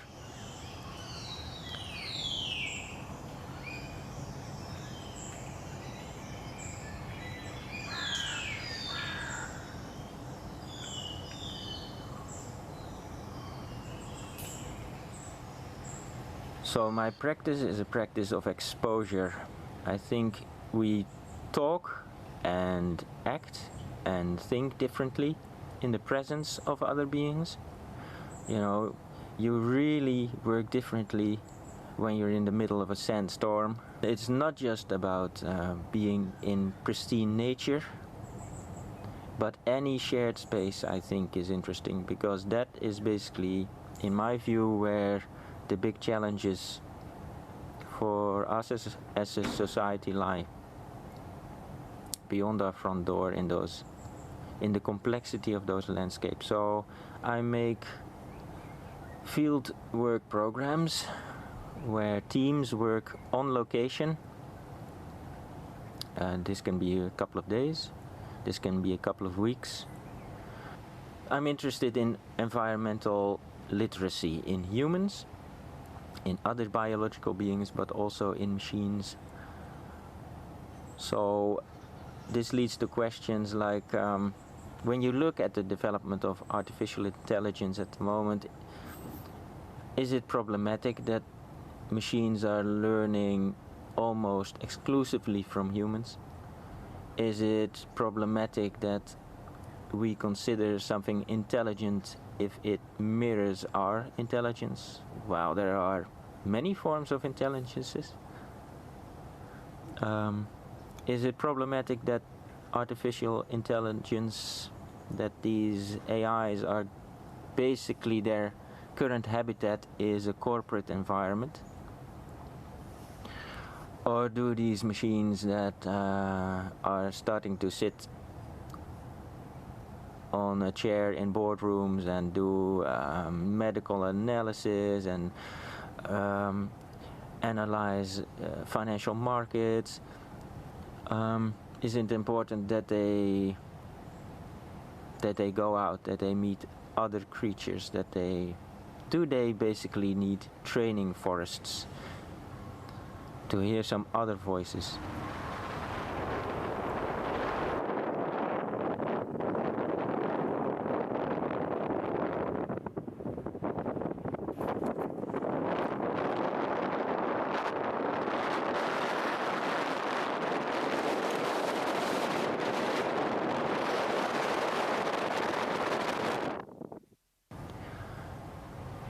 So the way I set up these collaboratory frameworks, the collaboration is basically set up based on the research question. So who is interested in this question, and to bring in very different views and ways of knowing and backgrounds, and as big a spread of age as possible. So one of the sessions, the youngest person was a 6-year-old boy, and the oldest was maybe 66, the oldest participant. So the diversity in participants, and there should be overlap in their expertise, but also such a widespread that everybody is a little bit challenged by the others. And the other part comes from finding a relevant location. So if we're doing this investigation on an island, if the research question is how would an AI become a steward of an environment, what would be its information sources, what would it be its places, its sort of places to act. An island makes sense because that limits the space for your exploration. So you try to find somebody who has local knowledge, which is vital in fieldwork. Not just knowledge in the sense of knowing its geography, or but somebody who understands it as somebody who's lived there. Another crucial point is to include voices of people who are not usually included in our discussions about technology. Friends in the forest, people from traditional backgrounds, about their perspectives on environmental machine learning. And then you get a very different discussion.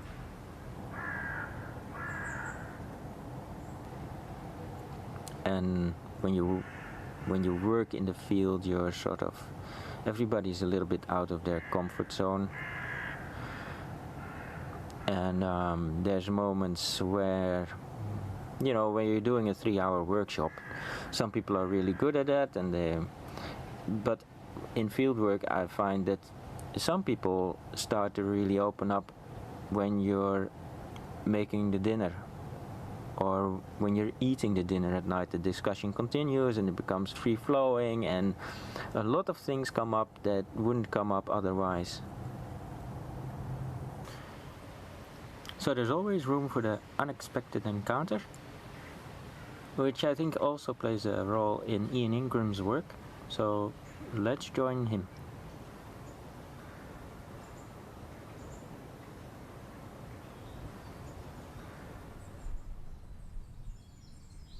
Here we are now in Southern California. We're in an ecosystem called the coastal sage scrub.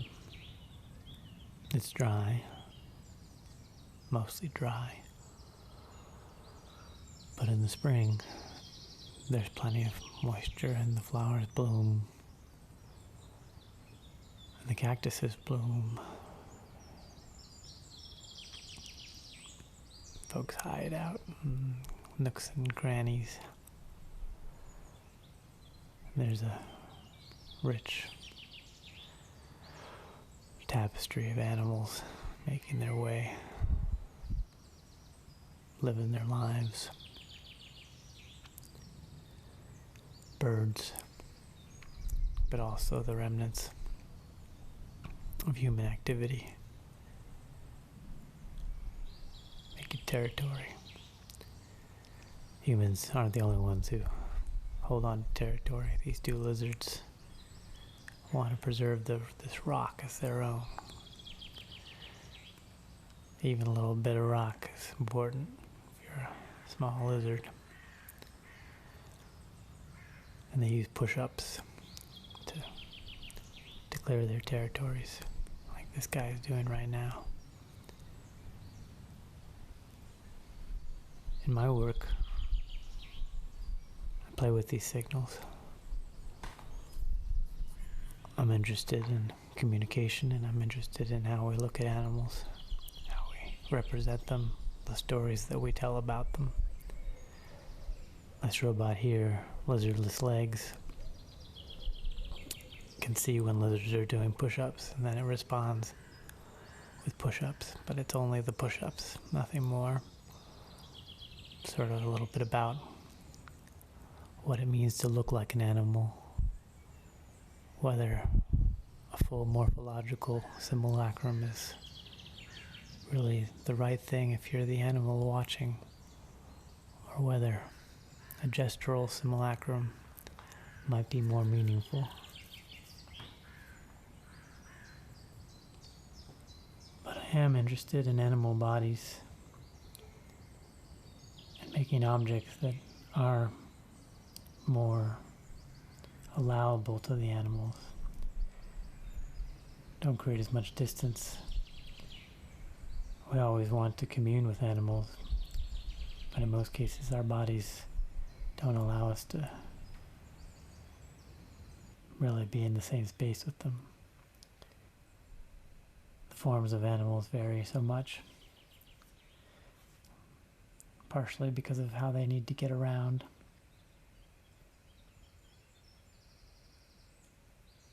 In this case, this animal has a famously novel way of getting around, and a famously novel way of tasting smells in the air with its tongue. Here it's moving into a position because it feels a threat, which is of course me. It's posturing. But here's a much less obvious threat. A species of plant that's pushing out all the other species of plant that are in its neighborhood. Here instead, of course, is a species of plant that it evolved with.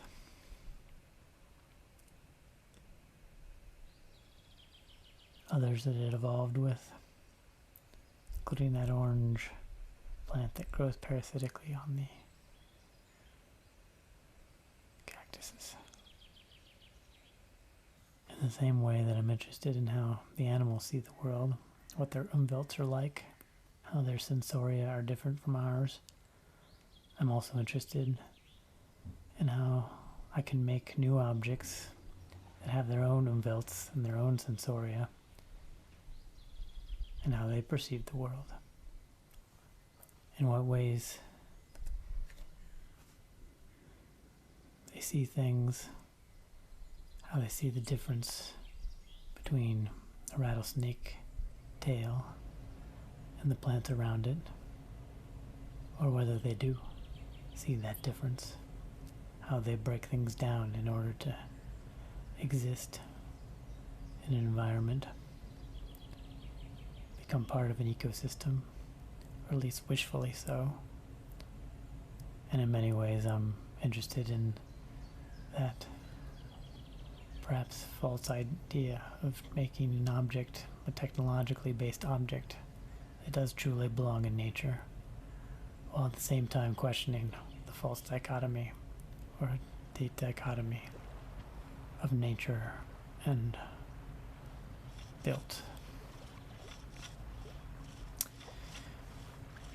We've just moved from Southern California and the hot summer Mediterranean environment that we were in there to Arctic Finland. It's again spring, but a much, much wetter spring. There's already water there. There are lakes, which are unheard of in Southern California. In fact, there was quite a bunch of water in the form of snow on the land until just a few days before I put out this robot. This is a robot that uses the beak wiping that birds do, but is also kind of a signal for them. And it tells stories of the end of the world to ravens and magpies and crows. It tries to pick out each bird and tell them a different story These are all human stories. Stories of the end of the world from mythological traditions like Ragnarok, from Norse mythology, stories of the end of the world based on science, ideas about how we might be destroyed by a meteor or by a volcanic eruption or who knows what. And then also the sorts of stories that politicians tell their constituents about how some other group is going to bring on the end of the world. Tony and I first met in 2016 when he invited me to come to this residency in Arctic Finland. And then we returned 2 years later, and that's when we hatched the plan of Deep Steward. We began to think about how the AI systems that interpret the world understand the world, and how much comes from human understanding of the world. So we began to think about how to build an AI system that learned about ecosystems without that hand-holding, that didn't say snake or reindeer or magpie or raven,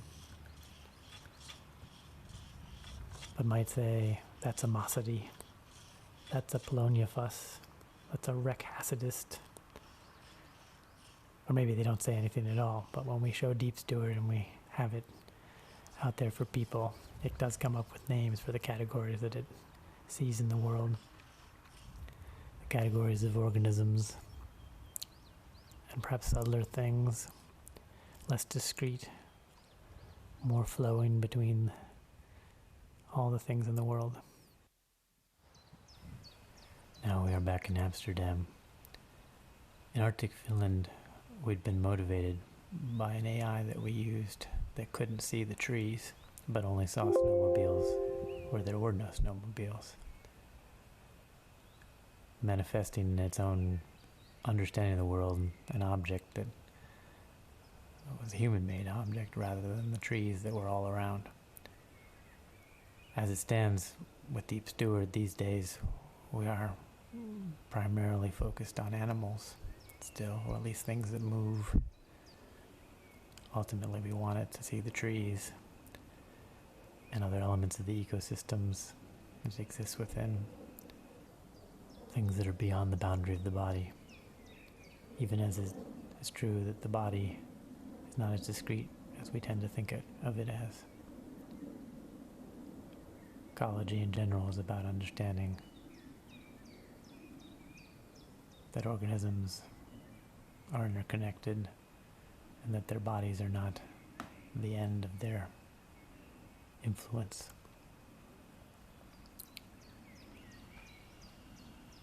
Deep Steward is meant to also be intensely local, to focus on what is immediately around it. The part of Deep Steward we're working on the most at this stage is Deep Bestiary, which does in fact try to reinterpret the taxonomy of the animals it sees.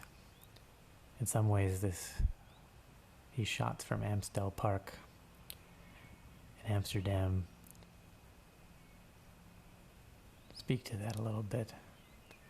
These are animals that live there, some of which are definitely not from there, even though they have a long relationship with human beings, like that red jungle fowl. Animals that thrive in our built environment. Animals that are native to the Netherlands and have been there for a long time.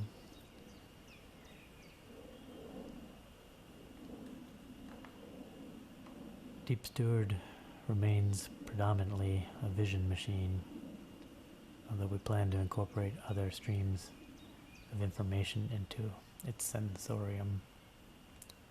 As a vision machine, it views the world through a narrow portal framed in a rectangular frame. This is, of course, increasingly how humans connect with the world around them, and as such my work has often been about this, particularly how nature documentaries construct the lives of animals and make those lives like our kinds of stories. We are perhaps blinded by our vision machines, likely critically so, unable to see the trees, the animals, and the elements and processes of our habitat outside our narrow frames. However, turning a blind eye towards the dignity of nature will ultimately have consequences for human dignity.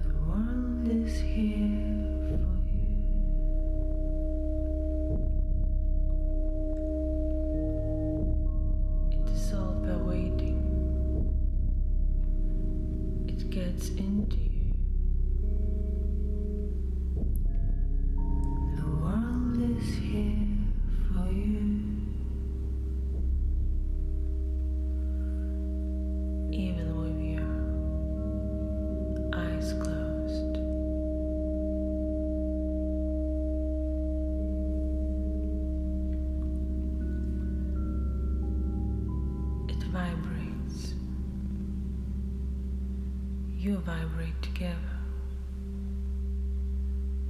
in this greenness, in this lucidity of your sight. Now, you notice that it's not only the screen that you can see so clearly. You can see in the dark.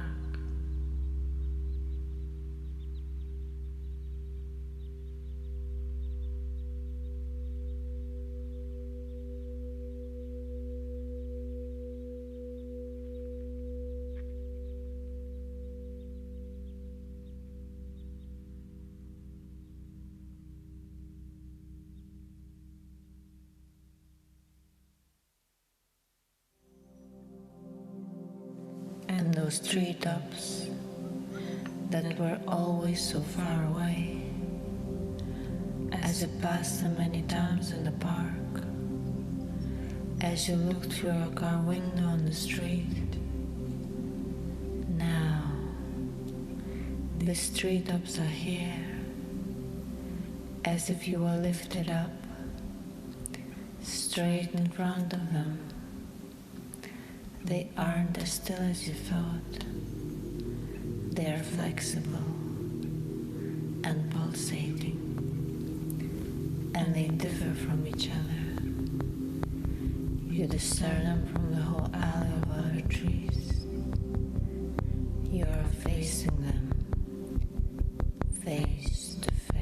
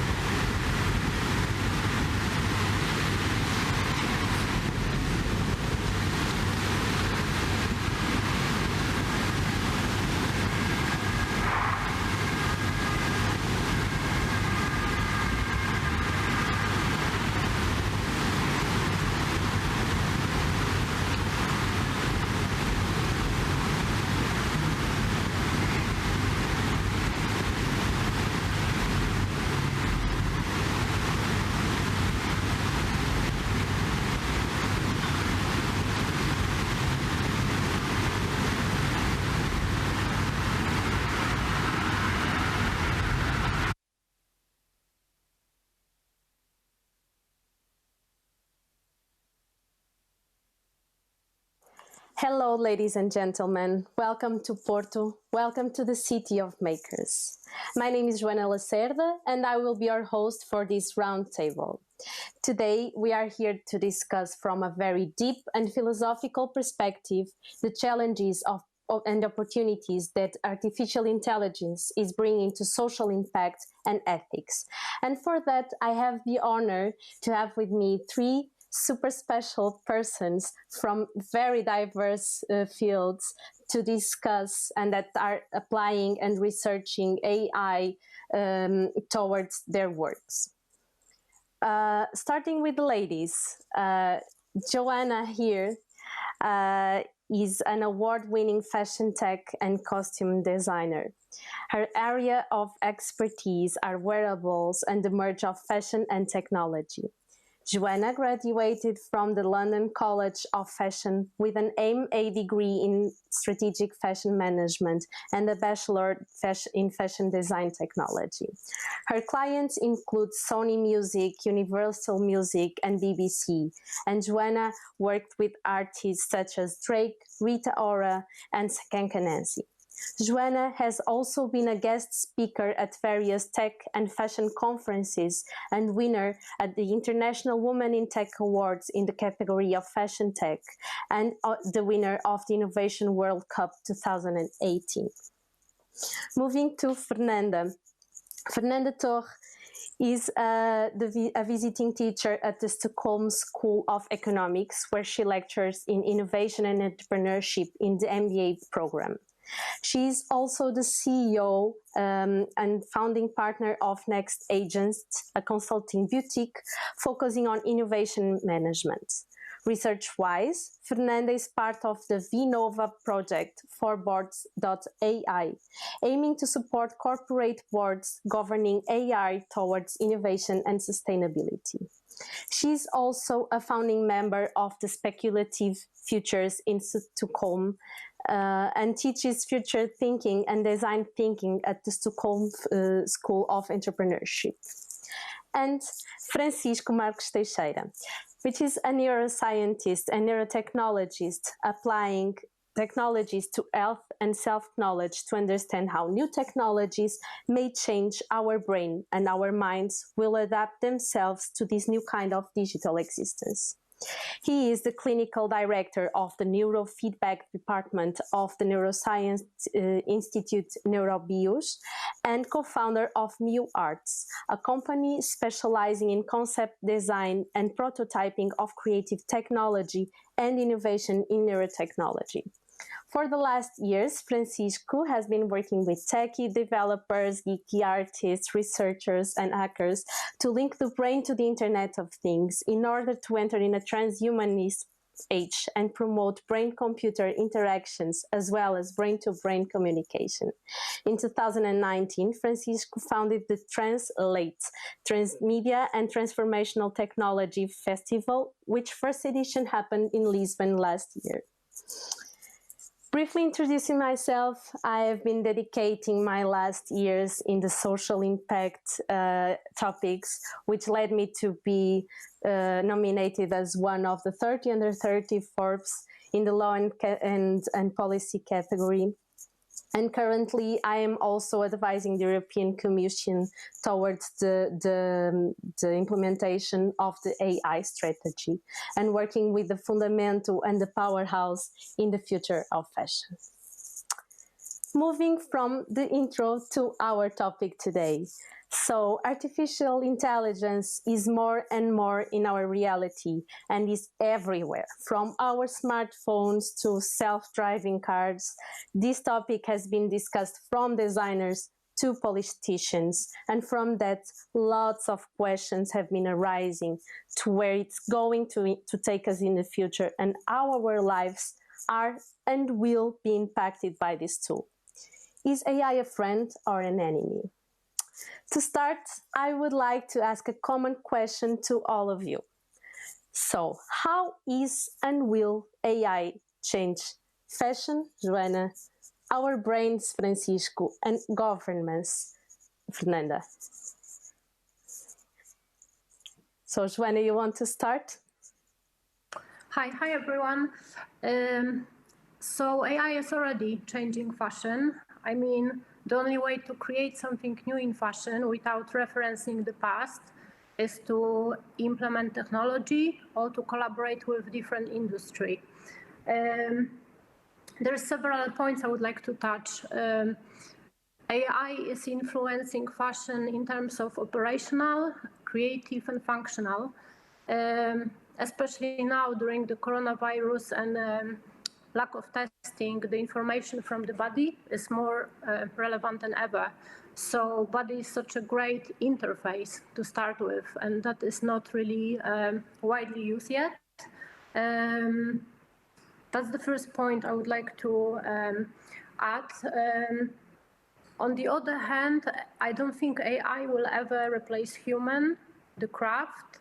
human hand and human brain in terms of creativity. So I think the only way to move forward is very healthy, sustainable collaboration between human and an AI. Thank you, Joana. So, Francisco, do you want to explore how and if AI is changing our brains, or if it will? Hi, everyone. Yes, I believe AI is changing the way we think and the way the brain works. In my specific field, we work with diagnosis and treatment of neuropsychiatric diseases. And AI is helping a lot on the diagnosis because we can see things that normally it's impossible for us to see with AI treating data, because we are able to see new patterns that a common psychologist or psychiatrist without the help of AI cannot see.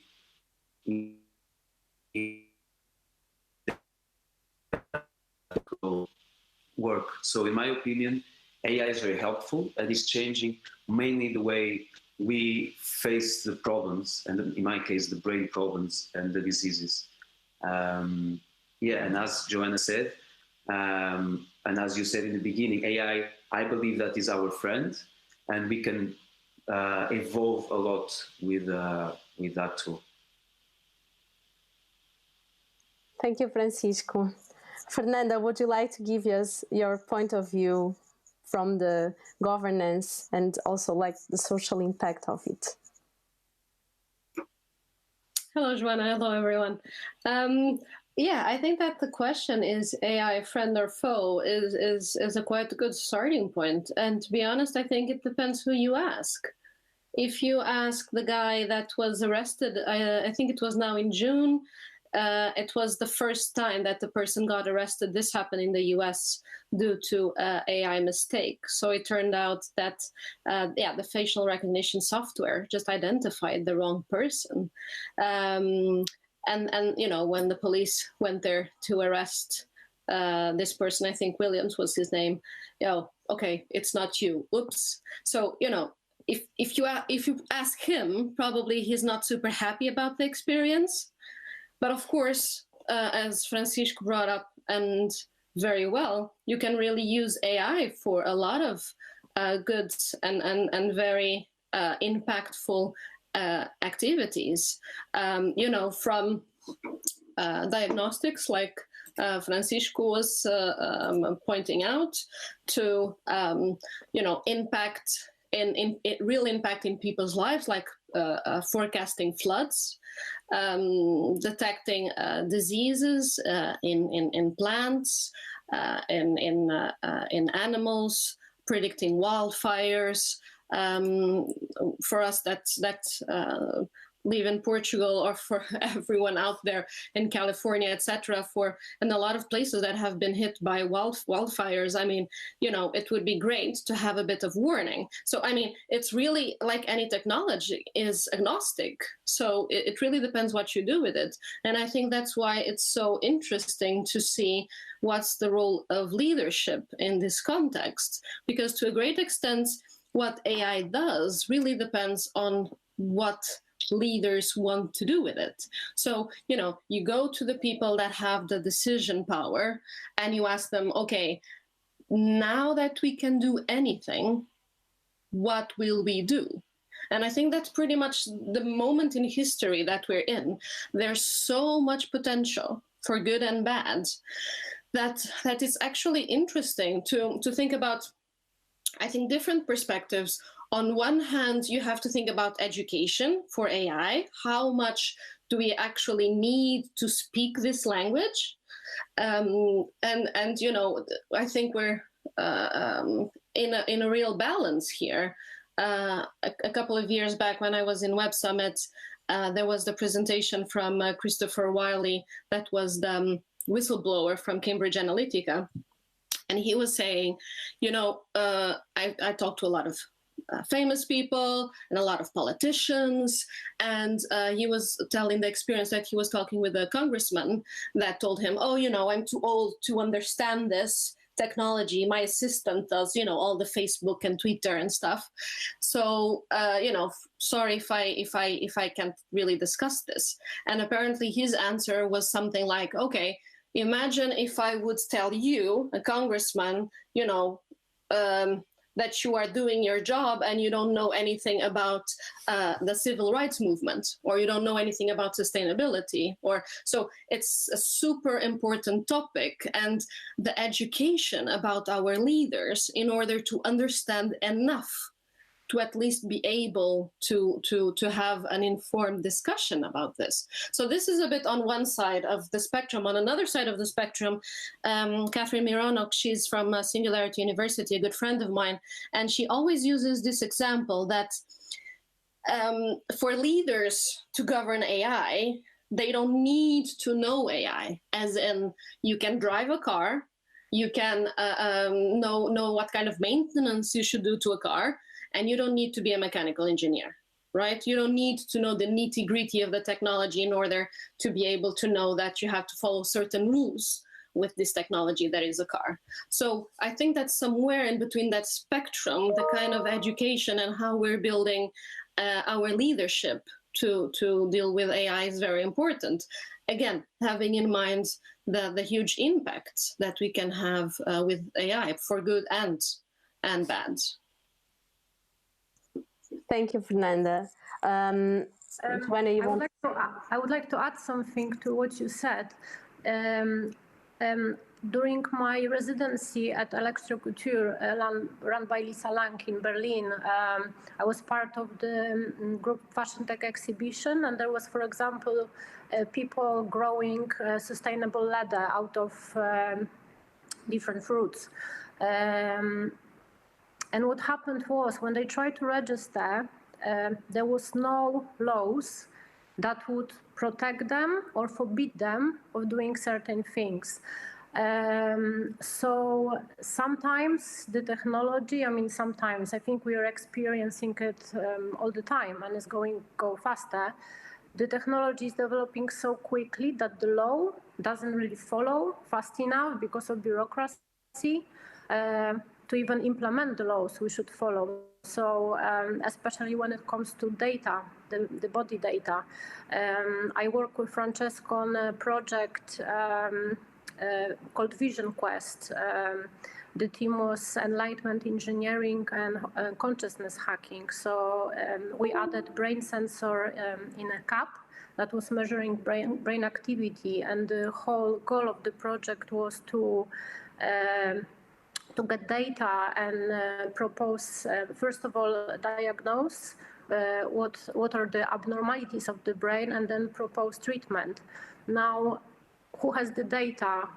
It's your data, but where is it stored? What's the law protecting this data? Do you have a right to sell this data if you want? Can you even have a right to say, yes, I want to make this data available, or do you have ownership? So I think this is a very important moment to discuss, since AI is taking over so many parts of different industries. And again, with coronavirus, I think e-health and well-being will be the next top trend in terms of wearables. But again, in order to even go mass market with any kind of proposal, we need laws protecting data of these people who would participate. So that's something I wanted to add from my perspective. Can I add? I want to talk about 3 points. To start, I want to talk about what Fernanda said about the lawmakers. They don't need to know about AI to know what we can do or not with this tool. I slightly disagree, because I believe that the more you know about a technology, you can go deeper. And I have an example that is the programmer bias. Sometimes it happens that AI is created by humans, and that those humans are programmers. And for instance, when you are defining a threshold of a decision-making in a diagnosis, you have to define that threshold. And us humans, we define it with more 5% or less 5% of accuracy, and that can accumulate a bias. So we have to be very careful with that, because in the end, in the final decision making, that is the AI that is going to do, it was the first programmer that made a small bias that can induce diagnosis problems, law problems, and so on. The other point I think that is very important that Joanna said is the ownership of the data. Of course, AI and with AI, but regarding mainly our work that we use biometric data, that in my opinion is very sensitive data because we are dealing with thoughts of the people. We have to be very, very careful. And the third one is about AI and creativity, because I can give an example. On this Translate, I invited an artist called Rania, and she was creating a piece, a song with an AI. So she was singing, and then an AI bot was singing with her. And then comes ownership, like creativity ownership questions about, is that piece all created by Rania, or is created by Rania and the programmer that created the AI, or may the AI have a legal identity so they can share the creative ownership of the art piece that was created. So that for me is a very interesting question, because I believe that in the future AI will start having a certain degree of individual legal status that will allow us to, or them, the AI, to be accountable for their decisions, or to be the owner of a piece that was created. So I think these 3 points are very important to acknowledge if you want to start debating about AI. Yeah, Sorry, I just wanted to add one point. This is relevant to what you said, Fernanda, as well. I'm sure you all remember Mark Zuckerberg in his American Senate when they were questioning him and they didn't know what they're talking about. It was, I mean, not everyone, but many people questioning him didn't know how Facebook works and how data ownership works. I think it's very important to have that understanding before you're able to make a law, and also creating these laws, you can really limit the potential of AI, trying to protect people from it. As example, me and Francesco did the Neurotech Cup. I had a talk and presentation in the Ministry of Technology in Warsaw about it. And after the talk, I had a lady from Ministry of Defense inviting me for the meeting. And first question was, can you activate a bomb with brain activity?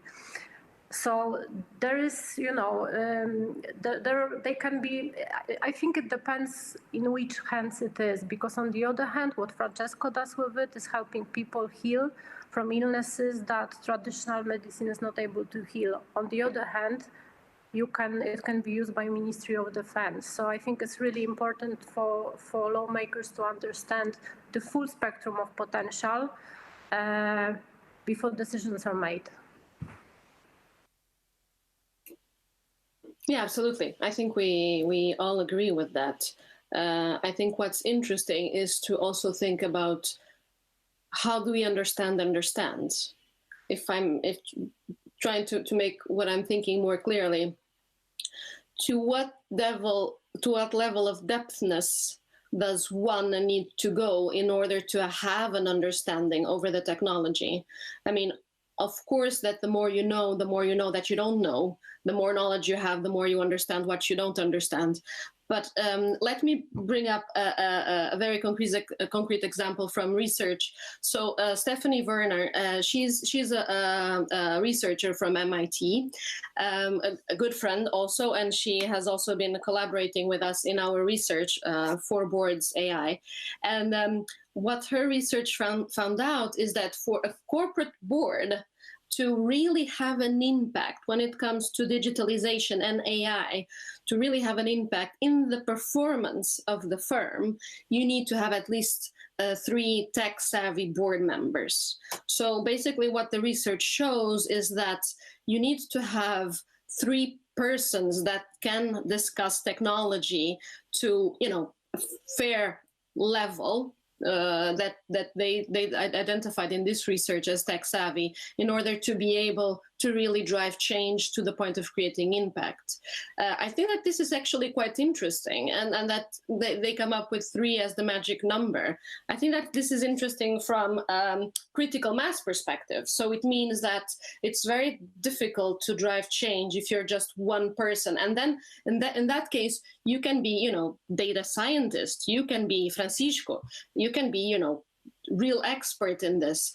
But if you're alone, maybe it's just too hard to drive change. So you do need a certain context, and it doesn't need to be that all these people are super experts when it comes to AI, but enough in order to be able to drive change. Now, this brings another topic that I think is actually quite interesting. And I wrote here a little post-it that says "Power to the geeks."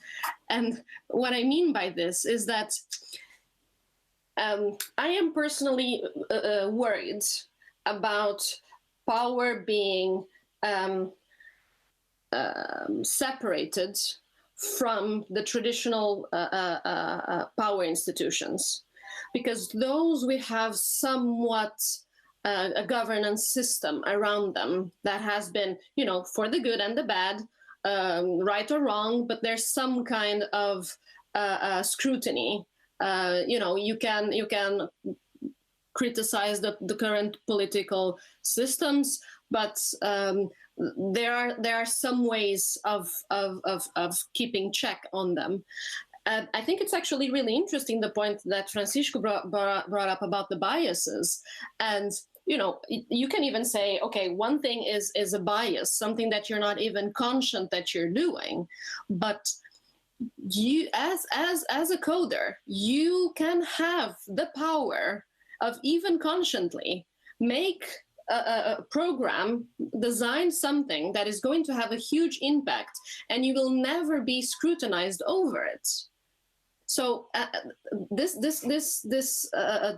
dislodging of power and impact from traditional leadership and traditional accountability systems, I find that quite troubling. And the question is, how are people going to check that? How are these programmers be accountable for their mistakes or their changes or biases that maybe the governance is making them doing that, as it happened with Cambridge Analytics? That's the thing. And for that, and for people that understand about coding, you have levels and different languages, and you can add these biases in each level, low level, high level. So it's kind of, we should have a kind of a police in each level controlling these biases that can be added on each level. So it's going to be a very big challenge, because there's 2 different worlds talking: the coding world, and then the controlling accountability world to control these programmers. And what people might do, or they are already doing, they are putting AI controlling the AI coders. So this is a very complicated way of solving these topics. Let me just jump in. I'm talking way too much, but so stop me, Joanna. I think that just brainstorming here. I think that there is something in empowering the programmers themselves, in creating a code of conduct, in creating the kind of codes that different professions have, that will kind of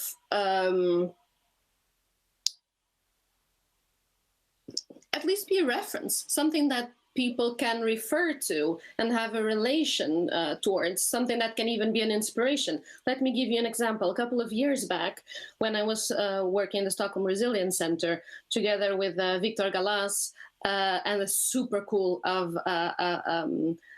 very interdisciplinary team of super cool people that we gathered at the time.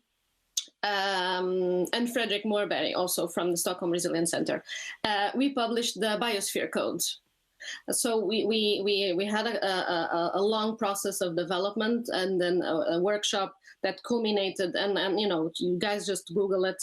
And it was basically a manifesto, several points, some kind of a general guideline for all the everyone out there that is working with algorithmic development. If I want to have an impact when it comes to the biosphere, to sustainability towards the biosphere, what can I do through my work? So I think just a couple of examples, but definitely a lot more work needs to be put into this. I was just a point. I was thinking about. Probably the solution will be blockchain, because with smart contracts, and when the nodes, different nodes, and I'm getting a little bit technical, when the different nodes and all the community validates the transaction or the code that is being created, is when we can go for the next step. So I really believe that blockchain could be one of the solutions for AI control, not control, accountability. Yeah, to AI accountability. Yeah. So going a little bit back in the topic, and this question is for Joanna, but for all of you, of course. Since today, like, AI is owning patents and these kind of IP things, what's the role of AI, and how AI is creating new opportunities in the creative process of a designer? And not only for you, Joanna, but also for Fernanda, for the design thinking process also. Like, what's the role, and what are the opportunities, and of course the challenges that arise from this? I mean, including AI in a creative process is like getting totally new language and medium you can play with. Not only creatively, but also, as I mentioned, in terms of operations and function. There is brands that appear at the moment that offer, for example, contactless fashion. It's purely digital. One of the examples is Tribute. It's purely digital fashion clothes. They never exist in real world. You buy them and you apply them to your photo or video. There is big aspect of sustainability when it comes to that, because you don't use water, you don't use material, you don't use electricity, and so on. It doesn't really have any other function than identity or creating beautiful image. However, I believe this is where the future is going. Looking at the climate change and all the waste, just in UK, there is 3.6 billion unworn clothes bought every year. The number is huge. So I think we are becoming more conscious of how we're buying and where the clothes are coming from. The race of sustainable smart materials is on the horizon. At the moment, one of the actually is a Portuguese brand, Pangaia. They're offering hoodies that cost around £100. Hoodie in UK you can buy for 30-25 pounds. They sold out. The only difference is that they're using natural fibers and fully organic cotton sourced sustainably. So again, I think that will be the new trend. in terms of blockchain, blockchain could help to follow the commitment of the companies to sustainable production, or help to reduce the fakes that are being sold, imitations and so on. So there is really broad, that's really broad topic that is very hard to cover in short time because possibilities are endless. Another example in terms of the function, H&M Germany lab just launched wearable love jacket. That the aim is to help couples or loved ones during self-distancing. The jacket has touch sensors. So when the one person on the other side of the world has an app, for example, and is touching the certain points on the app, the person wearing the jacket can sense it. Another layer, AR, Rihanna's brand Fenty. One of the things that you really need to try before you buy is sunglasses. So Fenty is offering AR fitting room for sunglasses, for example. This is also a way to be sustainable, but it will reduce the shipment, the cost, the returns, the whole human resources involved, and so on. But as I said, I'm sure AI will never replace the human craft. Someone who was teaching for 40 years and can do it perfectly, or someone who is cutting very unusual shapes of garments. So I think in my prediction, we will replace some very repetitive human functions with AI just to speed up the process, make it more sustainable. However, as humanity, I believe in the next coming years, we will go into more organic way of how things that we were produced and so on. Plus body as an interface is such a great opportunity to get all the data, but then we need laws in place. There's so many things that are on the horizon to implement before we can really go mass market with it. The e-health, the whole information from the body, fabrics that can protect us from viruses or from UV, the possibilities are endless. So I think in next 20 years we will see real boom. When I was starting in the fashion tech field, there was maybe 15 people around the world doing it. Now I can see mass market brands and high-end brands like Louis Vuitton, Chanel, Nike Lab implementing AI solutions that for me maybe they're old because I was playing with it 5 years ago, but means market is ready for it. Fernanda, do you want to add a bit here about creativity and AI? So what are the challenges and opportunities that AI is bringing to the creative thinking? Oh my God, I have so much to say. And I love the examples that you brought up, Joanna. I think really, really interesting from many different fields. This is what I do for a living, right? Work with innovation. So I again, stop me if I speak too much. But so here's the thing.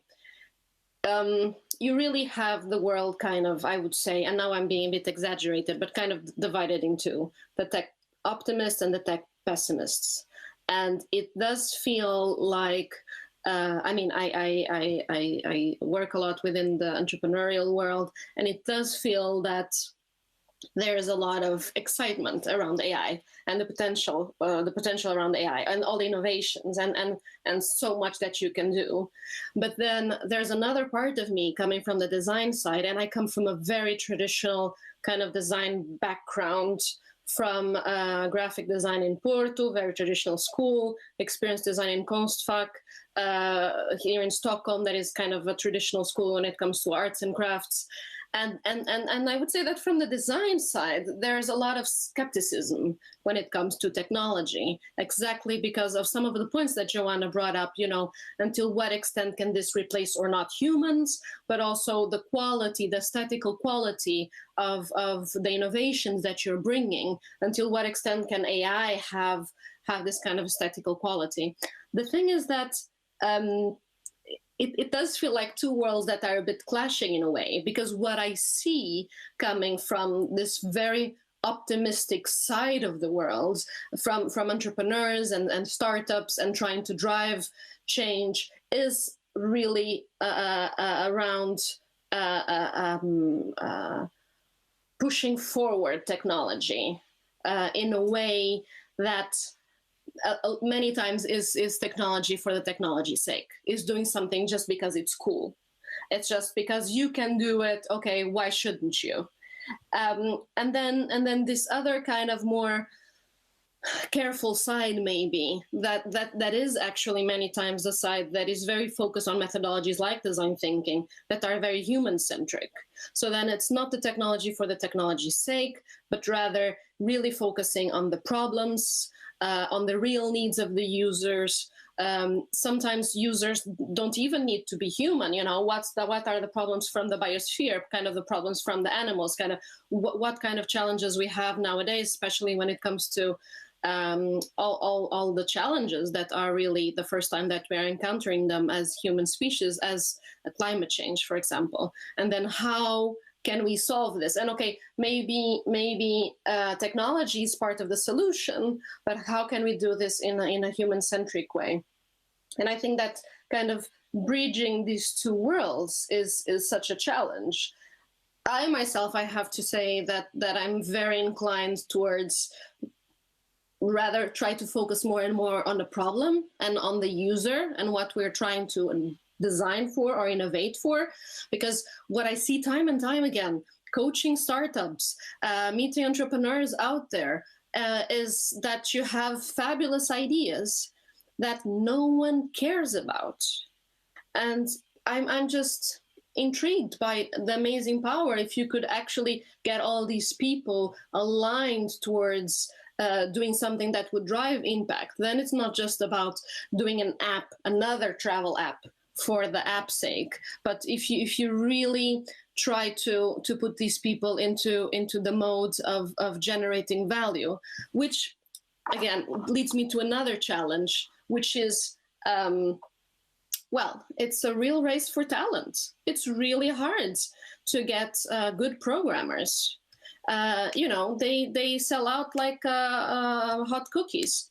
It's really difficult to get talent, and it's difficult even for universities. It's difficult for anyone in the public sphere to attract talent.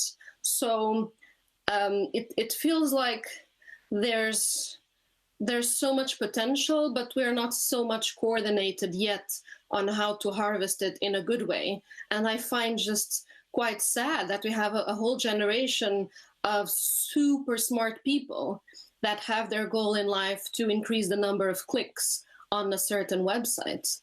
And to have that as your goal in life, yeah, it pays well. But I don't want to answer. I'm just putting it out there.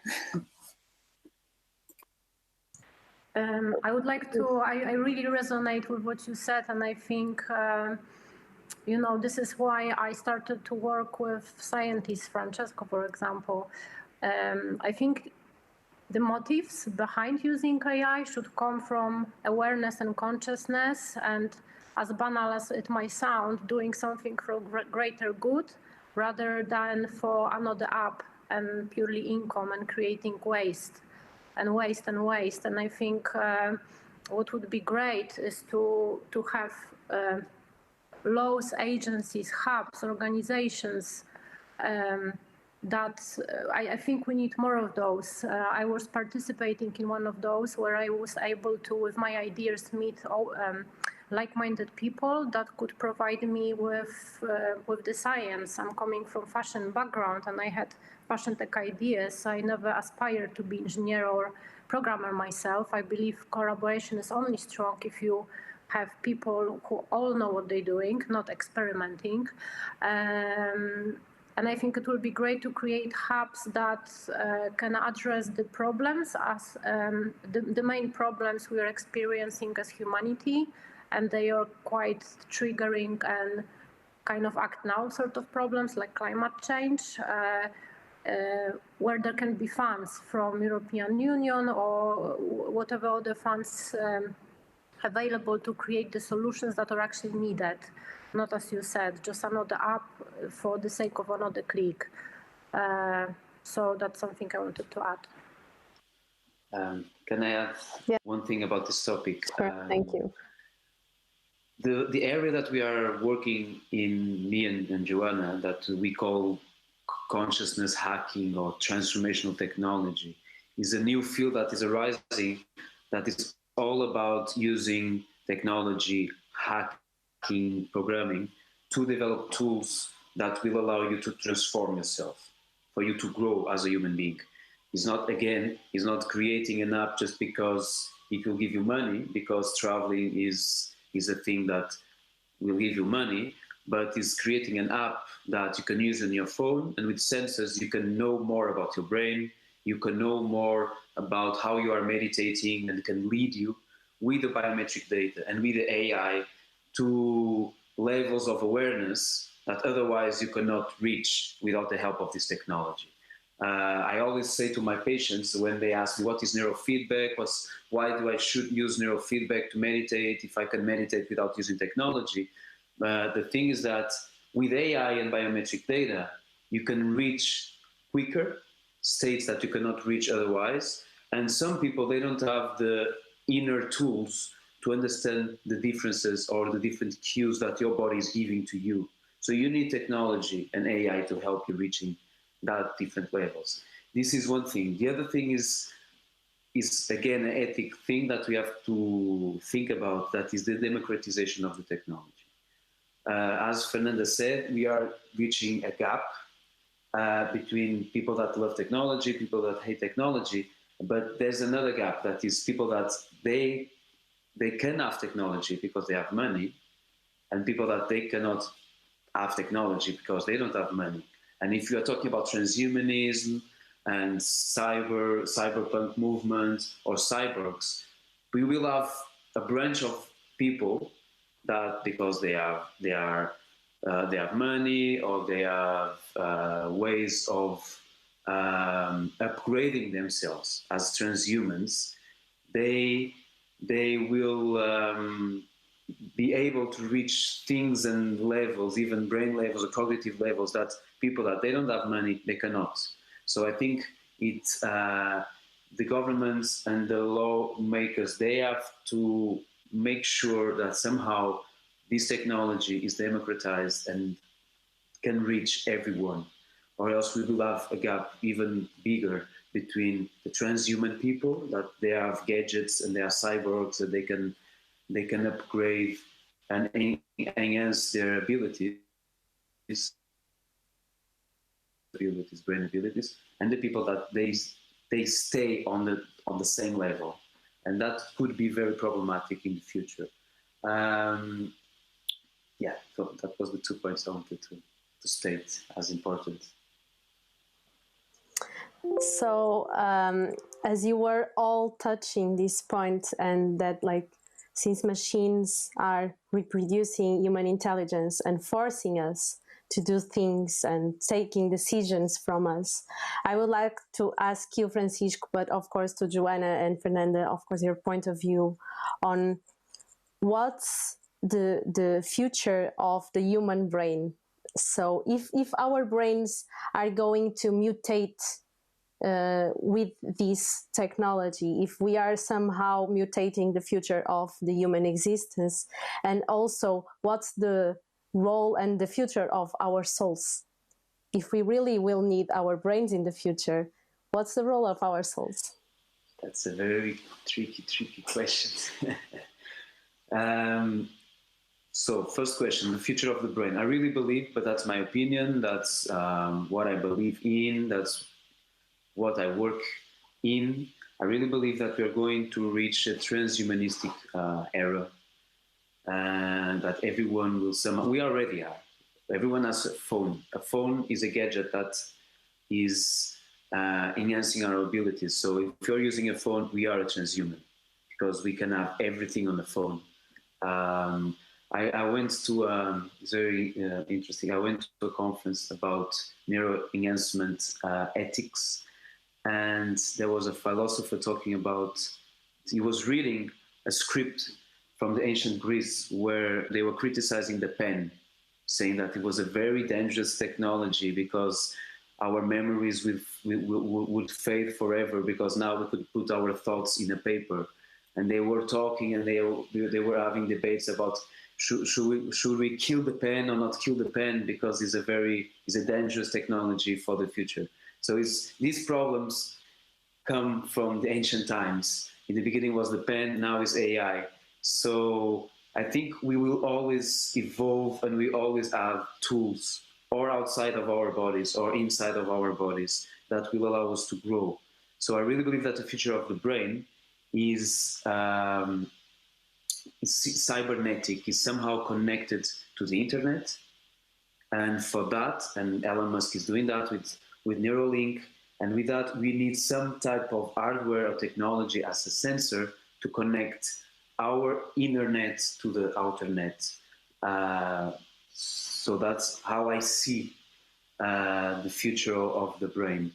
The other question was, can you remember me? Second one. If we are mutating our brains, so if these technologies applying to our brains are somehow mutating the human existence. And by mutating, you say like replacing the brain, or? Yes, replacing, or at least like adding new functions or killing functions that we already use and have. In the future, we will not need it because there are machines thinking from us. Yeah. So in the beginning, we will always need a brain, at least to create a machine. So that's the first point. Secondly, we have to divide the brain by its different functions. So we have cognitive functions, we have emotional functions, and then we have the sense of self, and then we have morality and ethics. I know that nowadays AI are able to do almost every cognitive task that the brain can do, even better. Maths, decision-making, memory, that's already done very well by AI. Emotional categorization or emotional decision-making, and my team, we work a lot on that. We have an algorithm that is called emotional engagement, that we can track the physiology of emotion and understand if someone is liking or not liking a stimulus. And for instance, if you go to buy something in a store, you can have a sensor that says to you if you like or not physiologically that product. And then other questions arise, because one thing is your physiology of the engagement that you have with the product. Other thing is the concepts that you have on top of that physiologic reaction. For instance, we always say the Coca-Cola and Pepsi challenge. Pepsi has a lot of sugar, so physiologically your brain will like more Pepsi. But if you go to a focus group, most of the people say consciously that they like more Coca-Cola because they are fed with Coca-Cola commercials and so on. So even here we have a decalage between your physiological emotional response and then your conscious, a subjective response to a certain emotion. And then you have the moral brain and the sense of self. But I believe that AI is not yet there. So, and we talk about the singularity, that is when the AI will become self-aware. And for that, and then with this topic, we can get to the soul. So, because when the soul, because it's very tricky to talk about this in the scientific community, but before the soul, you have self-awareness. And I don't believe that AI will become self-aware. That's in my opinion, because you need a lot of inner processes, inner consciousness. And there's an author that says that an AI will never become self-aware because it doesn't have a body. And people say, I don't need a body because we have a computer and AI works without a body. But more than 50% of our awareness of the world comes from the body, somatic feelings. And we live from that. And people tend to forget that. But it's very important. And an AI, for now, doesn't have a body. Of course, you have Sophia, and they try to create a body, but it's just that body doesn't have sensors. It's not feeling and feeding the AI and the consciousness of that robot with sensory information. So that's about self-awareness. And then there's the morality. What is morality? What is ethics? Of course, Antonio Damasio, with the case of Phineas Gage, that proved that there's an area of the brain where morality resides, and he had an accident. He had like an accident in the head, and he damaged that area, and Phineas Gage stopped being moral. But we don't understand nothing yet about morality to create an AI that can be right or wrong. And then becomes the bias. Who defines what is right or wrong? Is the programmer, is a politician, is a country. So it's very complicated to achieve these last steps of consciousness, that is morality and self-awareness.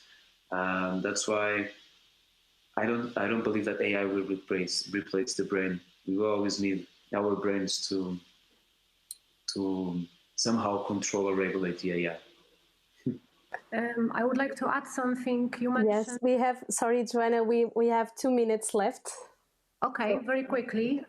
You mentioned Neuralink by Elon Musk, which requires, yes, it can connect you to an eye and give, for example, paralyzed people motor functions again, but it requires installing chip in the brain. I believe any chip can be hacked, so this is where wearables come handy. To have that last barrier, decision-making, if you want to use it and have it or not. Thank you. Okay, so we are reaching the end of this conversation. It was a pleasure and an honor for me to talk about such an important topic with such like-minded people. Thank you so much for being with us. For all of you who have been watching us, thank you so much. I hope you are enjoying this year's Ars Electronica Festival. Feel free and more than welcome to visit our Porto Garden, and feel free to reach out each one of us if you want to proceed with this conversation. Thank you, Joanna. Thank you, Francisco. Thank you, Fernanda, for being with us. Thank you. Thanks a lot. Bye. Bye.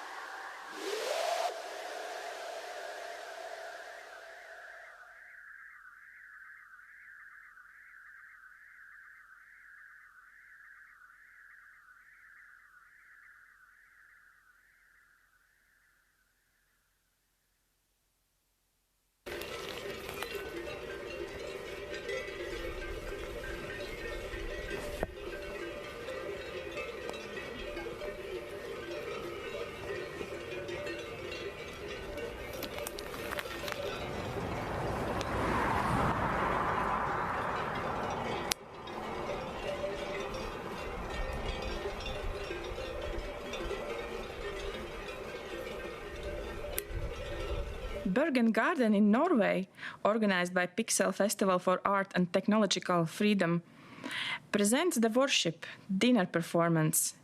It joins performers from Zurich, Kazakhstan, and Bergen, and is based on an exchange of food, gesture, rhythm, and sensuality through an online meeting.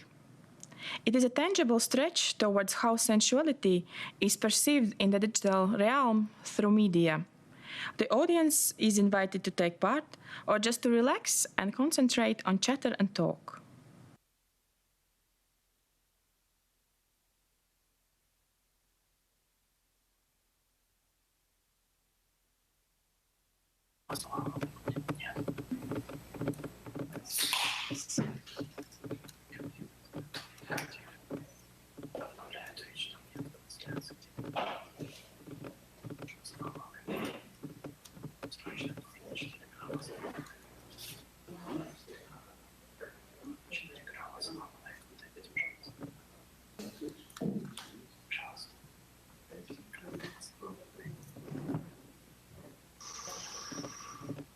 Чувствую.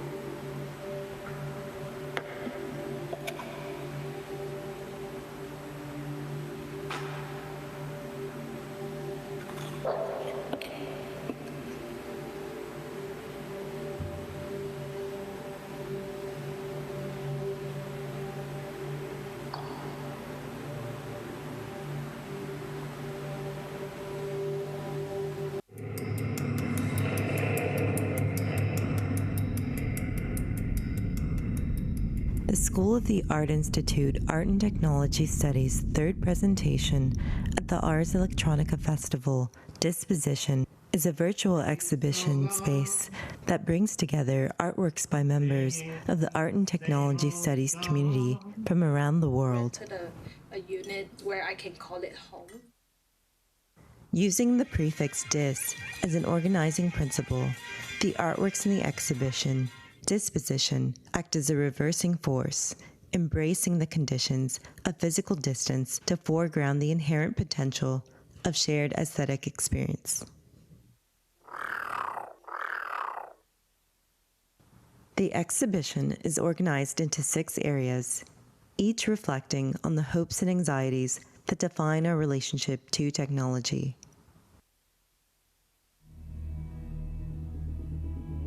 Together, these artworks suggest the impossibility of a virtual utopia and highlight the urgency of reimagining our collective reality.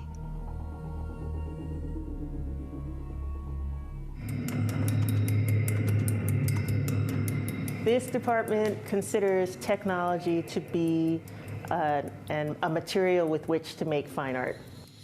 It's a department that thinks about the material philosophically and thinks about it critically, and it involves everything from creative coding to bioart to olfactory art. Not only do we have a long history going back to 1969, we're the first program in the country to teach this discipline, but we continuously reinvent ourselves.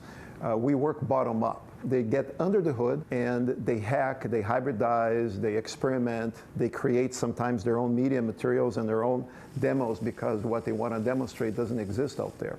There is a lot of room here in SCIC to do kind of whatever you want and do whatever you need. I get to do and like jump around to each department, try new things, add new materials to my overall kind of my work. So I've been doing a lot of tests in terms of with material with neon and also casting neon in resin. Really interested in kind of like manipulating and diffracting light in certain ways by encasing neon in certain materials. What we find if you look around at the faculty and the students is that a lot of us have one foot in, for instance, creative coding, but another foot in sculpture. Someone has one foot in game design, yet another foot in sound design. One thing we all have in common, even though we all have different interests, is that we are all like equal parts poetry and savvy. And we're all very curious too. We've been doing virtual reality in one way or another for 20 years. So we have our black box space where people can work with new technologies around virtual and augmented reality. We have all kinds of laboratories and studios and contexts for making work that cover like the whole spectrum of old technology to the cutting edge technology. We have common goals for our students. We want them to be radically innovative, and we want them to be fearlessly experimental, and we want them to constantly ask questions and to constantly seek the answer to those questions through their making.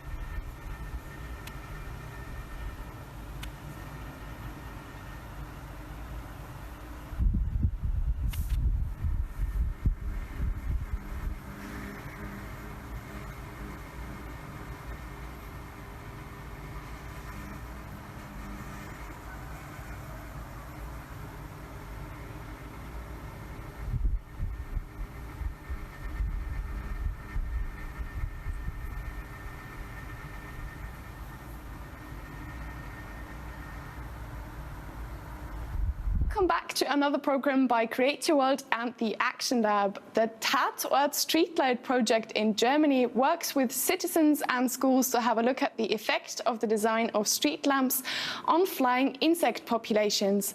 You can join them to see how data about pollution is gathered, to visit a couple of Tatort Streetlight locations, and to learn about how to identify flying insects.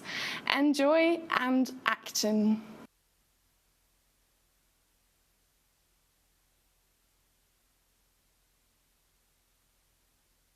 So my name is Daniel.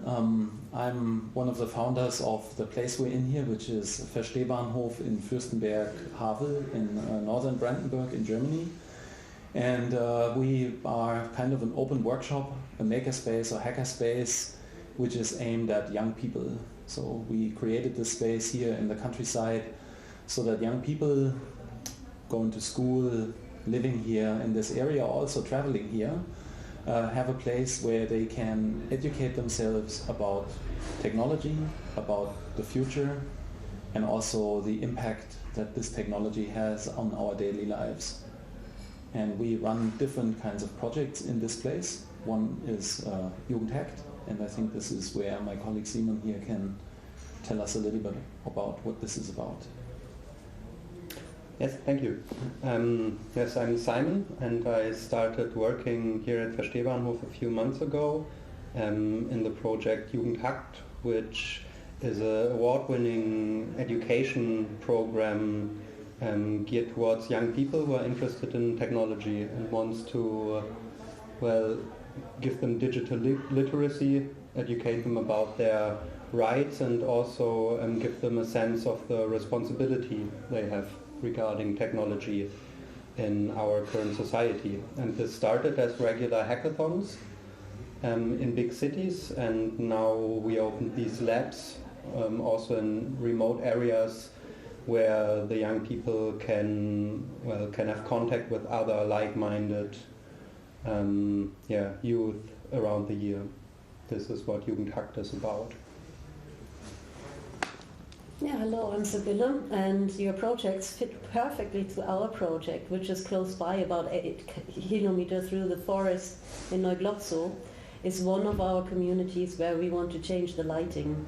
We want to reduce the light that goes into the horizontal from street lights down to the street, to reduce the attractance of insects to the lamp. And what we need is citizen scientists that help, for one thing, count the insects and learn about the insects. And secondly, we need someone to measure the night sky brightness, because this is really important, and we can measure it close by, but it's also nice when we measure it at your point to see if the lighting will change the sky brightness even in this distance.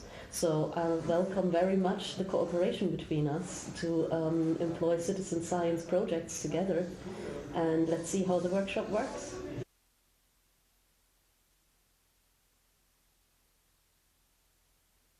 Tired moths and quiet stars. What is light pollution? This is how Earth appeared from the International Space Station if it had been there about 100 years ago. And this is how the nightscape in only 100 years has changed. The change in brightness of the actually dark side of the Earth is the most tremendous anthropogenic change that we experience, or that Earth has experienced.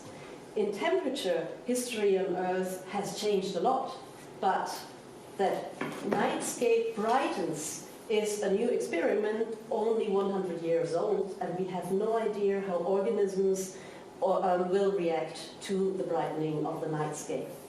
Here we have false colors showing parts that have been brightened already in Europe, and we see yellow, red and white has been changed tremendously. And the blue spots and the green spots are the ones where you find relatively natural conditions. And you see in Europe we have almost none of these left, and that says that for organisms we have almost none space left where they find their natural evolutionary or natural conditions where they evolutionarily have adapted to.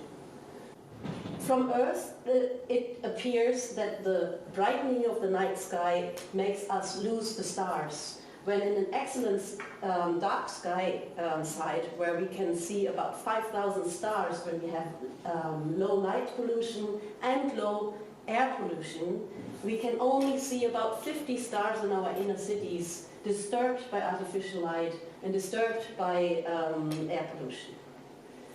And who is impacted by light pollution? If we have a riparian area like here, where there are fishes, there are insects that emerge from the water into the air, we have predators like bats catching the insects from there, and we have a nice distribution. Now we turn on the light at nighttime and we find that small organisms will hide in shades and not appear in the light because they fear of becoming prey. Others are attracted to the light, like insects in high numbers. They can become prey at the light sources. So we have a polarization. Light is not neutral. You might have heard that there is a reduction in insect biomass. Older people know when we went into holidays, there was a lot of insects on the screen when you went somewhere. And now it's changing. We have less and less insects. And we need to protect this. Artificial light at night disturbs a whole lot of animals. We have here a list of animals that use the nightscape, and their senses have been adopted to artificial light at night. They have adopted to natural conditions at nighttime.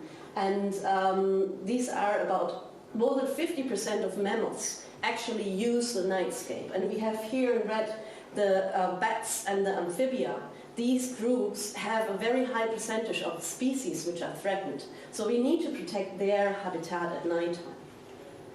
Also, mammals and all organisms are related to the signal of light for their circadian rhythm, because the light in the morning triggers our organisms to be active during the day and show activity and be powerful. At nighttime we get the signal of the vanishing light, which triggers metabolism, which triggers immune system and triggers the time for relaxation. If we don't get this time to relax, it will disturb our whole metabolism. Problem is, if we don't disturb our metabolism for a long time, we will not be able to live a healthy life. We will get fat, we get old faces. So to help our immune system and to help our system to be healthy, we need proper sleep and we need darkness at night. But this is what we do to our nights. We illuminate. We illuminate in a way which is unacceptable for our health, unacceptable for organisms, unacceptable for ecosystems. So what can be done? This is how you are allowed to illuminate a camping site at the time, even in a natural resort, which is protected for animals and plants. There's no regulation whatsoever. People want to be in nature, they want to find the reception, they want to be secure, they don't want to trip over their feet, they want to see what the people are doing. So illumination is granted.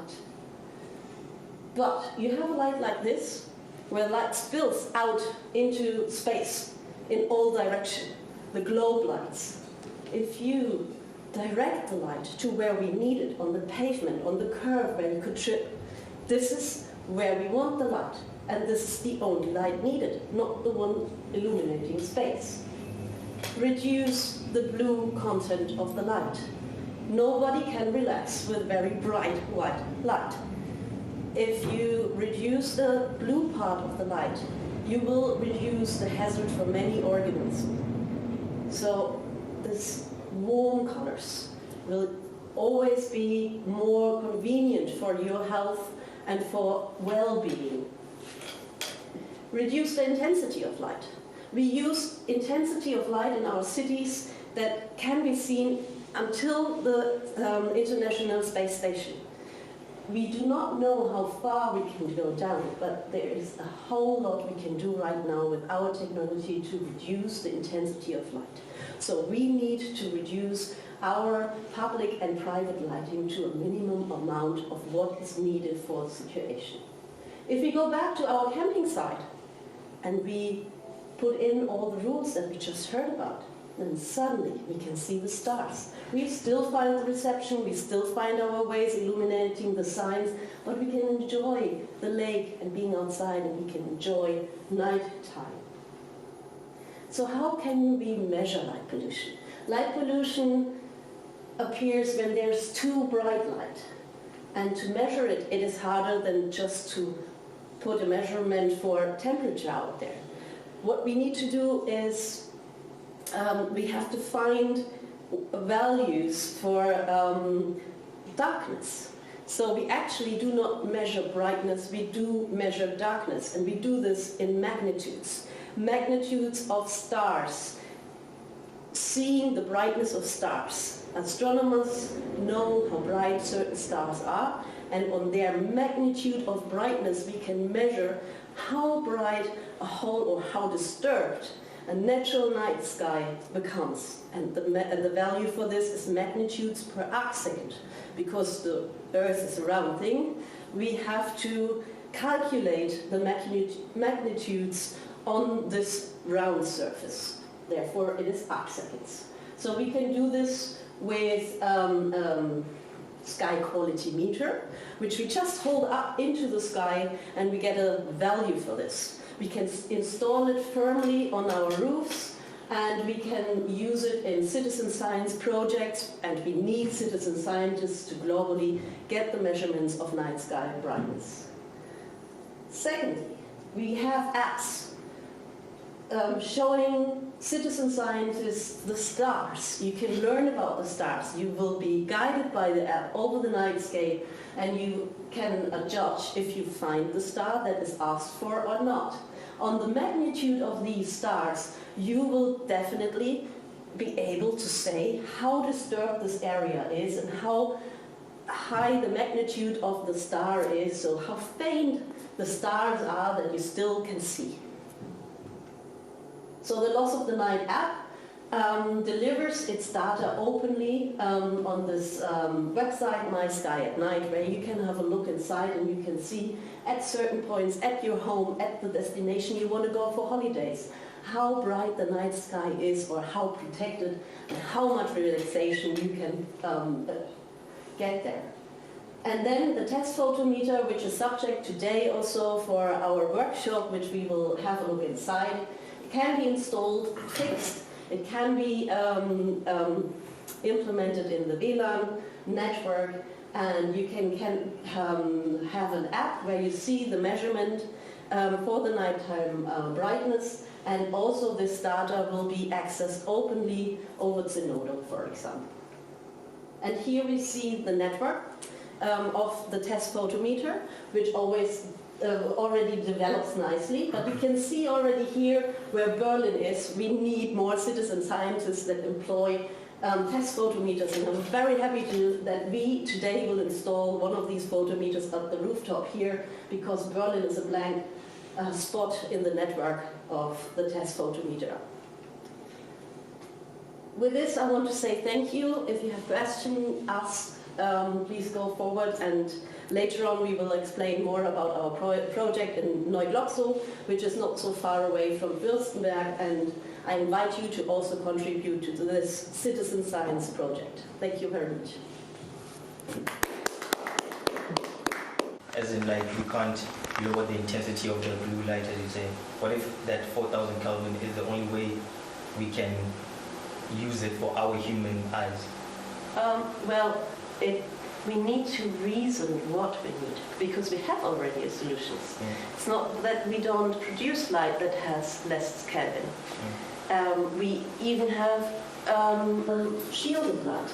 We can, even with LED, you can go down with the intensity really far.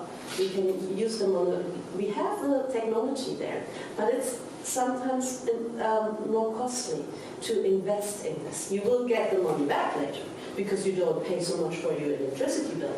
But to invest in the first place, a mayor has to make the decision. And the mayor says, well, I get the light and the light is enough. Why should I think further about investing into something which is not asked for? So we have to ask for it, and we have to say, our ecosystems are at threat. Please lower the lighting. And we have to go to the mayor and make some pressure on them, because they make decisions and they want to be re-elected and they want to make the people happy. And most people are happy when it's bright. I understand what you're saying, but then I'm more concerned about people that aren't here right now, aren't hearing the message. They're thinking, I'm working at night, I'm not going to walk around with my flash like this, right? So it's more convenient to have these street lights illuminating, showing you the way home. So you're asking people to choose between convenience and costs, which is, people want cheap things, but they want it to be made by the best.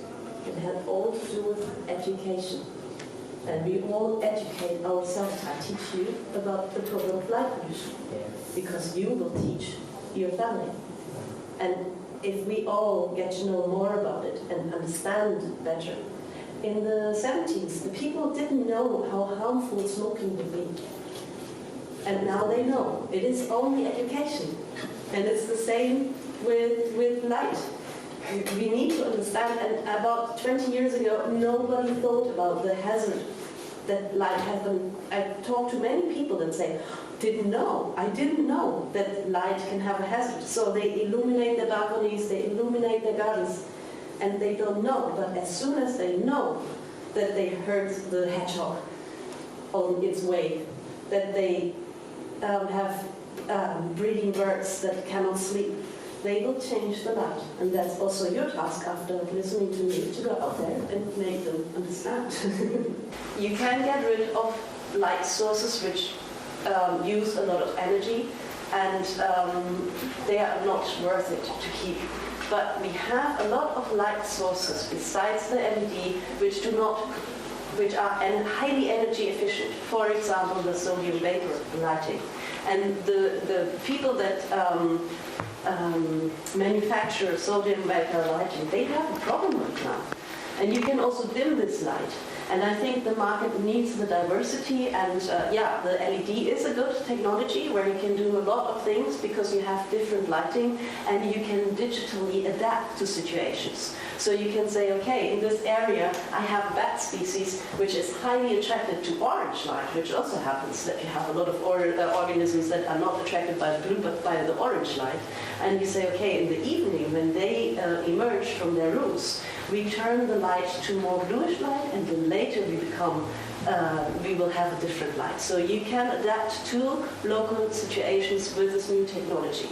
This is perfect. And we should do much more research in this, how we can better use the technology that we have, and how we can further develop the technology we have.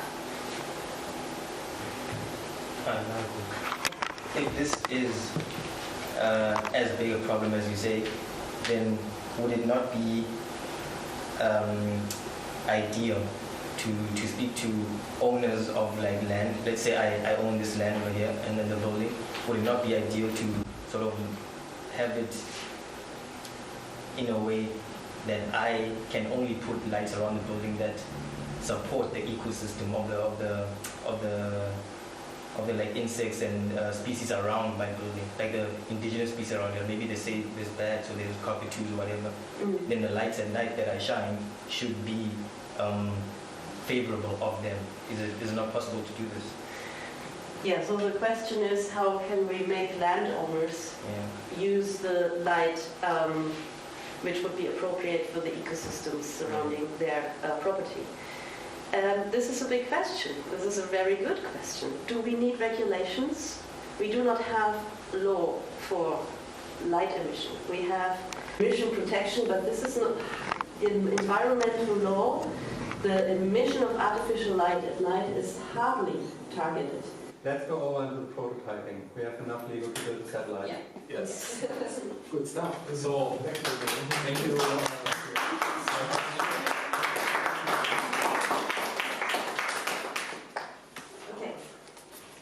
Okay, hello again after the break. So, this is a poster about our project that is running in Neuglotzo, which is about 8 kilometers through the forest here. And there is one community of 4 where we want to change the street light to reduce the attractance of the lamps on especially aquatic insects. So when they emerge from the water, that they are not directly attracted to the lamps.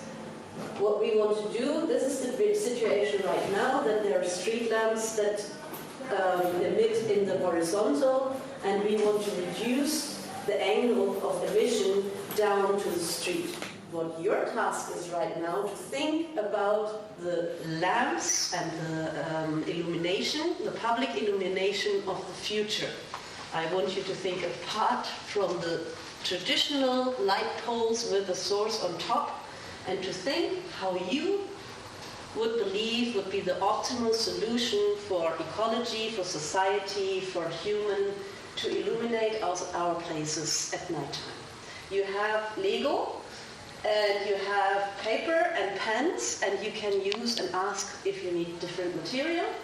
And I want you to go into 3 groups. Ready, steady, go. It's here. Well, do you know borders of the walkway? The things, they're just stones, pretty long stones like this one that just cover up the sides of the walkway. There could maybe be lights implemented, so you could just stick the things together. And so every walkway side thing would have one light that would illuminate the street, and just the street, so you can't really see the light. Gibt es da gar keine Stifte und da eigentlich ja auch kein Sender einfach? I think this one top things under it would see it. That's why I consider the floor as being a good Wir hatten hier doch schon position for the light. maybe alive. Das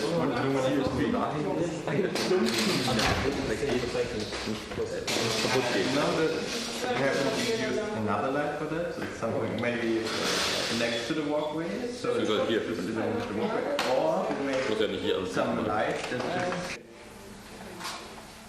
Möchte jemand unser Testfotometer auseinandernehmen?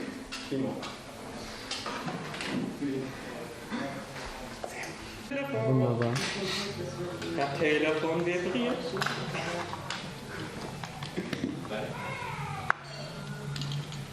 Ist das wie so ein Telefon? Ja.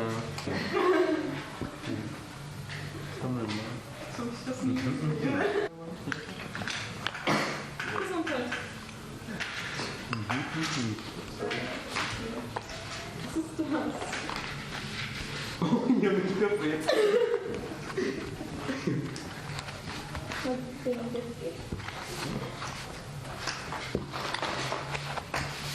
Punkt 5 ist natürlich die Fokuszelle, somit das Wichtigste. Die funktioniert irgendwie ein bisschen eigentümlich. Die gibt abhängig von der Helligkeit eine Frequenz aus. Je höher die Helligkeit, desto höher die Frequenz oder so. Und genau, dann haben wir hier noch an dem Gehäuse das hier. Das ist ein Infrarotthermometer. Damit kann das Photometer dann quasi erkennen, ob eine Wolkendecke besteht, Cloudcover. Und das hier, das ist einfach ein Widerstand zum Heizen. Damit genau wird das Ding quasi entfrostet im Winter. Und ja, irgendwie ein Mikrocontroller ist da noch drauf wahrscheinlich. Und so ein paar. Ist der Mikrocontroller. Ja schon, aber da ist noch irgendwie noch ein extra, also noch ein einfacherer Mikrocontroller drauf. Bin ich mir jetzt nicht ganz sicher, was sie damit machen. Und was ich euch auch mal zeigen wollte, also das ist wirklich sehr cool als Citizen Science Projekt dokumentiert. Es gibt hier diese Instructable-Seite und da ist halt alles Mögliche drauf, also eine riesen Anleitung, hier die Sachen beschrieben, wie man es zusammenbaut. Das Schaltbild, das gibt es alles online auf GitHub, also das könnte man auch anpassen und verändern. Die Software gibt es natürlich online. Also das haben sie wirklich schon alles sehr gut gemacht, sehr cool dokumentiert. Also das könnte man wirklich komplett from scratch auch nachbauen, wenn man unbedingt will.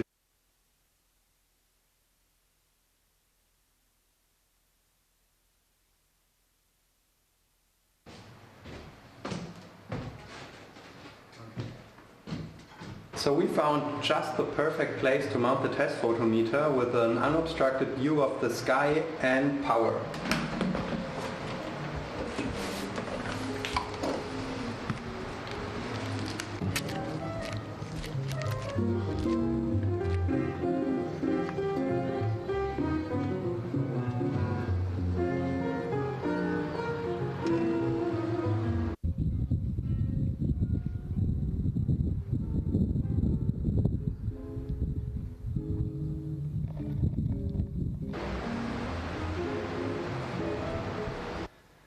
So it is dusk now, the photometer is online, we have a test reading, and it also seems to be publishing data to the MQTT broker at Stars for All.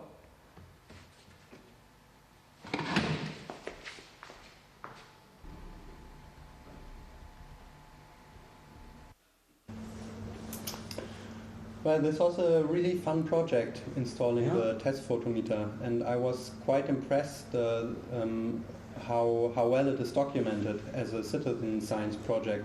And this was a really great match for Jugendhakt, because it uses like really well-known maker technologies that our participants knew before, and it has a similar setup to the sensor system we dealt with in the last workshop. So I think this was really cool to show them how different stuff can be measured with quite the same setup. Yeah, I totally agree. It's actually, I think, whenever we talk about education here, people think because we do programming and stuff with computers that it's mainly about sitting in front of a screen or so. And this is one really good example of where it's not true at all, because ultimately technology can be used for us in accordance with the hacker ethics as well, to understand the world, to use technology to make the world better as well, and to fix problems. And it's a really good example of where, if you have some tech skills, you're able to put something out into the world on our roof here that helps us, but also everybody else in the scientific community, to get a better understanding of what the problems are and maybe also find solutions for these problems. And it's really great to see how all the young people here actually had a lot of fun, how they engaged in these projects, how their curiosity was sparked. And I think, you know, like this, you can easily come back anytime and we can work on other projects. It's really super that you were here and we could be doing this together. So thanks a lot. Yeah, I was amazed how interested the kids were and how many questions they had, and that they are not only interested in the technology but also in insects. And I hope I can welcome them in our Tadort Streetlight project as citizen scientists.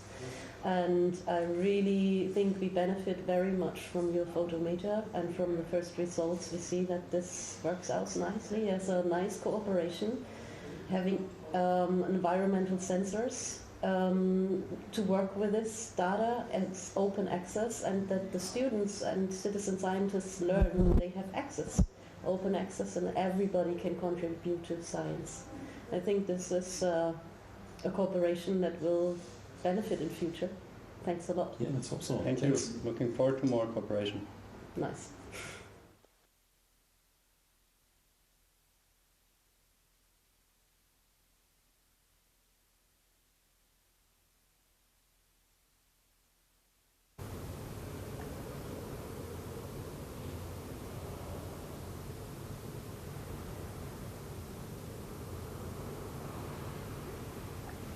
Vilnius Garden in Northern Europe represents the wide range of artistic explorations that can be met in the capital of Lithuania.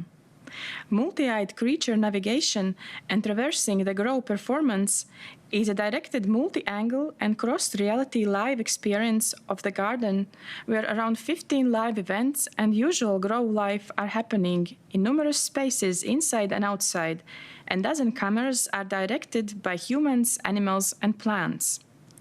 You can navigate through busy culture events or find your calm spot to enjoy the life of nature.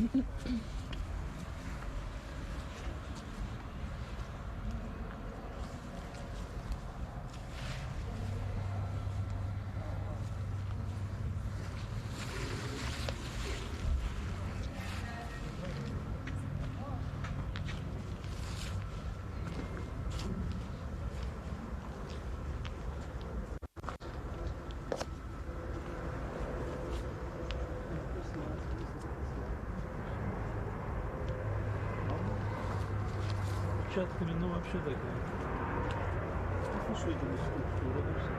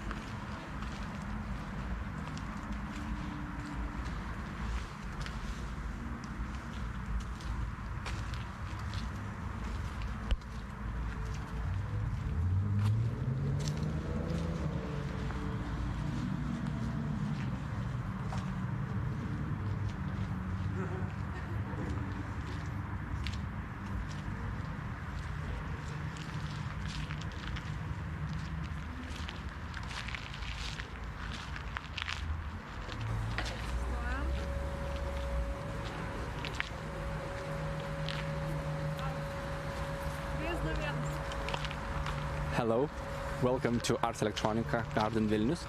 We are here in the center of Europe, close to Warsaw, Minsk and Riga. And I am Vytautas Michelkevičius, curator and commissioner of this garden. With a big team, we are glad to present you the program. And tonight we're gonna walk through our garden. We call it Grove, from the sacred grove. As you see, I'm in between oak trees to the techno grooves, and you're gonna see quite a few artists presenting their works in their studios, and we'll finish with a 3D program.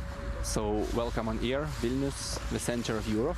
It's not Riga and not Tallinn, it's Vilnius, in the south of the Baltic states. So let's have a short walk, and please follow me and see the first performance we are having here on the grass. It's a performing artist, Gintarė Minelgaitė, and you will see in a second bodies being sucked by air and trying to find the way to breathe.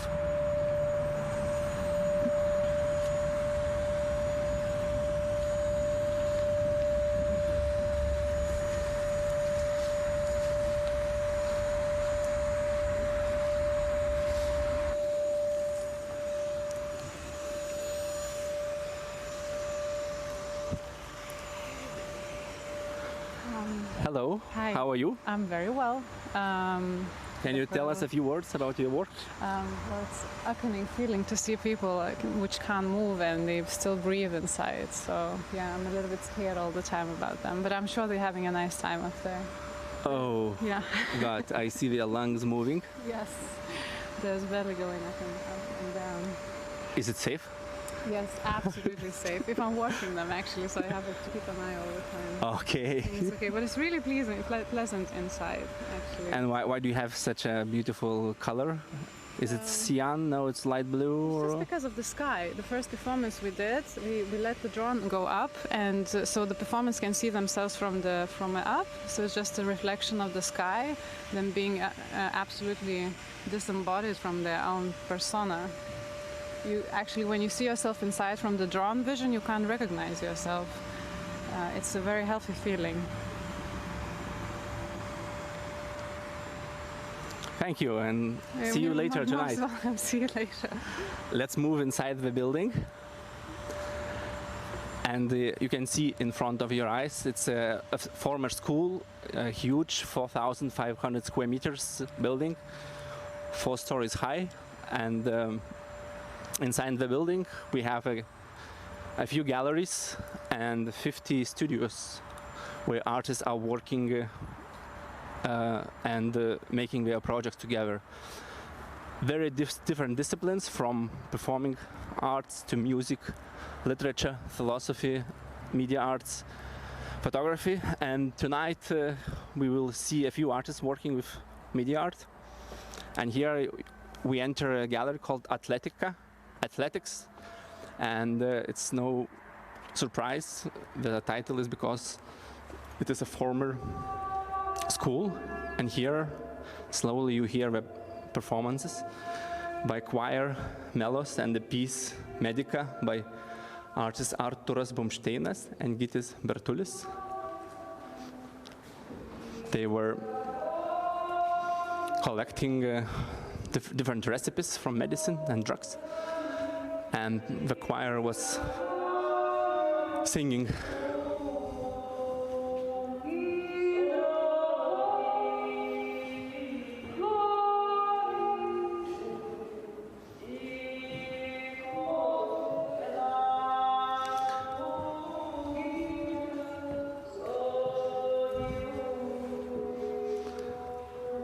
Let's move further to the artist studios.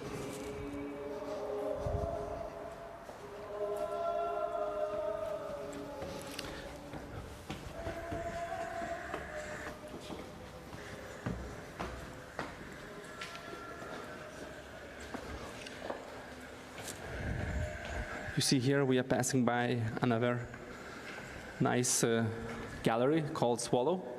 Very fresh, was opened only a month ago. But we won't stop here since we have too many places to visit. Just a very quick glimpse in it. And we are traversing back to the very nice orangery. You see very beautiful pots recycled by two artists duo, architects and artists Ona Lozuraitytė and Petras Išora. And they recycled these nice plastic tubes from Venice Biennale of Architecture from a couple of years ago, from a project about swamp made by Nomeda and Gediminas Urbonas and the huge team. Probably you know these quite famous artists from Lithuania who were done lots of work on media art. Now we are moving our long corridors, and I hope we see some other artists.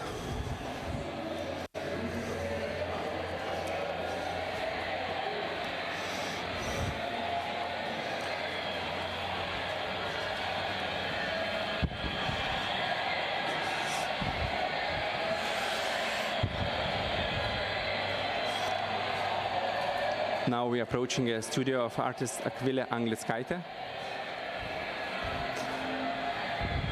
Let's have a sneak peek inside.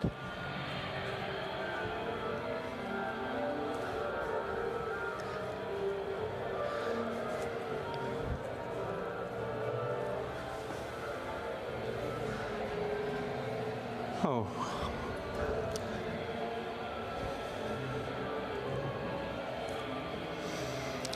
Unfortunately, artist is not here at this moment. Let's have a look into our studio. Oh, hello, hello, hello. We have here Marija Puipaitė and Vytautas Gečas. How are you tonight, guys? Are you happy? To me, it's like it's still alive. To you? You are alive now. Hello. Thanks. Can good. you say two words about your piece, what you're showing us? We're showing a little bit of our design practice. It's a mic. Don't Oh, okay. Sorry. It's not a mouse. It's a mic. And yeah, we like to do something experimental with the structure or the aesthetics or the function, and maybe to try to look for different ways how an object and its viewer or its consumer could find different ways to interact with each other, to look for different design and object meaning through different aspects of an object. Can you tell us a secret? What role technology is playing in your practice? It depends. It's interesting for us to look for maybe a comparison of new technologies and old technologies. There's still a lot of old technologies used in furniture design, for example, or object design. So it's interesting to look for a way to turn it into a new technologies and new shapes, or how new technologies can shape old technologies in a new way, and look what we have here. This is amber. What is it here? No, it's not. It's an actual corn. It's not an amber. It looks like an amber, but it's a colorful corn. Okay. That's why I kept it. It's interesting. Yeah. Thank you very much, Vytautas, and have fun. See you later tonight. You too, guys. Bye.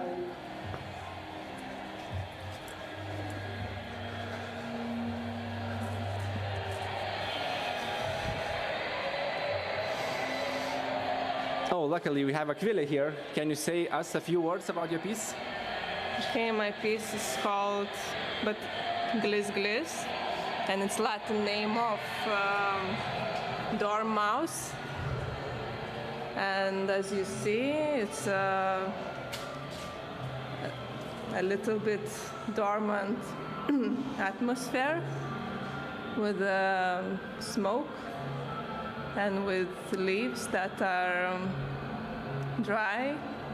And on the other hand, on the other side, you see a projection, video projection that is made with a DJ program, but which doesn't seem similar to DJ sets.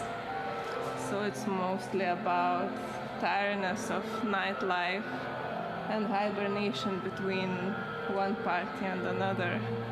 Can you tell us a secret? Do you have a passion for technology? It's inevitable. Thank you. Have fun and see you later tonight.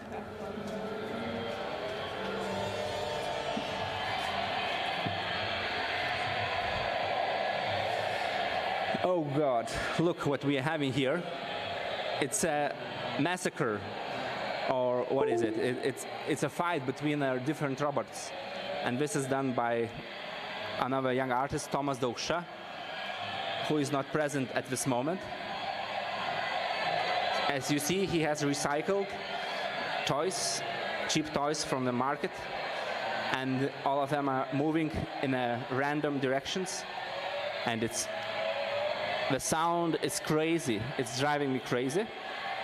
But the effect is gorgeous. I cannot stop loving it. See you. Let's move further on.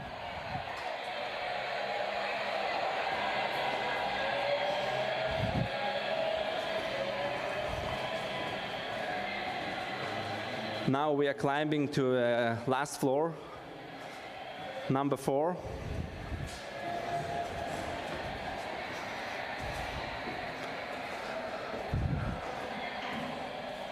And here we have a wonderful light coming out from the studio. Let's have a look. We have artist Aiste Laisvė Viršulytė, and she looks like she's growing here something. Can you tell us a few words? What are you doing here? It's installations. Okay, it's 5 artworks about growing, but it's more about growings. And this is more about green nature in this part. This is smell installation for food. Smell installation. Yes. Oh, olfactory senses. Yes. It's very missing in media art, so thank you. Yes, and this is about green nature as a red nature. Red nature? Yes, red nature. It's about, blood. Okay, I see. Yes. So can you tell us a secret? Do you have a passion for technology? Yes, of course. Okay. Of course. In what sense? I mean, do you love it or hate it? Okay, so my artworks are connected with technology, but I'm more researcher, and I have passion more for science, and from the science with Thank you. Thank you. Have fun and enjoy.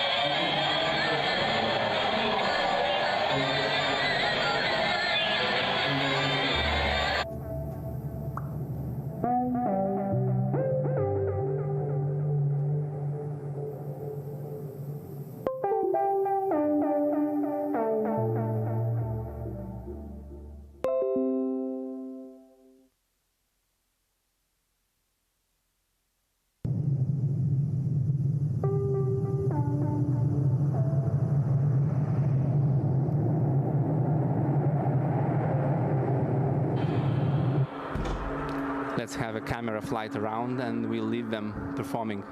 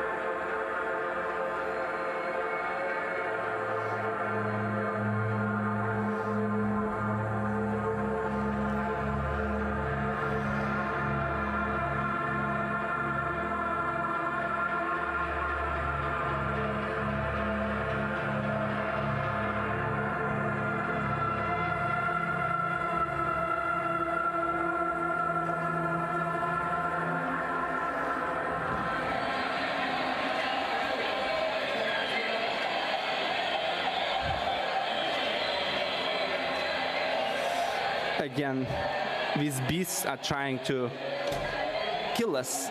Let's try to escape and go to our last spot.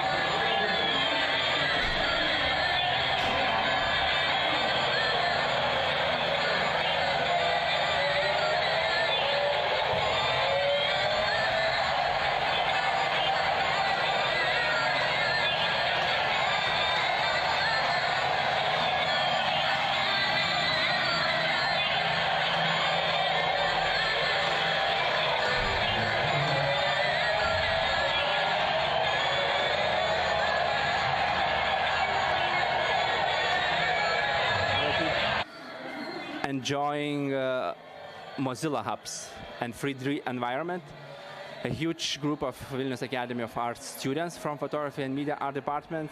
They did here a wonderful scan of outside and inside, and here you can even see us. Very interesting. We have a public TV which shows 24/7 Ars Electronica channel free Vilnius Garden, and it's so good to see you here in a double screen. I feel like in a mirror. Can you see me? Oh, it's TV. let's have a sneak peek very close into the bar, and we have to move further down. Oh.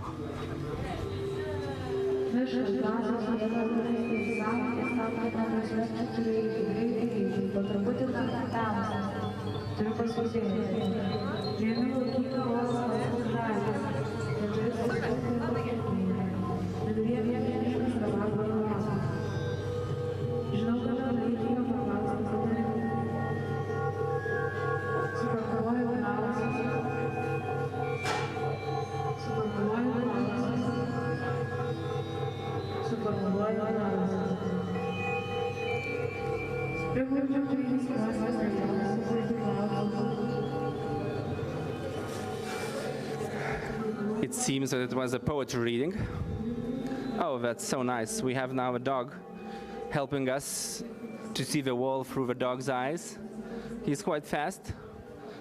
We are trying to be slow to have a pleasure and enjoy the view of our guests. So now we are about to end my guided tour, and I'll let you enjoy the other creatures running up and down, right and left. It's quite a big labyrinth, and you see, as I said, it's 4,500 square meters, 50 artist studios. And they see guys are very much interested into the robots and the games between them. Unfortunately, some of them are already dead.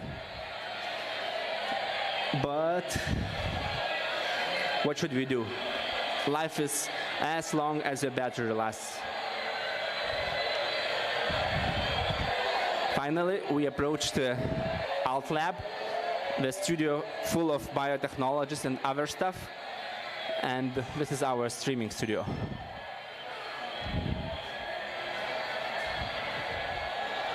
This is a good place to end. You can see a few mushrooms kind of staying alive and having a life on their own. The dew is around. Looks like they are breathing.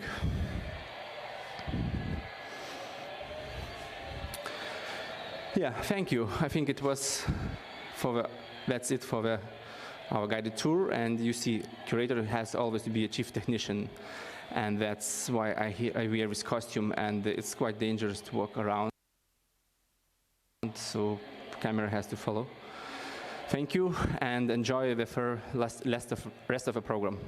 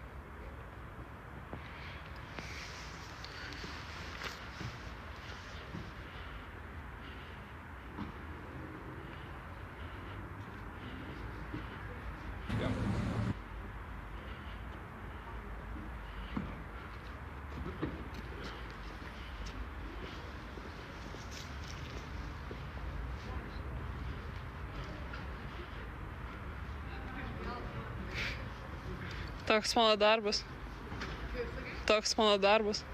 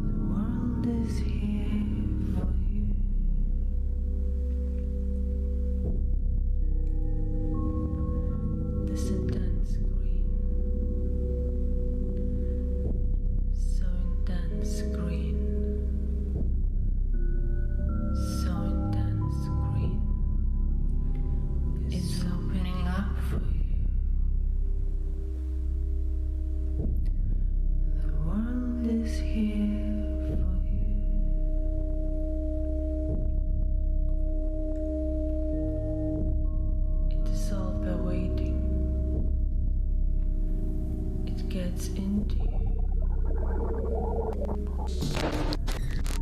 The world is here for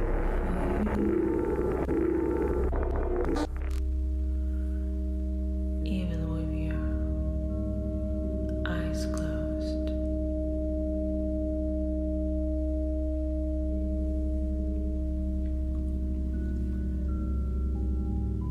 It vibrates. You vibrate together in this greenness,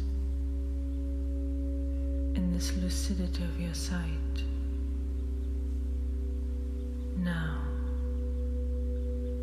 you notice that it's not only the screen that you can see so clearly. You can see in the dark.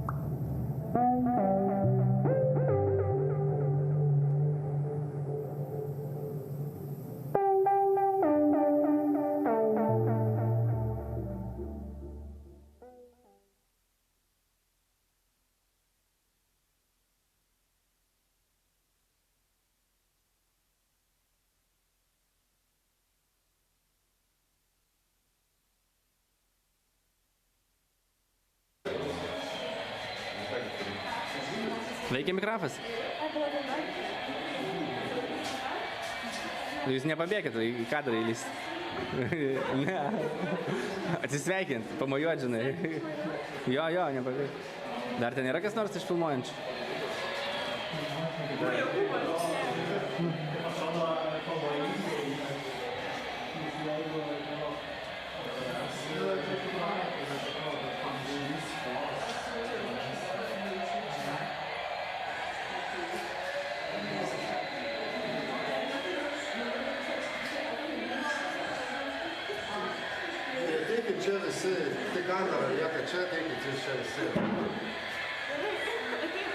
Hello.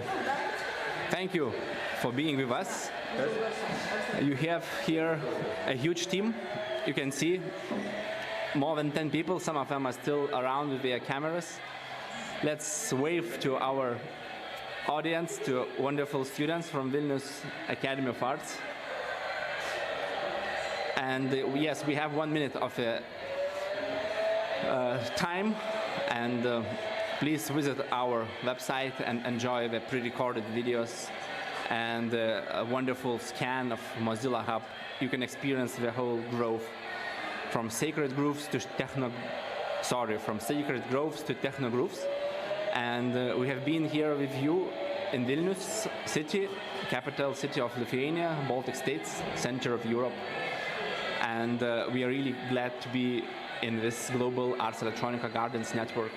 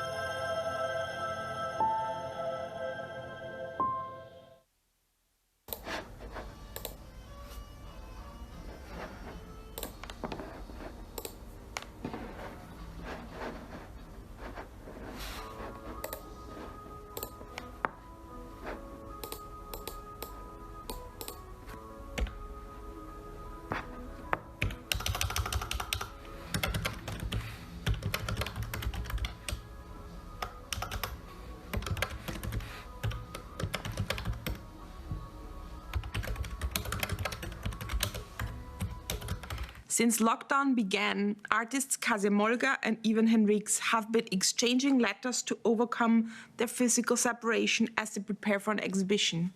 Their correspondence speculates on the possibilities of transforming and transporting bodies at the molecular level.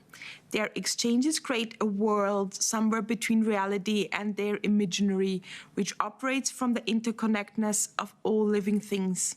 As part of the next talk session and hosted by FACT in Liverpool Garden, the artists will discuss the broad scope of this evolving project and how this first chapter of their journey has been transformed into an interactive fiction.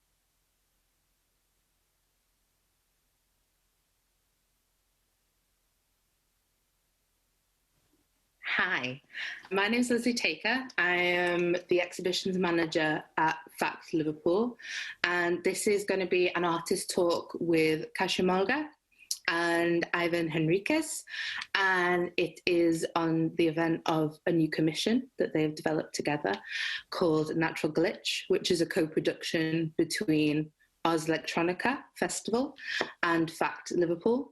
So the reason we're doing this is for Ars Electronica, because their festival is online, and they have devised the festival as a series of gardens that take place all across the world. We've invited Kasia and Ivan to talk to us a little bit about the new work they created, especially for the festival and especially for FACT.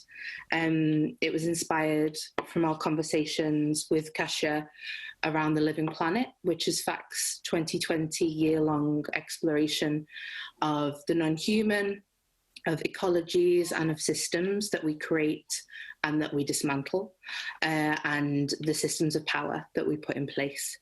So yeah, that's just a little bit of context about where this conversation is coming from. Kasia Malga, I'm joined with, is an artist, a technologist, a coder, and she works on the intersection of art, design, technology, and science. She explores emerging trends in technologies and how they influence human perception, particularly the relation to natural environments and ecologies. So thank you for joining us, Kasia. Thank you. And she's been a long-time collaborator, and very specifically on this project for quite some time, I think, with Ivan Henriques, who also joins us. Ivan is a transdisciplinary artist and researcher who works in multimedia installations that examine living systems. He explores his work in hybrids of nature and technological culture, creating new forms of communication between humans and other living organisms. So you can see why they would be quite a symbiotic pair to work together.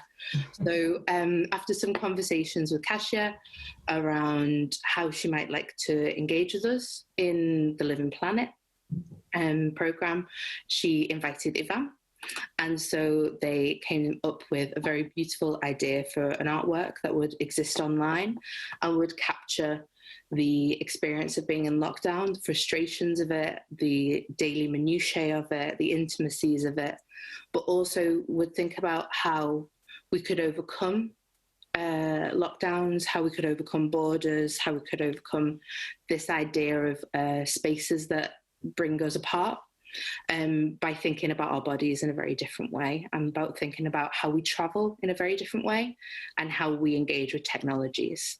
So that leads us to Natural Glitch. So I don't know, Kasia, do you want to just say a little bit about the artwork, what it's about for people who haven't seen it and why they should go and look at it? The origin of it, really, it's this kind of idea inspired by the situation which we found ourselves in March, that is COVID and lockdown, and the way how that forced us to start looking at technology and nature around in a slightly new, maybe not new, but in a different way, which became quite vivid.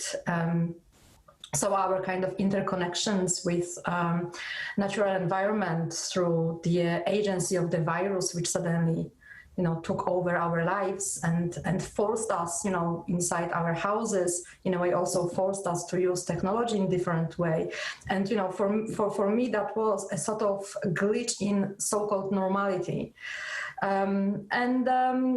And basically, just like, in my past, I can probably say for Ivan as well, like each single artwork, each single project which we do is a sort of story. It's just, it's encapsulated in a various forms. And so this project became actually a real written story for the beginning, which also I think is very important for this particular time, because there was nothing really to do. You could kind of sit and observe, talk and write. And it was a very new, for me, in a way, form of expression or form of engagement in my own creativity. Because Ivan and I, we talked a lot about certain subjects which are inside that narrative. He became my natural partner to collaborate on it. And it just became as this beautiful, but hopefully beautiful, magical dialogue. And dialogue which I suppose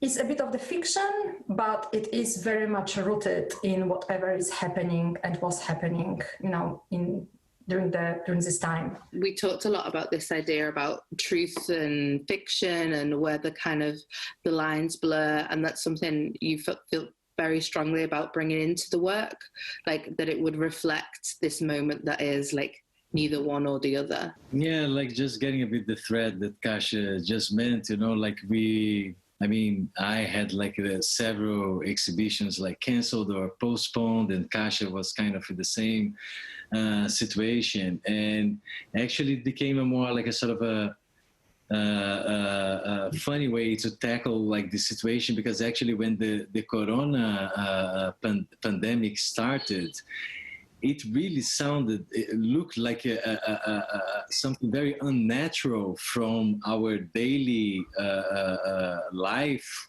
was, because it's always like a pressure and speed of doing things and everything, like there's an agenda for everything. And then suddenly it kind of collapses all this kind of a pre-organization that we had, which leads to this glitch from the natural lifestyle that we used to have. And apart from that, also we consider a sort of a glitch, not only in the digital level, but also in what is happening in the environment, which we can consider that the environment it's glitched. We know that the environment is being damaged all the time. So how could we tackle this situation, which is happening as sort of a real mode, but sounded very much like fictional? Sounded like a sort of a fiction, like what we're gonna do tomorrow, what will be of tomorrow. Sounded like a sort of a sci-fi movie. And of course, in my works, I also bring a bit of bioscientific fiction also. So it kind of merged also together with the reality and the fact that the things were happening together with the things that we had in our imagination. Yeah, there's a really beautiful moment where you're reading the text and it's feels very familiar, feels very just very mundane, and then all of a sudden there's these little departures into like the realm of sci-fi, the realm of like speculative design, speculative tech, and how easy that becomes. Like these intimate moments give way to like technological discovery, and like that was one of the reasons why like Kasia and Ivan invited me to frame the work curatorially, and rather than write a text about what it was and why it was and the socio-political issues that it kind of brought out, we chose to do something a bit more speculative because it felt necessary that the framing is in a near future, but a very, very near future, but at the same time, not in any way near when we think about the technology that we use and that we're familiar with. But it feels so close to like Kasia and Ivan's practice that it's the next logical step to be able to dissolve your body into a series of molecules that you send over the internet, that you scan, that you like. It just seems to be the next technological advancement that we can, you know, do a Star Trek and just beam to wherever we want in an order of, you know, the correct order that allows us to exist in a new space. And I think that the idea of breaking down bodies is really powerful within the work. And I think it's one of the things that amongst the references to the erosions of landscapes and environmental damage that Ivan brings up quite a lot, that actually makes it quite a politicized work. I think the idea of dismantling bodies and the importance of the image of bodies and how those images of bodies are used, and also how we see like boundaries and territories, that starts to become like dissolved in the world that you're talking about. And so things that once separated us ideologically, physically, biologically, however, they become more muddled and abstract and less important when it comes to how we experience one another in the world. No, I think it's, thank you so much for actually saying all of that and framing it. And I think you touched on a really important point, which both of us were trying to convey through our practice, which is kind of separation, negotiation between separation with a non-separation, you know, of us, our human body, you know, from environment, and how technology very often offers not so much of the insight into the environment, but very often this kind of fourth wall, like this fourth screen, this kind of, you know, artificial division through which we observe environment, and also that situation with the lockdown, for example. You know, I was thinking about it, that it was very inspiring because suddenly we had this kind of opportunity to listen and tune in to things around us, you know, in the much more different way, because, you know, suddenly there was silence, things were much more quiet. People find themselves having a bit more time as well. You know, everybody knows that birds, for example, were much more louder during this time, or much more hearable, basically. Scientists, they started recording all these amazing sounds from under the water because suddenly the marine traffic has stopped. I think that also the earthquakes or the seismic movements were much more visible for, you know, for the technology which records them or sends them, because the movement of the vehicles, you know, was much, you know, but it was just basically absent. But at the same time, because of, you know, our environmental dependency, you know, which virus as itself was a huge, it still is, it's a huge sign or a symbol, or just, you know, we depend on it so much that we have to hide ourselves from it in a way. So we have to kind of enclose ourselves in our surroundings. And then we started using technology to connect with each other. So in a way, you know, by being forced to maybe stop and maybe maybe observe and reflect, we also started using screens and technology and that, you know, fourth wall even more during the last few months. And I think that also kind of inspired, you know, us to think about how can we get over that? How can we, you know, in this situation, how can we think about human body not as a one individual, but as a collection of things? You know, like Ivan and I, we had this conversation some time ago about the fact that, for example, we are the collection of bacteria. So it's not me, it's us really. And also, you know, how can we use that as a metaphor for a pixel, for example, and how can we, you know, mix and match and in a way through the imagination use that as a form of transport and form of connection and find these new connections, you know, not only between people but also between other species and environment itself. Yeah, no, like I also agree, you know, like during this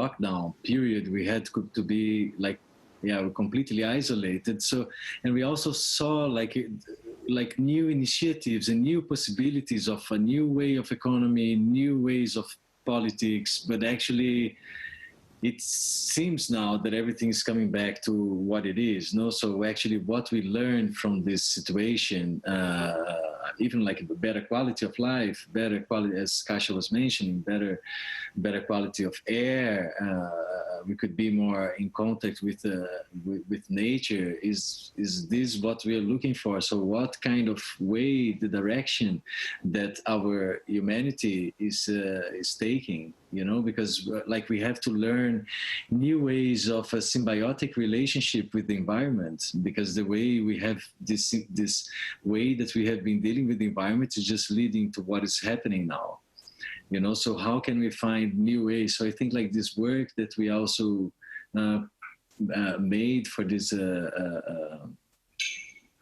event, it shows a bit like this background of accidents that we have been doing like through the world, and a bit of imagination of what could it be, you know, and questioning also like how, in which direction our humanity will be, and what we actually want. I just think it's really interesting to look at the world in that glitch way. And like we talk a lot about, you know, simulation, and like it's a simulation, everything's a simulation, it's a glitch in the matrix, you know, like that is something that I think in our area everyone talks about a lot, about how everything's breaking down and like you can see the underbelly of the matrix, because it's such a flawed system that it doesn't benefit the people who are supporting it. And so it's kind of it's almost like a empathy exercise to be like, okay, this is something that's going very wrong and it's going to fail. And then what do we do when it fails? But it's also like an opting out exercise, right? It's like, okay, so it's not real, so there has to be something behind it. So I think like the idea that you call the whole work natural glitch, and that it does reflect these like inequities and impossibilities and all of these different things that you're experiencing in the world is really interesting. And this idea that, as Kasia was saying, the possibility of technology is a different, almost like utopic platform, utopic exchange, and that's something that specifically within new media art we problematize quite a lot. And I'd wondered whether you wanted to talk a little bit about that. In general, in my work, I have this issue with technology and the fact that it is made by humans and it's very human-centered, and it kind of further disconnects us from non-human makers and natural environment, you know, and it's about, you know, trying to look as well as specific processes which are happening within nature and trying to think about them as sort of living technology and accept that there are things which are good as they are, and we don't have to have the new extra device to do something else, which, for example, specific bacteria or specific worm can do really, really well. And it's just, and I think, I hope that actually that is also becoming quite present in the natural glitch in this, first chapter. I need to stress that it's the first chapter, first part of the whole work. But this kind of, in a way, like in a true philosophy to solar punk, that we very vividly came to this crossroads right now, where we know that there is so much possibilities available from technology which has been developed so far, that maybe we should just, stop, use it, and reuse it, and see where it takes us, and go back from this high-tech, very clinical,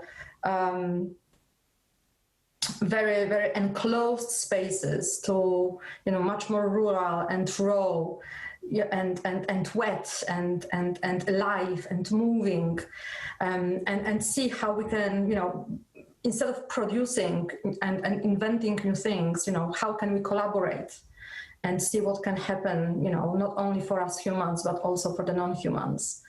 And I suppose natural glitch as well is this kind of trying to find this connection, like almost palpable, tactile connection between me and molecules in an environment, other cells, particles, and anything really which kind of constitute a life on this planet, and try to kind of embody this interconnection and follow that. I mean, I amalgamate like the connection between a technological artifact, which is a machine with a living organism, but trying to find like new ways of communication and new ways of having living technologies. Because like, what if instead of we use dead material in order to create our things, we could collaborate and have like living systems cooperating with us, with the environment. I think like we have technology for that, and we also have knowledge for that. So I think if more and more people start to think in this way, maybe the glitch is a bit less. I really liked what you said about it being like quite punk. Kasia, it's that like anti-capitalist thing of like, actually don't need to keep creating more and more and more, because we haven't exposed the most optimistic uses of the technology that we have already. And I think like a lot of people at the minute are working on things that do connect them back to rural, do connect them back to like the ritual, connect them back to some sense of land, some sense of ownership, but within that being more of a caretaking rather than this is mine, you can't have it. But actually, like, with ownership comes responsibility and giving over a piece of yourself. And I think that like in the most sort of utopic science fiction, there is always that idea that you have to like give a little bit of your humanity, a little bit of your empathy to the technologies that you're working with. And I think that's what I enjoy so much about the script for the work that you guys have done, that you have these moments of poetry and these moments of like just intimate beauty with one another, where you're just discussing like mundanity, everyday things, but it embeds the whole very slick, very like science tech based conversation in something very real, very human, and very wet, which I really like when you say that. It's like, and I kind of scream at the same time because of how we're made. But I do really like that idea that opening up our bodies in one way allows technology in, but that we have to open up technology to allow our bodies in as well at the same time. I can just agree with what you just because I mean, that's one of the things that I think like technology can develop more like in a dry way, but if we find like this wet way of developing technology, which means having living material or have organic material combined with the technology that we already have, which is not an easy job, but it's like a real shift that we're gonna do towards the if you could say something like a world culture of using technology, because our approach to nature and to technology, this has to be more in balance, because the technology will never stop. And in order to have technology, we need to destroy nature. But can we reinvent this equation? You know, so this is also one of the things that, you know, in this natural glitch story also comes like it underlines this kind of discussions that me and Kasia have been not only in the natural glitch, but we've been discussing already. I've been thinking about this idea of green, and I am obsessed with green in general. I love the color, and I am obsessed with creating images, you know, using Photoshop, for example, which are full of juicy green shapes, and it kind of always conveys to me what I love about nature, and it's like, you know, this kind of wetness, you can almost smell it. And there is a fragment which talks about it in this in the story. But I've been thinking about the fact that, for example, when we look at the history of digitizing images, for example, and or creating 3D environments, and this kind of obsession of mimicking the nature, you know, creating more high and high res images of forests, for example, while at the same time, you know, the technology which creates those digital representation of natural environment also exploits the real environment, and that way, you know, this real environment becomes diminished or becomes no more, you know. And then there is like, you know, this idea of fearing of missing out on things, you know, because we also recreate animals and you know, flowers and plants and bacteria in the digital way. We create these beautiful images.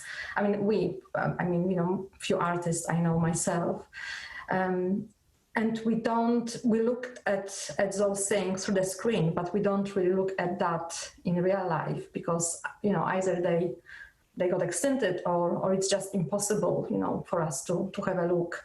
Or when we eventually go and look at them, you know, we don't have this kind of idea of looking at them for the first time, because we've seen them on the screen, and this kind of experience is also, it's a glitchy experience. Yeah. It's not how it should be. You know, we should be in awe of nature all the time, in my opinion.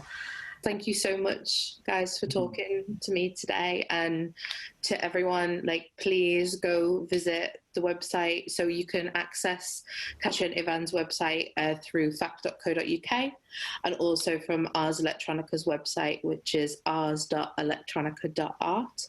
And so thank you both. Thank you to Ars Electronica. And I would also highly recommend that you go visit the FACT website to have a little look at the Living Planet program, which is our year-long program that looks into all these type of questions that we've been talking about nature, technology, art, politics, and how they all intersect. Thank you very much. Thank you very much. Thank you, Leslie. Bye-bye. Bye.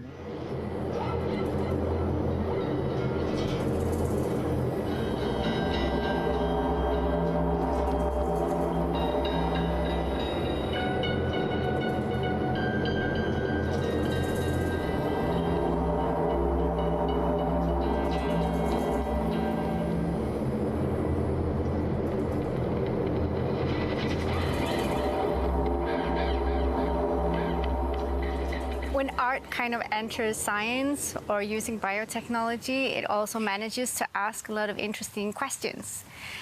And it also manages to ask questions that maybe the scientists would normally not ask.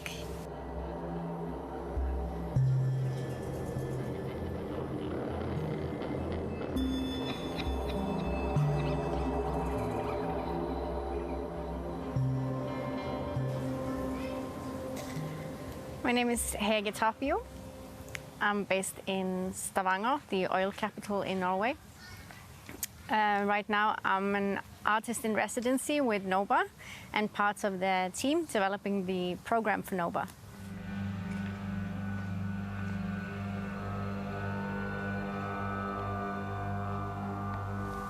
To me, bioart is the art that is in between technology and living matter. It is art that deals with biotechnology, either making direct use of it or commenting on the technology.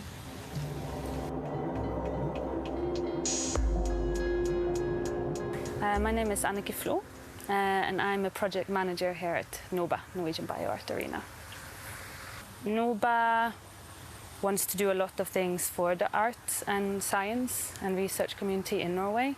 We can think of us as a network organization who want to connect people in these different fields so they get to know each other. Artists can meet other artists working with bioarts or eco-arts, but also connecting artists to scientists and other researchers.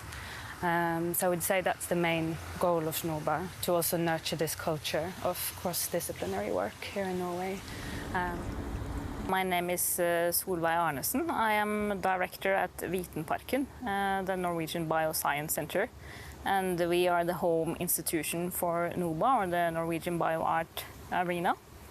We try to be a platform to engage people in bioart, whether that is as an artist or as part of the audience, and where you can experience artistic processes and approaches to society and sustainability. Being the arena that we already are here in the middle of the research community in Ars in Norway, we saw that we can have a role as a platform to kind of bind this network of artists together. Because I think that bioart, as opposed to many other art forms, is more related to the process, that the audience can also be part of the process itself. So us as an arena in the middle of this community of researchers, I think can provide a kind of unique package of facilities and equipment.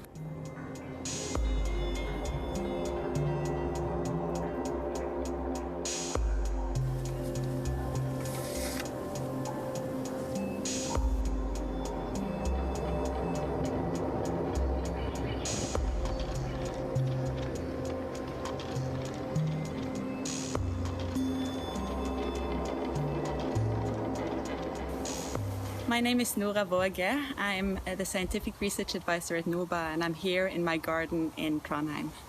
Bioart is an international phenomenon with big hubs around the world, but in Norway it hasn't been huge so far, and that's why I'm so excited to be part of the establishment of NOBA, this big hub for Norwegian bioart. And NOBA is a network institution connecting artists and other practitioners around Norway, and the artists that we are working with work in very different ways around the country.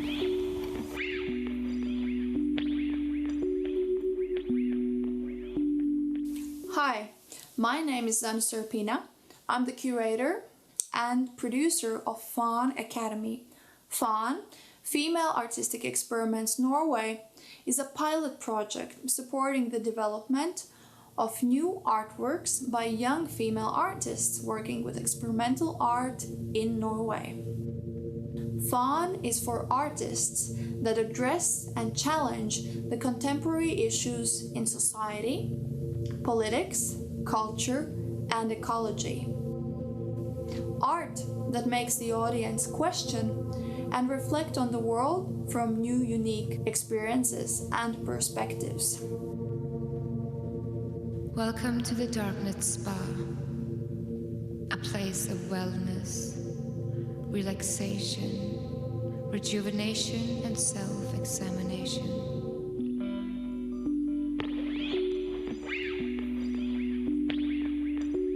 My name is Stephen Barstow, and welcome to my garden here in Malvik. The garden has become known as the edible garden because it's composed more or less only of edible plants from around the world. Leafy vegetables, tuberous plants, there are nut trees, there are fruit trees, there are berries. Over the years I've planted something like 8,000 different plants in the garden. I have two other gardens, one at Ranheim, a bit closer to the city, and I'm also responsible for a big allium collection at the Botanical Gardens at Ringve in Trondheim. I'm particularly interested in plants which combined being edible and also ornamental. This combination of food and beauty I call edimentals. And plants which combine edible, ornamental and are great for pollinating insects is number one, really. And yeah, delicious.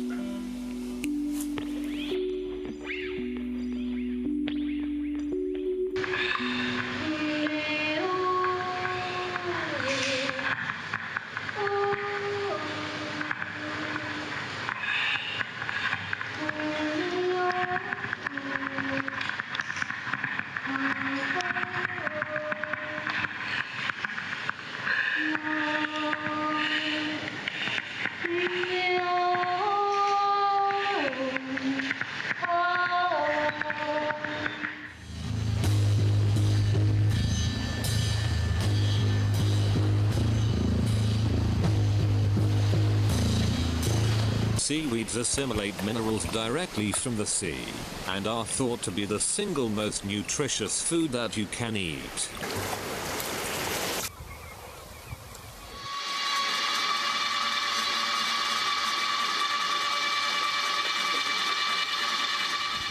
Seaweed may contain up to 50% carbohydrates, but most of it is bound in complex starches and cellulose. Thus, the big challenge with seaweed is to break down the carbohydrates to fermentable sugars.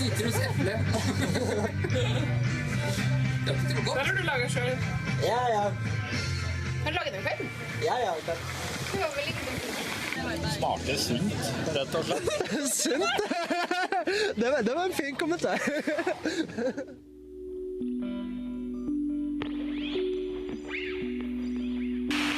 My name is Eva Bakkeslet, and I'm an artist. I live on Engeløy in the very north of Norway, and there I got my base, I got my studio, and I have a big garden where I try and grow not everything I eat, but most of it.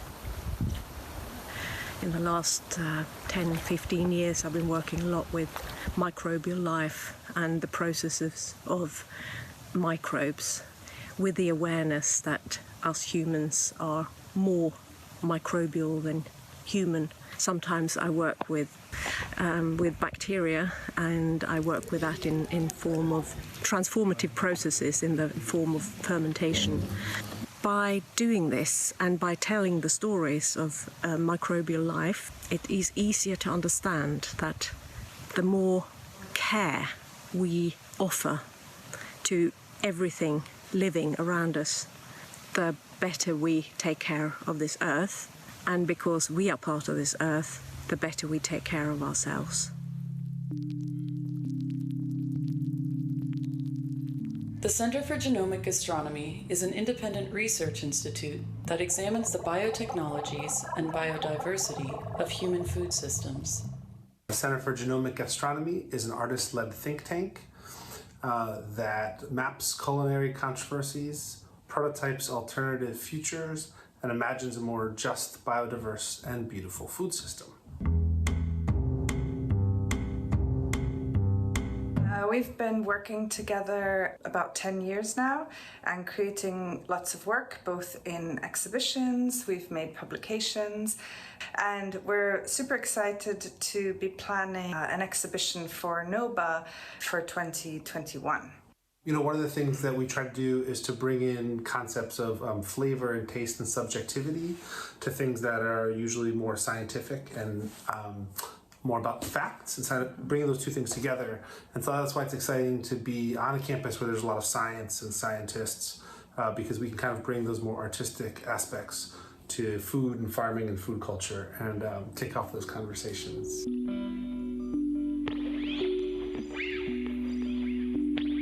Hello, my name is Elin Druiblix, and I am sitting here at Aldea Studios. I mainly worked with this tiny bacteria called nostoc, which is a subgroup of the cyanobacteria. And I also worked with this nanoplankton, an algae called diatoms. Right now, my main interest is the human body, biology, and hierarchy.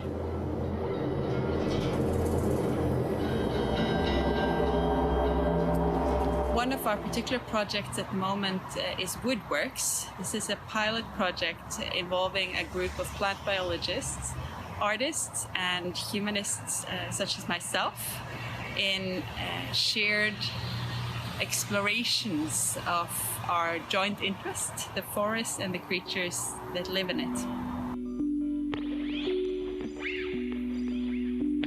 Hello, my name is Simon Daniel Tegnondo Wenzel, and in my work I research old and often forgotten traditions around textile production, medicine and folklore, the use of natural pigments, as well as botanical scent molecules. For 1.5 years now, I've been doing research on the common weed, the stinging nettle. And the nettle contains a bast fiber, which is extremely strong, but at the same time very soft, and it can be used for everything from cordage and rope making to very fine fabrics. This process is impossible to mechanize. It has to be done by hand.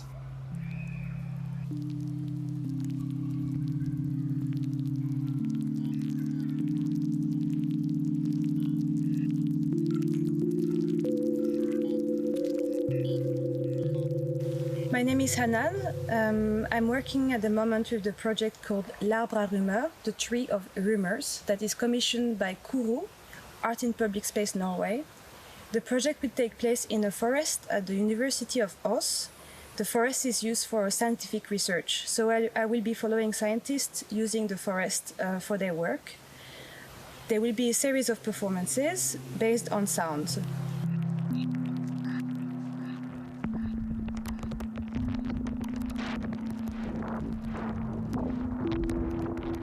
BioArt should be broadened. It should not be like very nerdy and technical and only arts dealing with biotechnology, but we see it as, you know, BioArt in a wide term. And most important, we want to develop NOBA as having an attitude towards BioArt, that it is creating a more awareness against how we are dealing with living matter and how we are dealing with everyone that, or everything that exists around us. And it would be nice if we could, together with the artists, create a more awareness of how we deal with living matter in the world.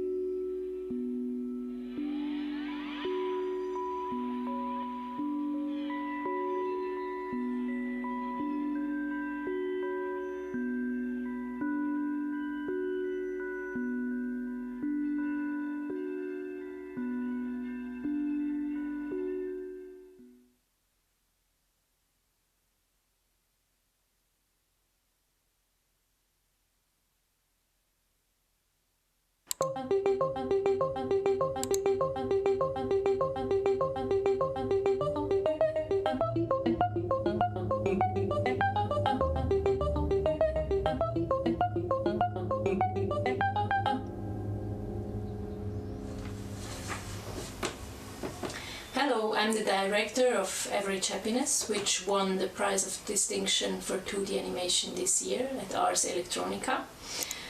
And now I'm invited to discuss the following question with you. What is animation? For me, this question is almost as difficult as the question, what is your favorite film? Because I like a lot of different films for different reasons. And animation can be different things. So animation can basically be anything, and that's probably why I like it so much. Animation is moving image, mostly with sound. It is to make things move that normally are static, like a drawing or an object or a graph, in the case of average happiness. Animation is more than that. Animation is characterizing drawings, objects and graphs. It's bringing them to life. So the way that we get around this problem is to add what's called a random disturbance term, whose movements cause movements in one or more other variables. The movements that cause the variables that we're trying to explain is usually called the dependent variable. Way back at school, you probably learned that. How did I use animation in average happiness? First of all, the graphs are found footage. So there were already a lot of given parameters, how they looked, what color they have. So I used those parameters to think of a way how to move them and how to animate them. But mostly I was just intrigued by their forms and shapes and colors. It was more looking at those diagrams, thinking of how they could be understood as body parts or bodies. 4 turns. But what I liked very much about working with vectors was that I could use the mistakes that you normally try to avoid to have a surprising effect. So what I did is I had these diagrams built in After Effects already, and I was jumping from one point in the timeline to another and just erasing anchor points. With some of the diagrams, I realized that if I erase the anchor points like in a specific order, they were doing very beautiful movements, wavy movements that looked very uncontrolled and very natural. So I liked this effect very much, and I used it quite a lot in the animation of Average Happiness. Like for example with the red arrow, I fixed the arrow in the front and I used this effect only like in the body of the red arrow. But with other diagrams, the movement is entirely made by erasing anchor points.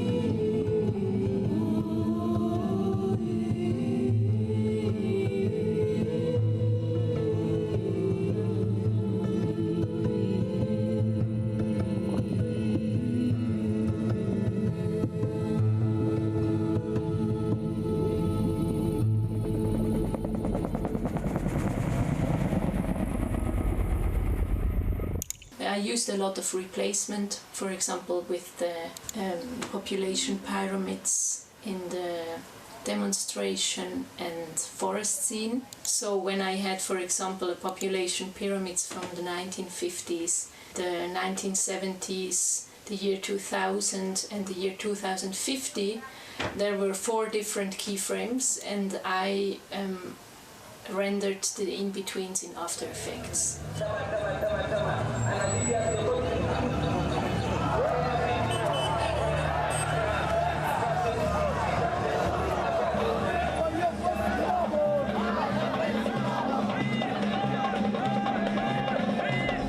I used found footage from the internet, quite a lot of different shapes, diagrams, colors, contexts.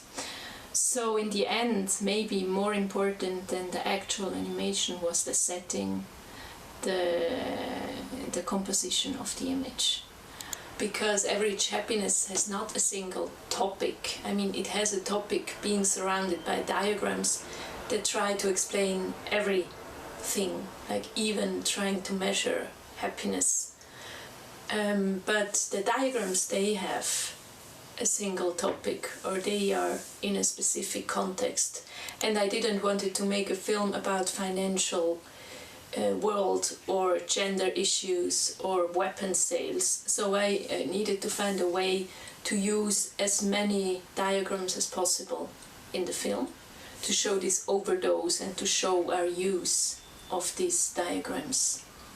First I thought of organizing the diagrams in a white cube, to use, for example, many bar charts and just put them in a space, in an abstract space, layering them and playing around with them.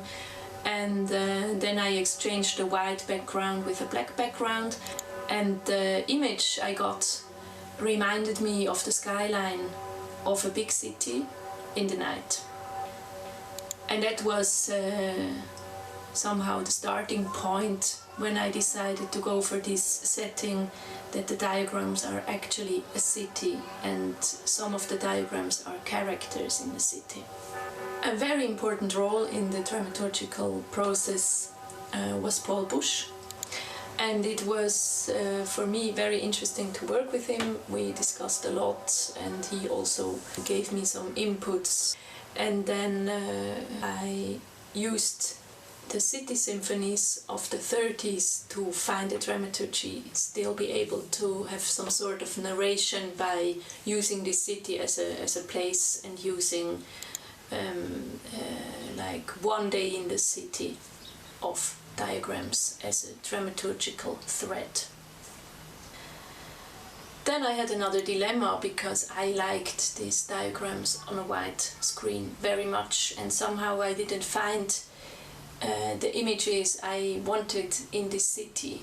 So I looked for another framework, and I decided to use a PowerPoint presentation as a framework.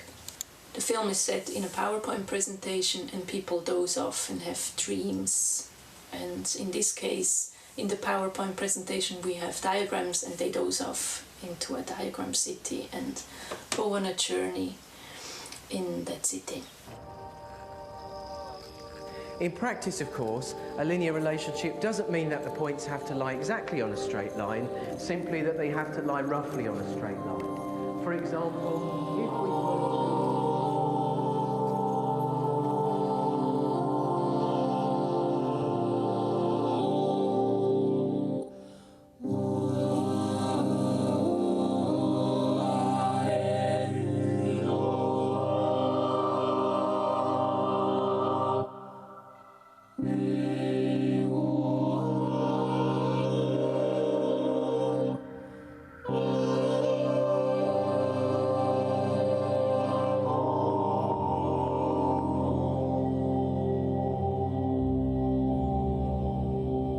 It was quite difficult to find the right PowerPoint presentation because I wanted to have it found footage as well.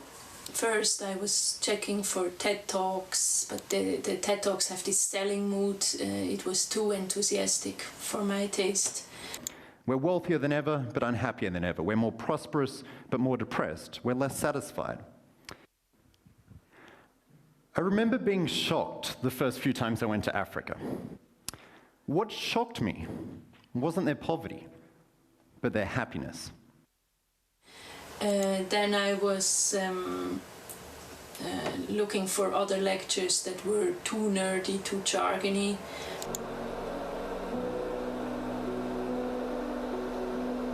So here we have the first derivative of the loss function with respect to p bar, and the optimal level is equal to 0.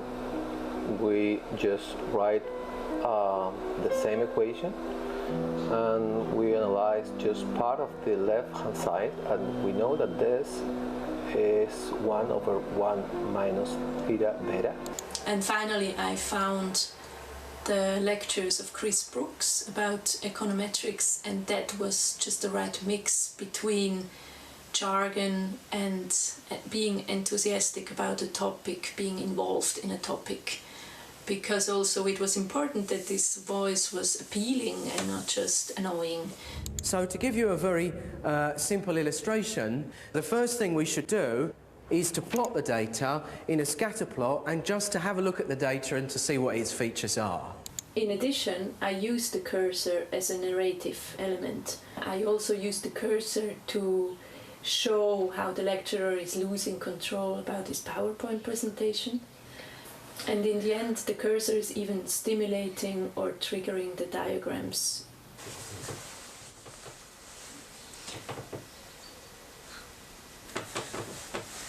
Making average happiness was a long process.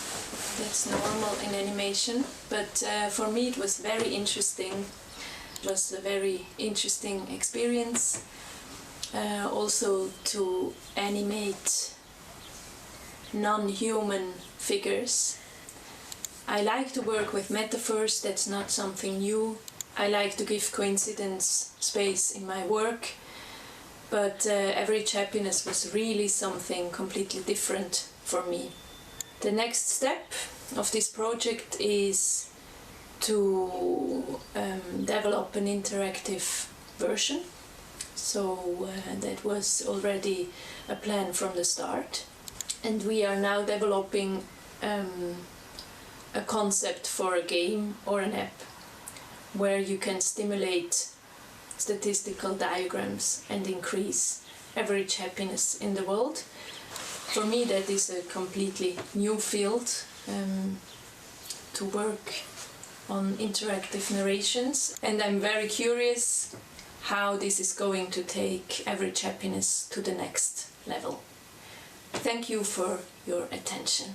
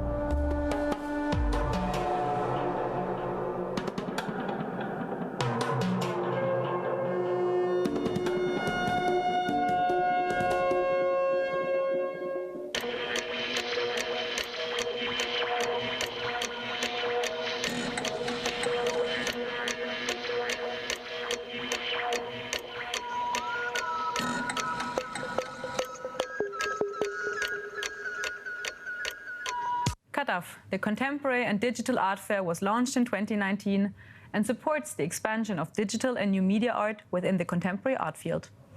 As part of the Ars Electronica Festival program, CADAF presents Anne Spalter and Sofia Crespo, two incredible female artists working with AI technology. The Roundtable Artificial Seascapes reflects on the impact humans and technology have on the environment and explore new ways of visualizing it. By incorporating AI algorithmic tools and data processing into their practice, Anne Spalter and Sofia Crespo allow us to see mundane events from a machine's perspective. By shifting the focal point, scenes that are familiar to the human eye, like images of cruise ships or sea creatures, start to evolve, resulting in unprecedented compositions. Please enjoy.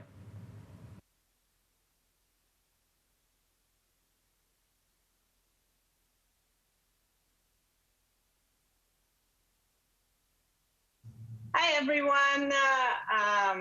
My name is Elena Zevlev, and I'm the founder and the CEO of CADAF. CADAF is a physical and virtual platform that is dedicated entirely to digital art. Please follow us on www.cadaf.com to see exciting updates and events that we host very, very regularly. So today I'm very excited to be the part of this conversation. We are very happy and pleased to be the part of the Ars Electronica Festival this year. And especially we are excited to present a wonderful exhibit by the artists who participated previously in CADAF events and that all of us sincerely admire. So right now I'm passing the word to Andrea Stoer, the director of CADAF, who will tell you more about the exhibition and about the artists that participate in it. Thank you, Elena. We're very excited today to be joined by Anne Spalter and Sofia Crespo, two amazing artists working with artificial intelligence. We're very excited to be part of this year's Ars Electronica Festival and presenting Artificial Seascapes. So Artificial Seascapes reflects on the impact of humans and technology have on the environment and explores new ways to visualize this. By incorporating artificial intelligence, algorithmic tools, and data processing into their practice, Spalter and Crespo allow us to see mundane events from the perspective of a machine. By shifting the focal point, scenes that are familiar to the human eye, cruise ship images, sea creatures begin to evolve, resulting in new compositions that have never been seen before. The artists invite the viewer to submerge in these new worlds where beauty and technology collide, exposing questions of human perspective, consciousness, and preservation. So I am very excited today to talk about this exhibition with Anne and Sofia and Elena. Just to give you a little bit of background, and then I'll pass it on to the artist. Anne Spalter is a digital mixed media artist and is also a pioneer in the original digital fine arts world. She founded the digital fine arts program at Brown University and the Rhode Island School of Design in the 1990s. She also still does lectures and has her studio practice. And then Sofia, I'm sure like you will have a lot more to say, both of you. Sofia is a neural artist working with huge interest in biology-inspired technologies. One of her main focuses is the way organic life uses artificial mechanisms to simulate itself and evolve. This implying the idea that technologies are a biased product of the organic life that created them and not a completely separate object.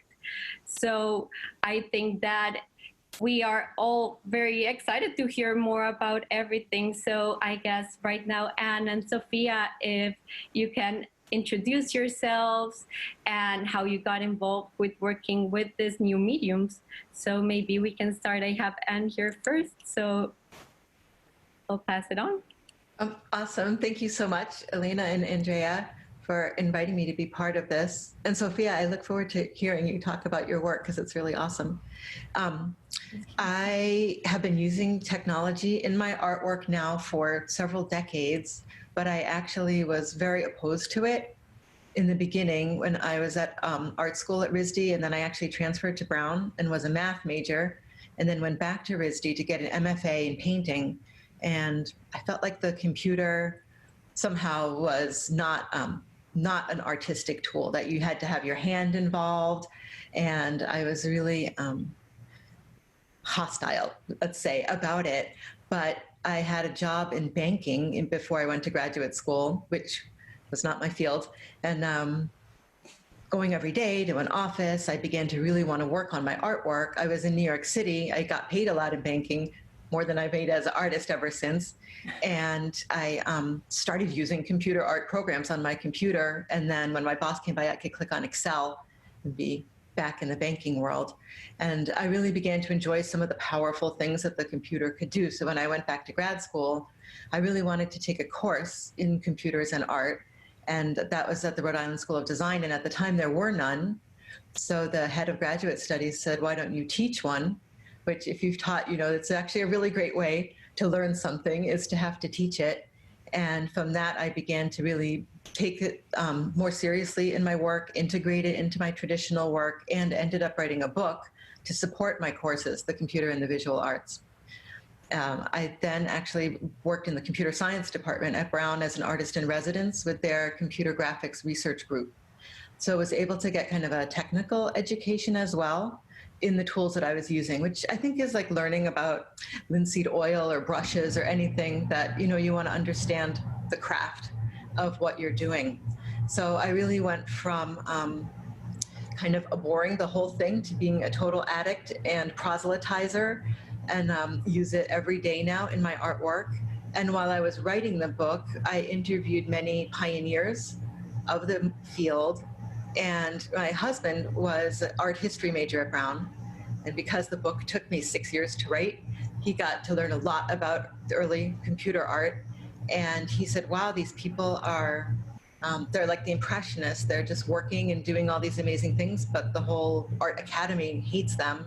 We should try to support them and acquire some works. And that's how the digital art collection started. So all those things were kind of intertwined.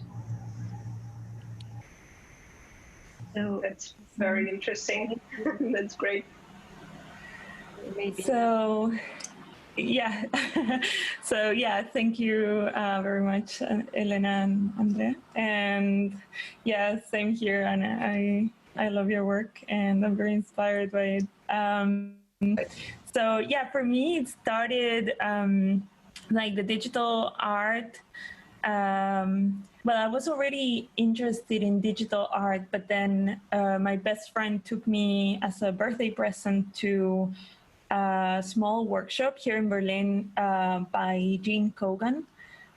This was already some years ago. And since then, I got introduced to machine learning. And from that, before that, I didn't know much about programming. I didn't know much about generative art.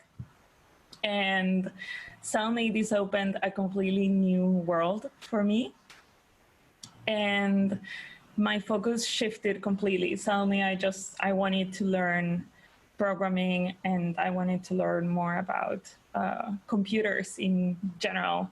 So I enrolled to the university here to study computer science.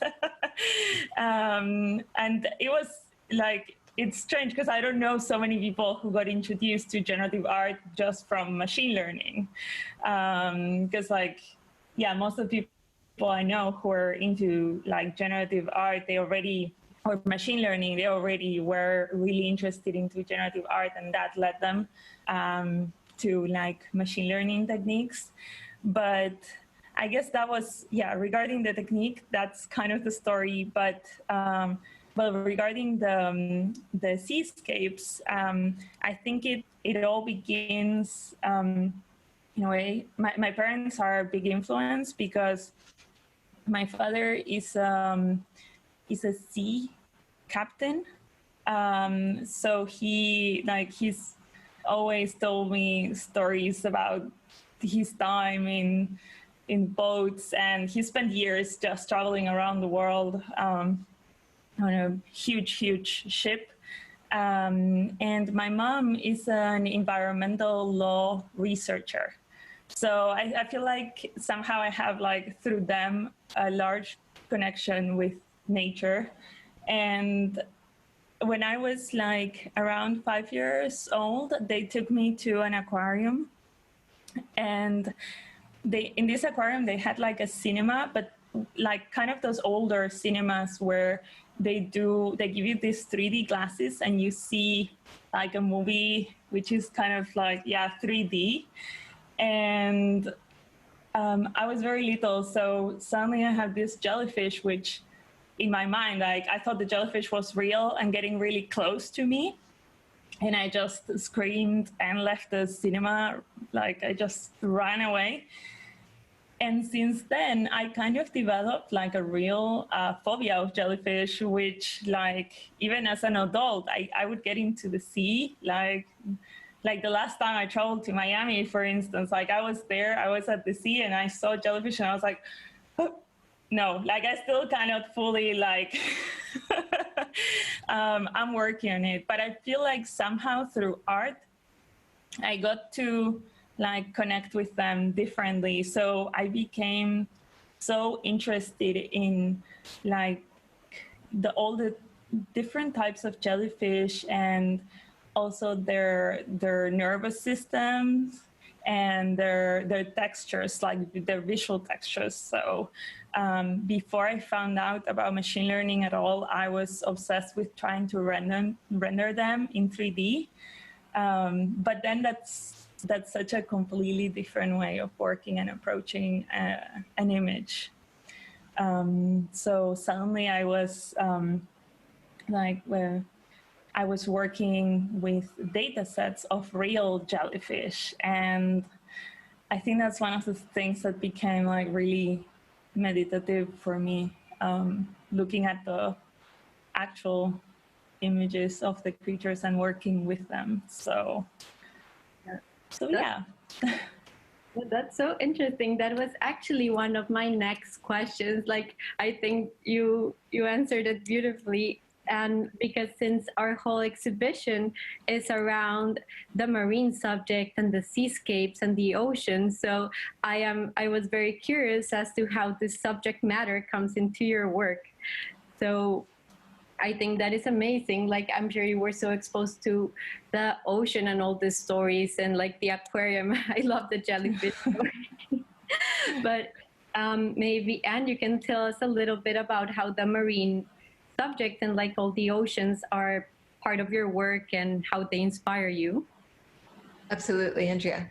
I have water in my work going back to the minute I started creating artwork. I think it's just something that I connect with. I grew up sailing and snorkeling and then scuba diving, and I love the ocean in an objective way. And then also, I think subjectively, I'm interested in surrealism and dreams, and I've always had dreams about water and waves and the ocean. And so to me, it also represents the unconscious, you know, in a personal thing, as well as something I'm interested in out in the world. So I have water a lot. And then my artwork is primarily about the modern landscape and seeing the things that we sort of edit out, trying to make our landscapes look more traditional and like Arcadia with, you know, grass and cows under a tree and things. So my work focuses on skyscrapers and strange technological things, towers and things that you'd see by the highway, and ways of moving through the environment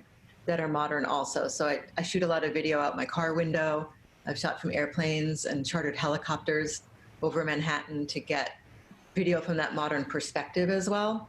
So to me, those things came together with this work. The ocean and then cruise ships to me they're like a skyscraper that's laying sideways and traveling around on the ocean. So it's sort of a little bit scary looking, but also very cool and to me very modern.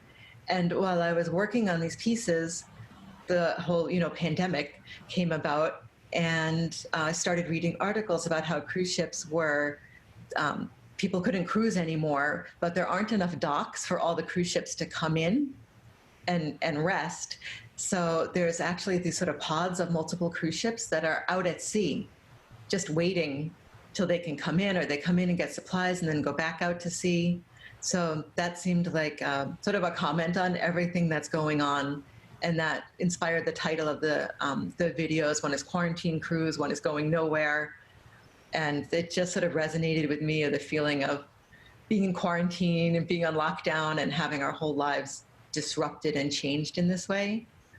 And then I've been experimenting with artificial intelligence, not programming it myself, like Sophia, I guess, is, but using a platform called Playform.io, which anyone can use. Actually, it's on the web, and you can go there, and putting in my own image sets. So these were an image set that combined large cruise ships, container ships, and luxury yachts was my starting set. So it kind of puts them all together.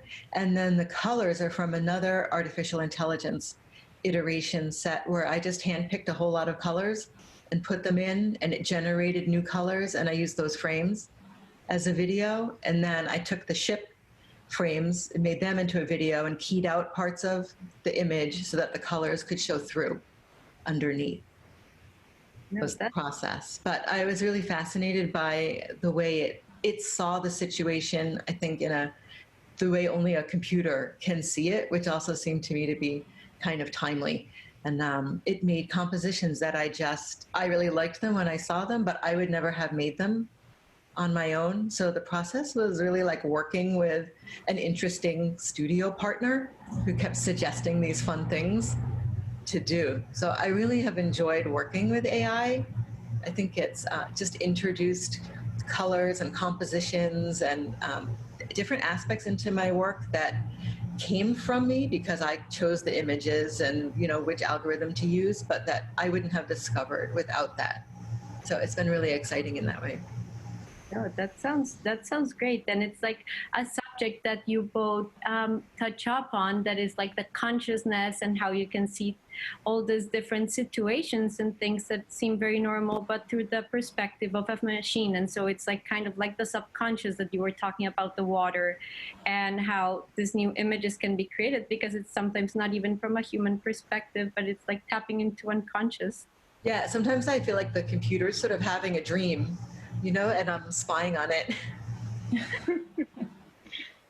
This is a great way to look at it, I think. Can I follow up with one little bit technical question that I just realized I have, and that I get sometimes?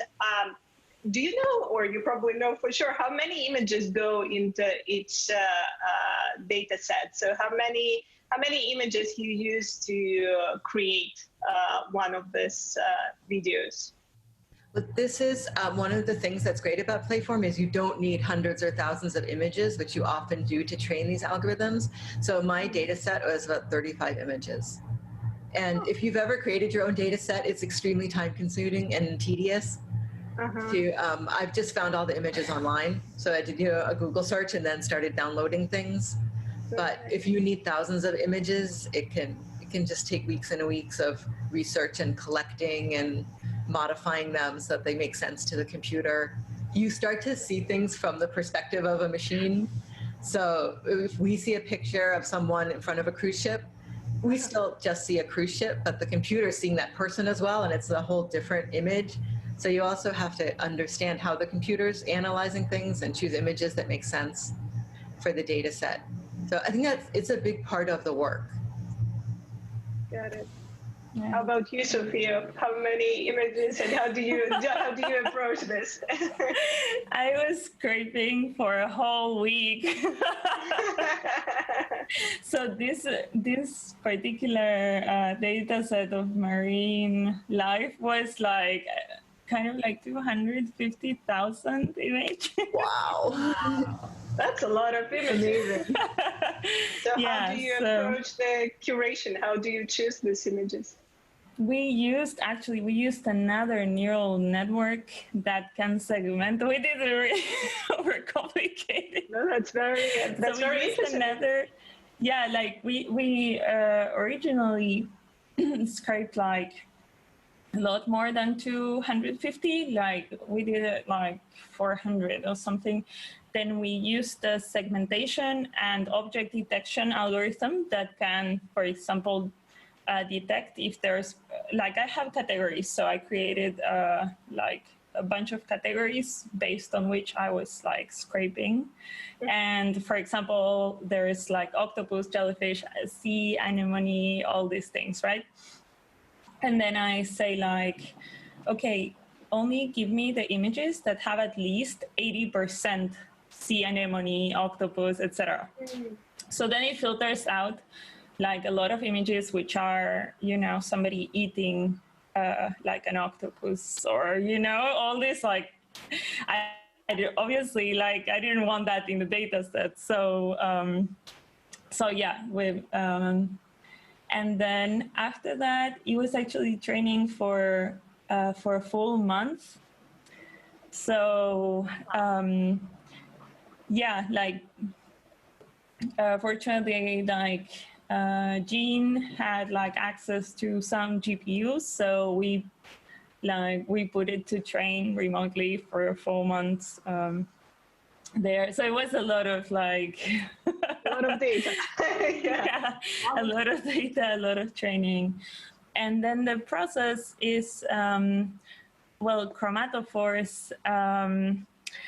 Chromatophores in real life are like pigment cells that some creatures have, and which allow them to shift color so that they replicate the background in which they're on, so they can camouflage. You've probably seen like videos of octopus, like an octopus doing that, kind of merging with the sea bed. And so what we did is like, you know, a neural network learns in different layers. So first it starts by learning some features, and then another set of features, and another set of features. And what we did with my collaborator, Andrew Pouliot, we separated those layers. And so I wanted to find the layer where the neural network learned enough color information and like the basic shapes of the creatures.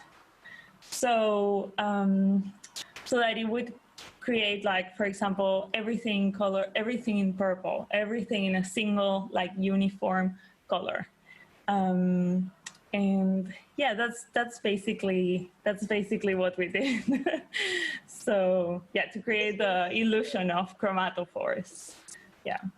I think that it's interesting. I think many artists, and it sounds like both of us are doing this, don't run the algorithms to their final point. I know working with GANs, you know, it's trying to make something that looks like a member of the image set that you gave it. So if it ran through its whole process and was successful, it would just be making another boat, like another photo that one would find online. And actually, as an artist, to me, the interesting part was in the middle and often the early stages when it's learning and trying to understand what I fed it, and then it makes these crazy compositions. Exactly. Like, I think this is made at layer 4 or 5, and the network learned like 15 or something. So, like, if I go all the way to layer 15, it looks exactly like the data set, and I didn't want that. Yeah. This is fascinating. I think this is very interesting, and it's interesting that you're using different approaches to the machine learning. And we always get a lot of questions from collectors and from the audience because there's so much confusion going on with artificial intelligence and machine learning. What's the part of the machine and what's the part of the artist, and how artist is working in this new world with the machines. This is great. So I guess I can go to my next question, which we wanted to talk about. So now we wanted to switch gears a little bit to more of your work as women in this art and tech, kind of in the intersection of art and technology, and women artists working with machine learning. And there are still not that many women who are working in this field, and we were curious, as we're ourselves a female team, all-female team, working we a little bit on the intersection of art and technology as well, but especially, of course, with the artists who are working in the intersection of art and tech. It's still a rare kind of occasion to see women artists working like you. So we were wondering what are your impressions, if you feel, how do you feel as women artists, if anything has been changing in the recent years, and maybe any of your tips to the other women artists who want to start working with machine learning and artificial intelligence and with the technology overall. The question, both of you. Do you care who starts? Or sorry. I actually think that digital art is an area where women have been present from the very beginning. And there's some similarities to the video art world, I think, because it was a new type of art and not dominated by any gender. Women, in a way, felt more freedom and more attraction to it. And in our collection, we have many women. And one of the ones I'd love to highlight is a woman named Vera Molnar, who's now 96, and began using the computer in the 60s. And there are several women like that. And I'm thinking also in the video world, Joan Jonas and Dara Birnbaum. Really, there's been female artists who have helped define both of those new technologies. So I think it's not so much a problem of women entering into the space, and in fact, they're kind of attracted to it, but then it meets up with the art world in which women are still just very underrepresented in the top galleries, in the best museums. And especially if you're a middle-aged woman, it's like a weird, you're not super young and just being discovered, or you're not, in your 70s and you have this huge body of work and now it's being discovered or shown. So I do feel like it's a strange kind of place to be, and difficult at times for someone to show the work and get excited about it. And that sometimes definitely works against me. Right. So it's more of the matter of representation and actually participation actively in the art world than being engaged. I can say, like, I agree about the representation. I wish, like, I'm 100% pro more diversity and representation. Like, I'm always checking, when I look at names, like, and somebody's organizing like an exhibition or whatever, I always kind of try to check, like, what's the ratio there. Even if the names don't always tell you everything, and somebody can be non-binary or, trans or whatever. So you don't always know, but I can say, also, I love Vera Molnar, such a great inspiration. And I think, No. I say one of the good things about the digital world, and in a way about this whole lockdown and virtualization of everything, is that often you see the artwork and you don't know what person made it, their gender, their race, anything about them, and you can kind of judge it on its own merits. Definitely. I used to have like alter egos where I was like a man, I was like collective, I had How did that work? Did that help? Yeah, like it helped me because I was just, I felt self-conscious at the beginning. So like, when I first started, I was like a very, very shy person. And I didn't feel comfortable like sharing any work under my own name. It helped me, like it made me feel more free in a way. But then eventually, like when I got invited to give talks, it was like, oh, I guess I'm gonna have to stick to my actual name now. and like assume who I am. So and then I just worked on my self-confidence. So to, like it was also, I think, so for example, sometimes I would be like trying to figure out how to technically do something, and I wanted to ask but I didn't want to be the only woman asking like a dumb question somewhere, you know. So I was always like, is this a dumb question? And sending it to my friends, like, do you think this is a dumb question? Do you think that I can ask this, you know? And I think my advice now to women who are getting started in this would be just ask whatever you want to ask, you know? And yeah, like there is nothing to, I mean, yeah, you don't need to rely on like men to accept you, you know, into this world just because there are more men in like technology, you know, in like the more technical kind of side of it. Online, at least, it feels very male dominated, like all the forums where you know, go or on GitHub or like Stack Overflow or whatever, you know, so. There's also no such thing as a dumb question when you're learning about something. So I'm sure those questions answer a lot of people's questions that they hadn't. Yeah, and then now even if you don't have a more technical background, if you have an art history background, you can use the tools like what Anne is using, and you can start working in this field. So yeah, that seems to be a very right moment to jump into this. One other question that we wanted to ask is about actually the recent events and pandemic. So it's quite a general question. If anything has changed in your practice with the pandemic, how it has influenced you, maybe if you notice the collector behavior has changed a little bit. Are people still buying? Are they buying more? Are they buying less?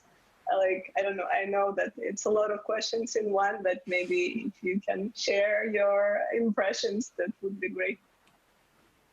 Again, for both. I have a friend who does art auctions, and he says its business has never been better. Yeah. The people are at home buying stuff online, expensive things just from previews on the computer. So that's good for the art world. That's very good. For our world, it's perfect. Yeah, I guess in relationship to everything that's been going on, not just the pandemic, but the whole Black Lives Matters movement, I made a series of prints based on the Quarantine Cruise video, 3 prints, editions of 5 each, and used them as a fundraiser to give to organizations. If people bought one, they could choose a Black Voices organization, and those sold out in under 2 weeks. So I think it was also sort of inspired by what was going on, and the ships were about the pandemic, but then it also related to the Black Lives Matter, you know, protests and movement that's going on. That's wonderful. That's great. How about you, Sophia? I can say that, like, I hadn't, before this whole thing happened, I hadn't had much time to really look at the crypto, our world at all. So now, after all my shows got canceled, suddenly I was like, how am I going to pay rent now? Like, how am I going to survive? So I started to, like, think more seriously about it and put more of my work out there. And it has helped me a lot, actually. What platforms are you on? That's really interesting. I'm on Super Rare. It's kind of like the main platform I'm on right now. And I also have some works on OpenSea. But I feel like the ones on Super Rare got more attention because they're working really hard to promote it. And I'm thinking of putting some pieces on Known Origin now. So very interesting. Yeah, and how do you about Super Rare as well? Like, I think it's fascinating, and then it's also just a different art economy and marketplace that maybe is one of, you know, a future thing, and having everyone inside and on their computer maybe is actually helping it become more accepted. Totally. Have you tried any crypto platforms, blockchain platforms to? I purchased some things. I purchased some things on it, and then I've been thinking of putting some things on it as well. But I've actually been super busy, even though I'm indoors all the time. I haven't done it, but I think I will. I'm so tempted to buy stuff. Like, I never I never had the kind of like, because I think I don't really like, I didn't reach the point where I'm like financially in the position of saying like, okay, I want to start collecting. Like I can collect if with another artist we exchange our work. But I think like after seeing super rares like galleries, and suddenly I'm looking at some piece and I'm like, oh, I really want to bid on it, but no, I should save. But yeah, it's like, I didn't see that coming. I didn't think that I would get hooked, like wanting to collect there. And suddenly I'm like, oh my God, I really want to. Yeah, it's super addictive. Yeah. But it's hard to stop. Yeah, and some things are really inexpensive. Even if the price listed is high, when you see the bidding, it actually sells for way less. So it's kind of a nice way to start collecting. Mm-hmm. Yeah, that's true. That's a great tip. And it's much easier than dealing with the gallery world. You don't have to know anyone. You don't have to go, for people that aren't used to going into galleries and dealing with the gallery. I think it opens up collecting to a much wider audience of people that aren't engaged every day anyway in the art world. Yeah. And also to the first-time collectors, so they see something and they buy for the first time, which is great. All right, I think Andrea has some other questions. This is so inspiring. Like, I'm loving it. So I was just wondering, since Sophia, I think you're in Europe right now, right? Yes. And you're in the US. So I was just wondering, like, there's a question for both of you. Like, where do you feel there's a stronger market for new media and digital art? Is it in Europe? Is it stronger in Europe? Is it stronger in the US? Like, which market do you feel is more open and has adopted this medium more? Because I think US. Sorry. That's interesting. I think it's the US. Like Even though a lot of important work has come from Germany in the digital art world. But yeah, I think the marketplace where I've actually have sold digital work is New York. And even other, parts of the US, it's a tough market for video or digital. Surprisingly, because I would think that in Silicon Valley or... Yeah, no, they all want traditional work there. It's weird. You think they get more with the tools that they created, but their interest seems to be more in traditional. The tools that they created. Yeah, because you can see in Europe, there's so many exhibitions happening and a lot of like adoption, but it's interesting to see that maybe the market for actual buying is stronger in the US. And that's something that we've been looking at a lot and just like trying to understand, since it's such a quick changing market and like people are starting to get so excited, because what we always tell them, it's like, it's just it's a medium.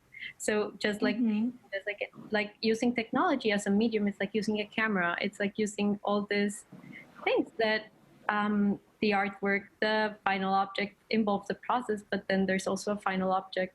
So I think that's really great. So I think now Elena has another question. Yeah, I have one final question for our great conversation. So before that, I want to say that the pandemic and the inability to host actually physical events has made something very interesting and cool for us. So we were able to host our online event, which we wanted to have a virtual event, but we haven't envisioned it for a long time, and this became an opportunity for us to host something like that. And then now that all of us can participate in Ars Electronica, I think that's really, that's really one of the great outcomes of what has happened. But I guess one of the things that we're curious about is what are your other new projects that you're working on right now? Are there any shows or exhibitions that you are planning to participate in, or anything that you want to share with the audience? Yes, so I think Sophia mentioned that everything got canceled or moved ahead.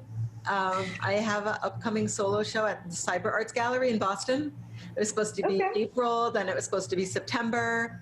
Now it's to be determined. Okay. And I'm also doing a solo thing at the St. Kate Art Hotel in Milwaukee. And that's also, you know, when I can travel again without feeling afraid. So all of that are physical events. Yeah. Yeah. Got it. And Sophia, everything. There is one thing which still didn't get canceled, and that's a residency we're doing in Spain, in Zaragoza. We are now we moved all the production to do it like here in Berlin, and then we would, don't know yet, but we would travel there end of the year to mount the exhibition. It's still like a physical exhibition, but it's all kind of like we are hoping that it happens, you know. Yes. So we are building like an aquarium, an artificial aquarium. So but it we're generating like 3D creatures and like 3D printing them. So so we're so that's what we're working on right now. That sounds fascinating. How large are the 3D printed pieces? So each creature is going to be like 15 centimeters, and they are we're gonna assemble them together. We're generating it by parts, and then printing it by parts too, and then kind of putting it together as if it were a Lego or something. So we expect like maximum size is going to be like 25 centimeters tall. So let's hope. We're still in the software phase, so we're still like in the part where we generate all the meshes and all the geometry for it. Are you generating the 3D forms with AI, or just making it into 3D? Yeah, we're also using like GANs to generate 3D meshes. A lot of the times the output is just a blob. So we're still forever? Does it take a really long time to complete? It takes it takes quite a bit of time actually. It's a lot more work because you need to really normalize the geometry. You need to have like a really, really consistent data set, because otherwise it gets very confused. So it's like quite a bit more to work with. And like I'm working with somebody who knows like a lot more about 3D than I do, because I know more about 2D than 3D. So I know more. I know about 3D rendering, but not about like so much about the geometry bit. So that's what I'm learning through this project, basically. Sounds really great. Is that for Spring Break Art Show LA? I took one of the images I had made with AI.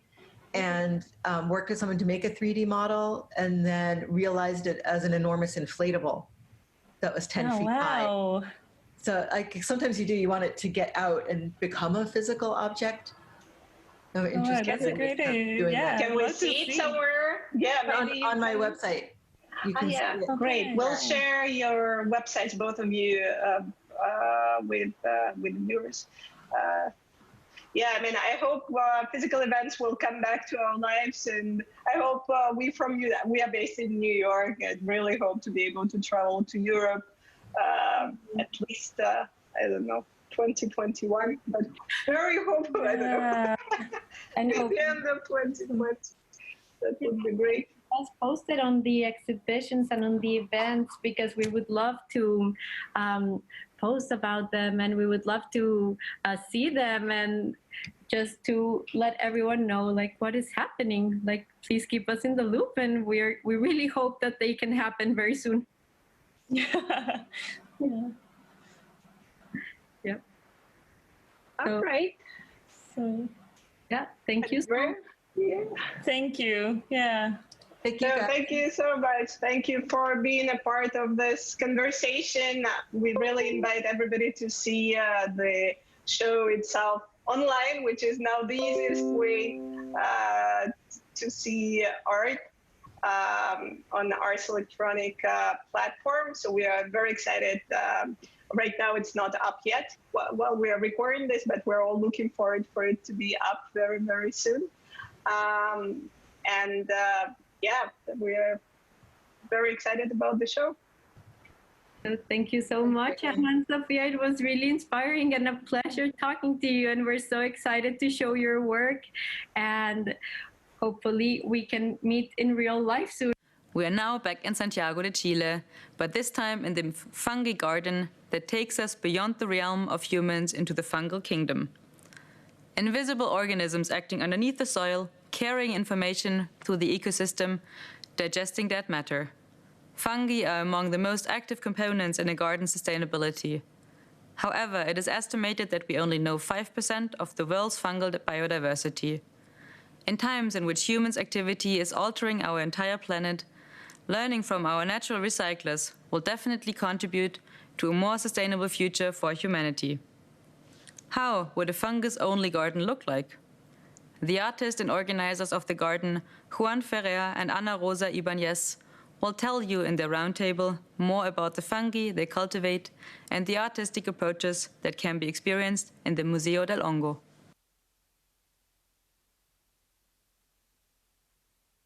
Hello, my name is Juan Ferrer. I am the director and founder and curator of the Museo del Hongo. We are so happy for this opportunity of showcasing our work in this year's Ars Electronica Festival. We thought that virtuality was going to be such a hard thing, and we have managed it to create digital artworks. It has been a real challenge for us since we're not digital artists per se, but we are so happy and thankful for this opportunity, Ministerio de las Culturas de Chile and Ars Electronica Festival this year. Today is also joining us Nicolás Ollarse, my partner in crime and the creation of this museum and the foundation. He's working today as a creative director and is presenting a work in this Ars Electronica Festival too, Rotten Bodies. Don't miss it.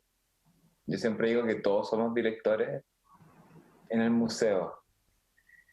Y también cómo pensar los museos del futuro.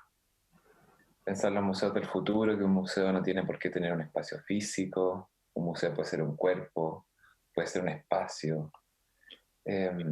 Cómo lo resignificamos a través del trabajo con el museo. Eso yo creo que es lo más importante. Y la transdisciplina como el futuro. Well, Ana Rosa Ibanez is joining us today. She will be moderating with me this roundtable. She is also one of the first person that talked to me about mushrooms and art with the Justicia al Reino Fungi project.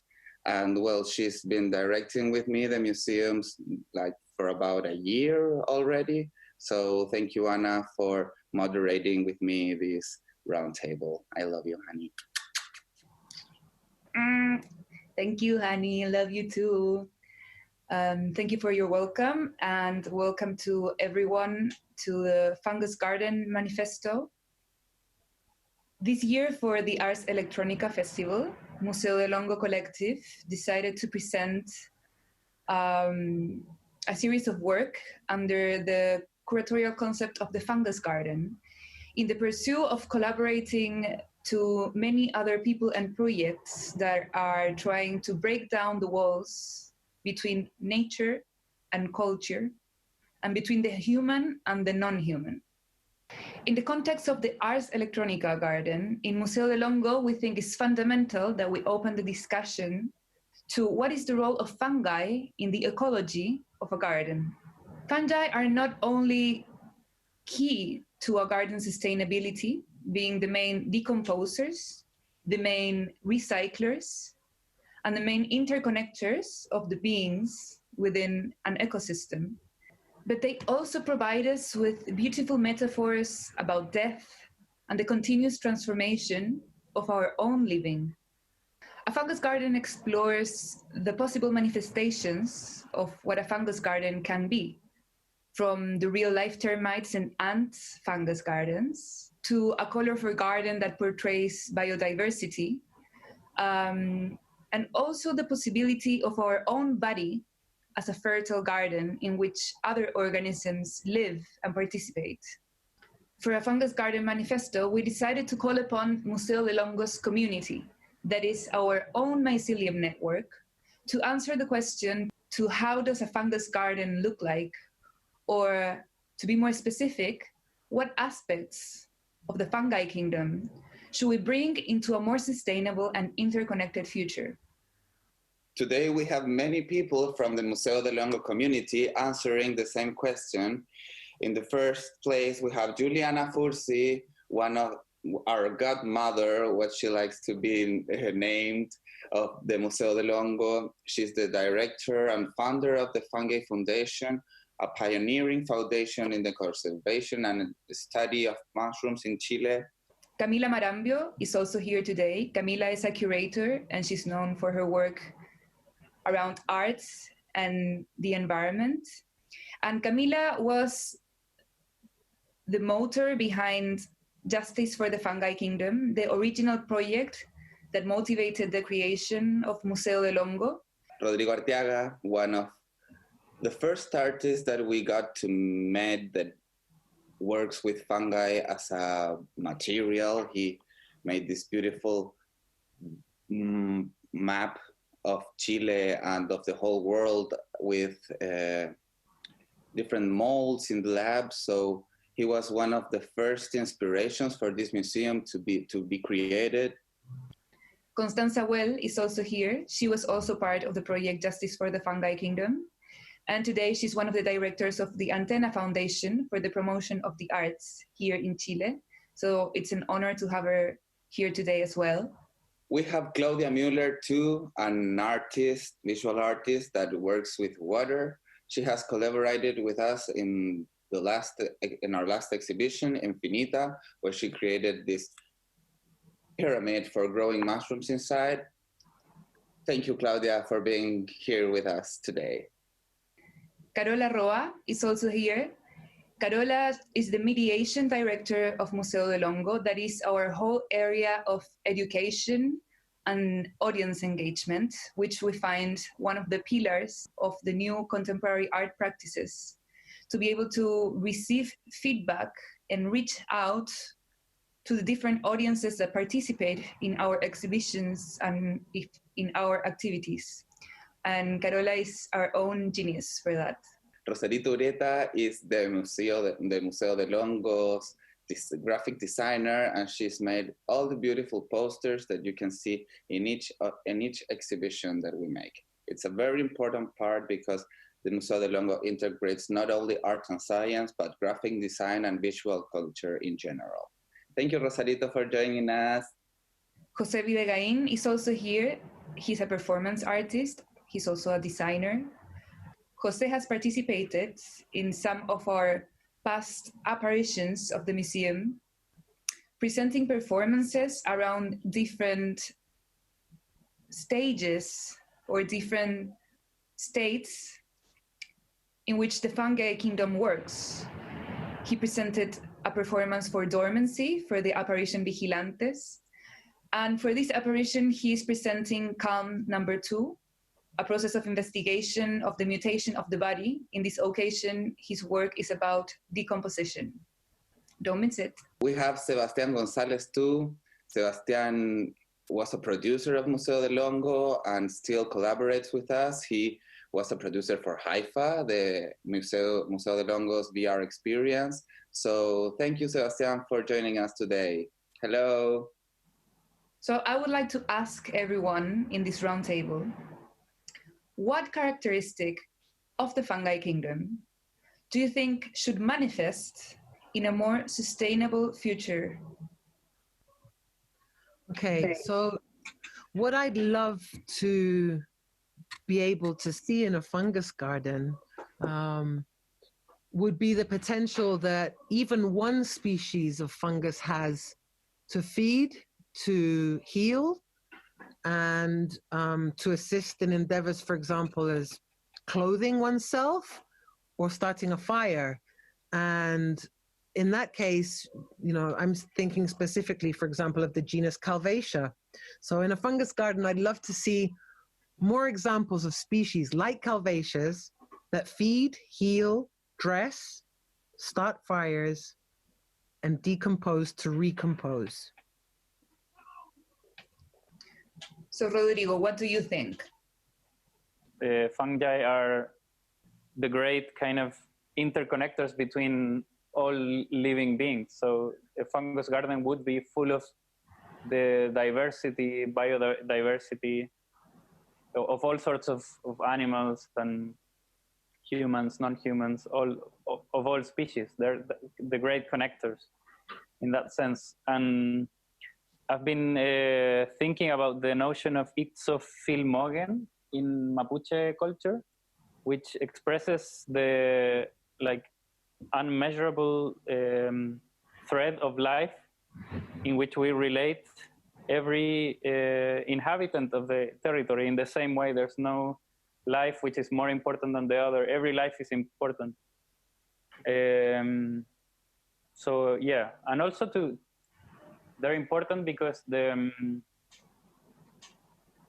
to overcome this kind of chauvinism in taxonomy, in biocultural ethics or politics, all sorts of how we haven't been able to even identify or recognize the existence of beings which are more distant perhaps from ourselves as humans. We have been very narcissistic in considering only mammals or vertebrates, but failed to really recognize the full diversity of life, and the recognition of mushrooms is a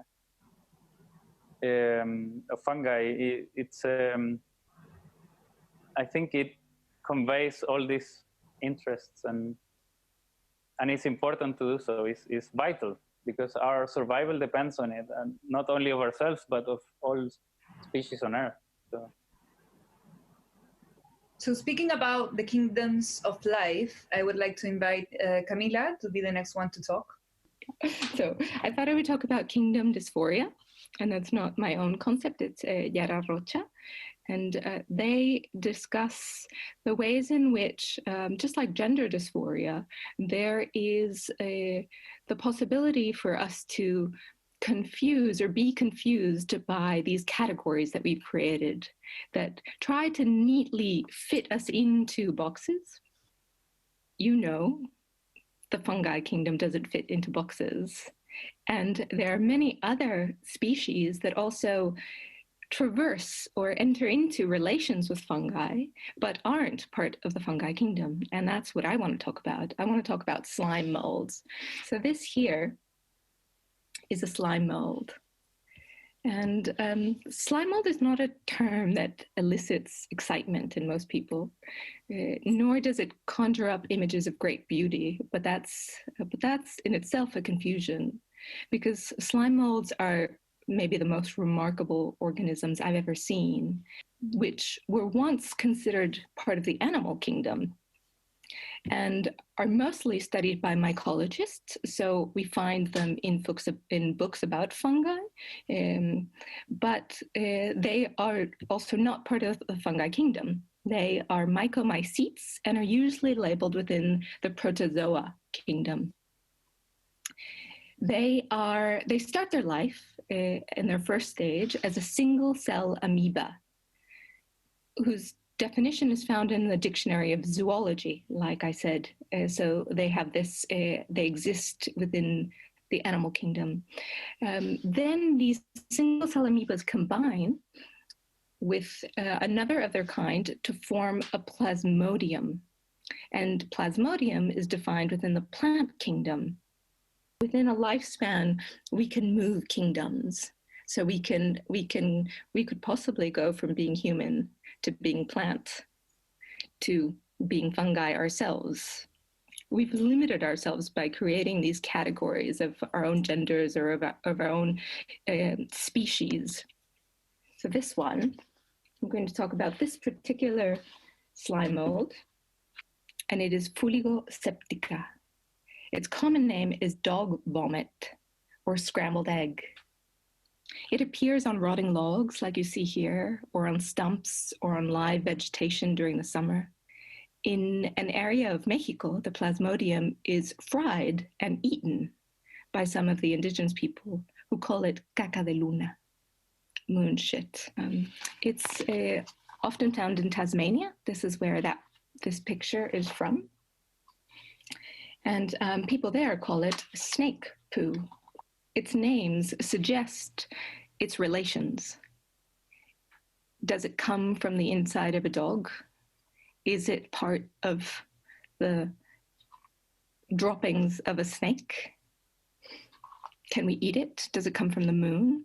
I think it's all of these things at once. It feels to me like these stories and these popular names are maybe more true to its incredible ability to transform than, the scientific placing of it within one kingdom and then confusing and finding out more and moving it into another and creating this sort of dysphoria about where it fits, what it is. I now understand this microscopic being as full of intentionality, full of desires, full of consciousness, and also sometimes iridescent. And this iridescence, which you can find in some of these microscopic mycomycetes or slime molds, is also an aesthetic choice. So Sarah Lloyd has told me that when studying this iridescence, she was looking to see if she could confirm a hypothesis about why it is iridescent. And that would be that all of the tiny sort of crystalline cracks that generate this reflective light on the surface were for the purpose of making it water resistant, so that the water would not be able to seep into the body, but rather that it would somehow constantly have to be displaced and then wouldn't wet the body. But when she was doing her work, she realized that that wasn't the case, that water was seeping into the body, and so that this iridescence has some other function, and she speculates, and I like to join her in that is, it's an aesthetic function. It has to do with, a conscious choice of siding with beauty and the mystery of the effects of beauty. So that is what I want to share for this fungal garden. Thank you so much, Camila, for that perspective. I think that's exactly what we're saying when we're talking about the divisions between the human and the non-human. To develop further that idea, I would like to invite Carola to be the next one to speak. Para mí los hongos son un universo que hasta hace muy poquito era desconocido, una parte de la naturaleza invisibilizada, y bueno, me he fascinado con ellos, sobre todo porque nos invitan a ampliar categorías de la realidad, ¿ya? Vivimos en un mundo donde nos hemos entendido a nosotros mismos y a la naturaleza y el entorno en el que vivimos a partir de categorías binarias. Y creo que hoy colapsan esas categorías binarias. No es posible comprender o seguir avanzando hacia un universo más justo para todos, todes, los seres, si no empezamos a cuestionar las categorías binarias a partir de las cuales construimos realidad. En ese sentido, los hongos son maravillosos, son mutantes, son infinitos en su diversidad, en la diversidad, tanto en la cantidad de seres diversos, las formas diversas, cómo viven, cómo se relacionan con su entorno y cómo se reproducen. Los distintos momentos de su vida tampoco son iguales en todos los seres, y creo que eso nos ayuda a cuestionarnos nuestra base, lo que ha sido nuestra base de la cultura, que es como esta actual abominable forma de entender las cosas como a partir de dos caras de la moneda. Para mí esa es la invitación. Creo que es altamente subversiva y amorosa, en el sentido de que también nos invita a revisar el binarismo que reproducimos y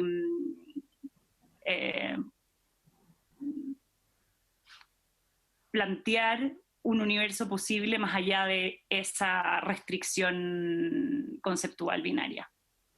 Eso, agradezco a los honguitos.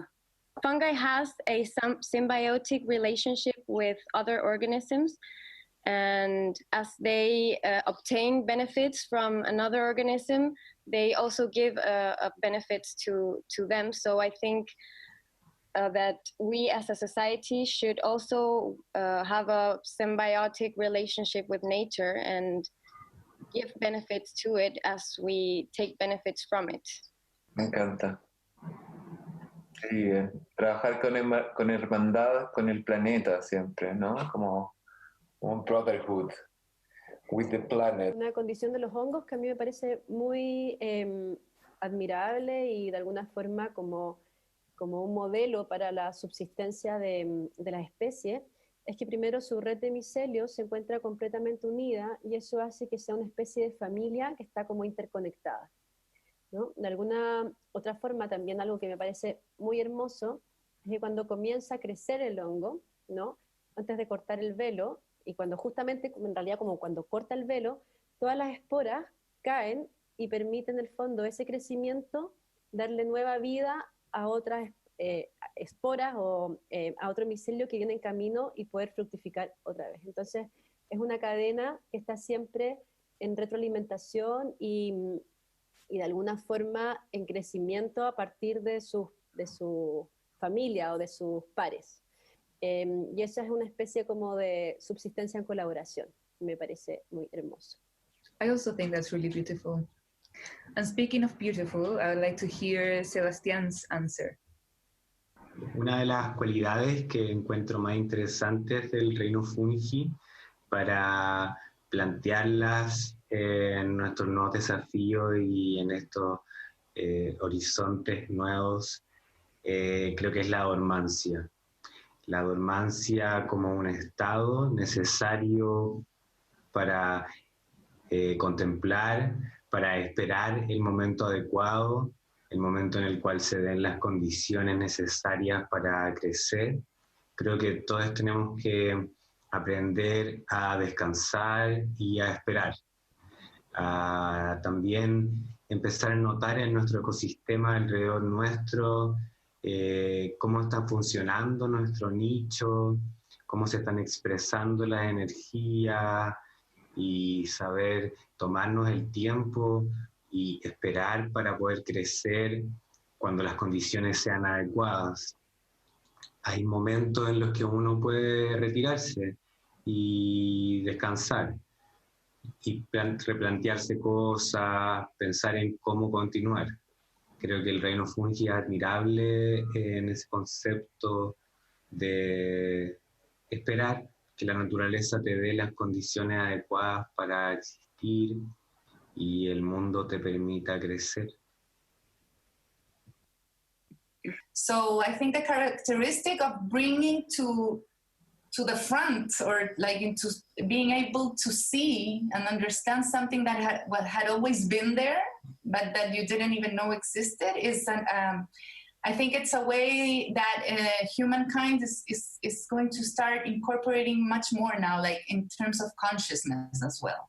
Like we haven't seen so many things in the last, I don't know, maybe 500 years or 1,000 years that we're seeing now, and all together in terms of gender and racism and you know, politically speaking, that I think it's a very strong symbol that these fungus fungi kingdom comes into the knowledge, no, of so many people.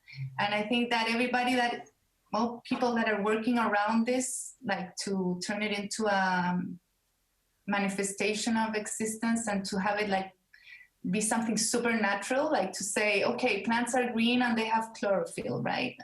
It's like something we really, really understand, like since we're like 3 or 4 years old. Well, I think this kingdom is probably going to turn into this, like super fast, because of the fact that it talks about the invisible, the invisible becoming visible. And then there's another way of looking at it, like the blind spot, no? Like we all have a blind spot, or many blind spots about ourselves, like unconscious aspects of your personality or of your way of being, of your way of understanding the world, and something happens suddenly that isn't, it comes to the front again, and it's not blind anymore. And that probably generates like a whole transformation. And I think fungi also does that, like the invisible underground, underneath, and then suddenly, you know, the mushrooms coming up is like the metaphor also of the invisible and the visible. So I think they're great teachers and masters, maybe even. Decomposition. Okay, here I go. What I admire of fungi kingdom is decomposition. When a living body ceases to be, it is due to an organic inability to transmit energy to the organs.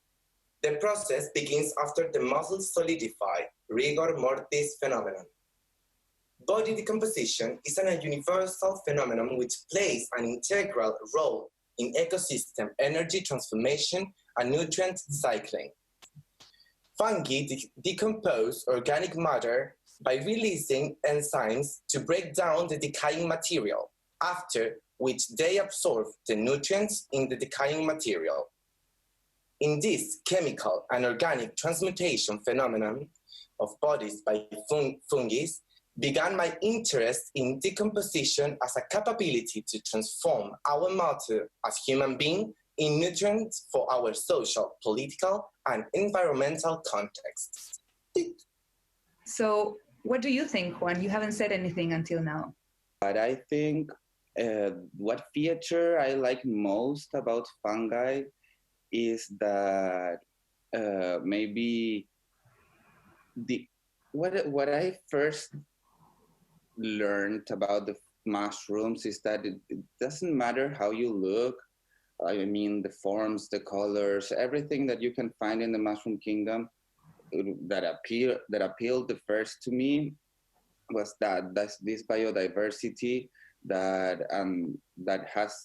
is very unknown until today. So what I think that should be rescued from the mushroom kingdom for a more sustainable is exactly that organisms or that things that we don't like as much because they don't look well or maybe they don't smell that well.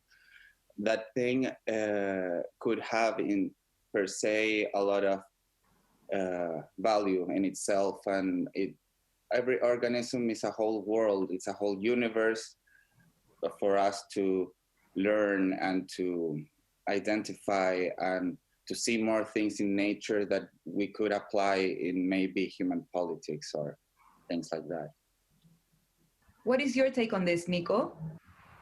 Yo personalmente imagino un jardín muy diverso, lleno de hongos curiosos, en un jardín que también puede ser humano, habíamos hablado, con la humanidad necesaria para crear un planeta nuevo, más conectado, más empático. Creo que yo desde el trabajo de activismo queer estamos usando actualmente los hongos como una bomba para dinamitar las disciplinas, corromper, probar. Come on, say something in English. I love the idea to the fungus garden is the pataphysic apparition. It's a magical moment to the museum, into the world, in the pandemic context, you know. I admire to the Fungi Kingdom, to the empathy with the universe. Thank you everyone for assisting. We hope this is only our first version of the manifesto. We hope our mycelium network keeps growing and multiplying and diversifying, and that in the future we have many more perspectives on how fungi can inspire us for a more sustainable, interconnected, empathic, invisible, non-binary, transdisciplinary, transformative behavior. Well, thank you for joining us today in this roundtable. Everyone who has watched the video, the live stream, Museo del Hongo invites you all for all parts of the world. If you want to research or to know more about the Fungi Kingdom, don't hesitate in writing to us. We have an email or through our social media, and don't forget to follow us there too. Thank you. Goodbye. Everybody say love. We Everybody love Matchroom. We love Matchrooms.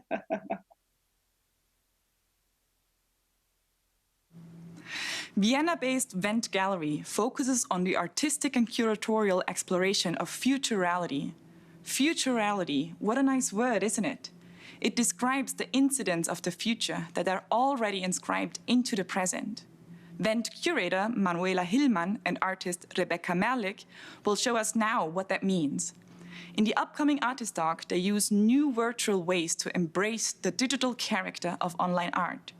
Through a virtual 3D scan of their bodies, they create their very own digital alter ego or avatar, enabling them to navigate the online world as it's built on code and algorithms.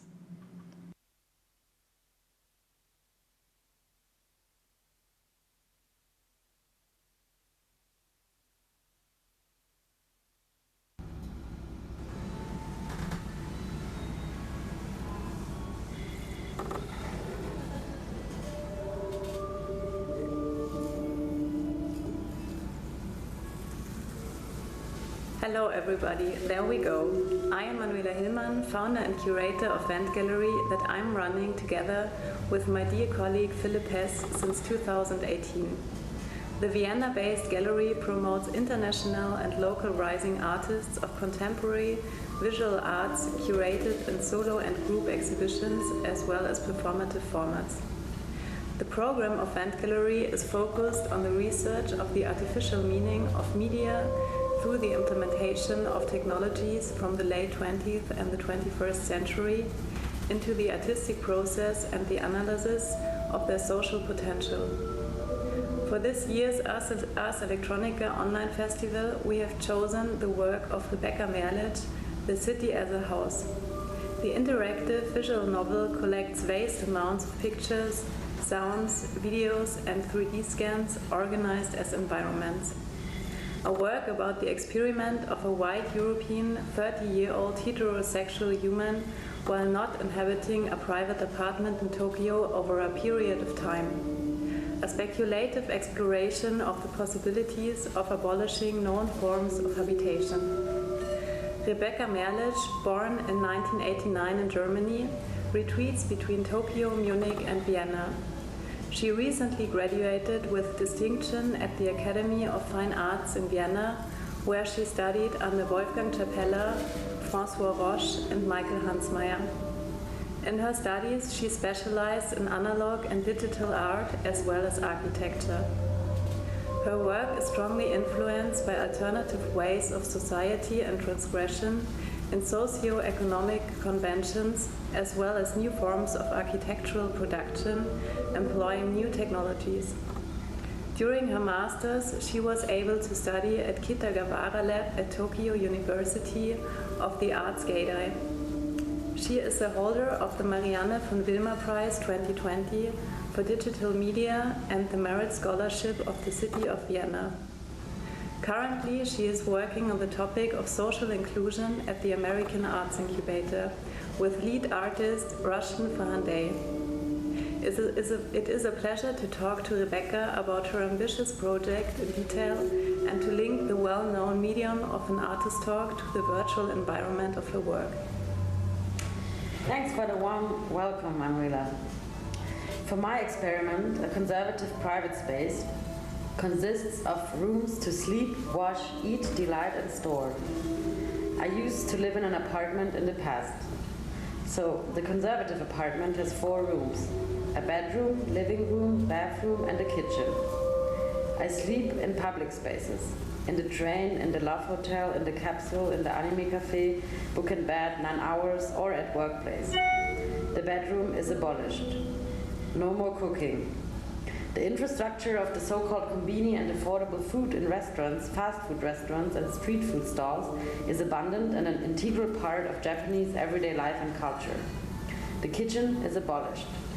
Bathing is carried out in public spaces, in so-called sentos. Bathhouses are not only meant for cleaning, but also for well-being, beauty, and health. The bathroom is abolished. So the city as a house is a new strategy of dissolving one room after another. It is a kind of liberation. In my opinion, we don't have to own or pretend to have property anymore. Why did you choose Tokyo as the location for your experiment? As Hermann Mutesius said in 1903, Japan is in many respects the country that comes closest to one's dream of paradise. So for me, Tokyo is an endless source of feeling and experiencing. Also, the city provides the generic automation of sokuseki places, which are crucial for surviving in the metropolis without inhabiting a private apartment, but also finding privacy in public capitalist spaces. Tokyo provides a complicated construction of networks, which are made available in a megastructure. From my female perspective, also safety and the feeling of safe environments was essential for realization of my experiment. How would you describe the megastructure of Tokyo from your view as someone who is used to live in European cities? We have to think of a city as a complicated construction of various networks. The sokuseki kitchen connects with all the other sokuseki kitchens and creates a network that provides a more sustainable, ecological and economical situation for the humans living in the city after the point of no return. So to say, sokuseki meaning improvised, instant, ad lib, a Japanese term invented in architectural language from my side. The instant or sokuseki places are pearls on a chains which multiply and auto-generate themselves. So no complete overview can be given.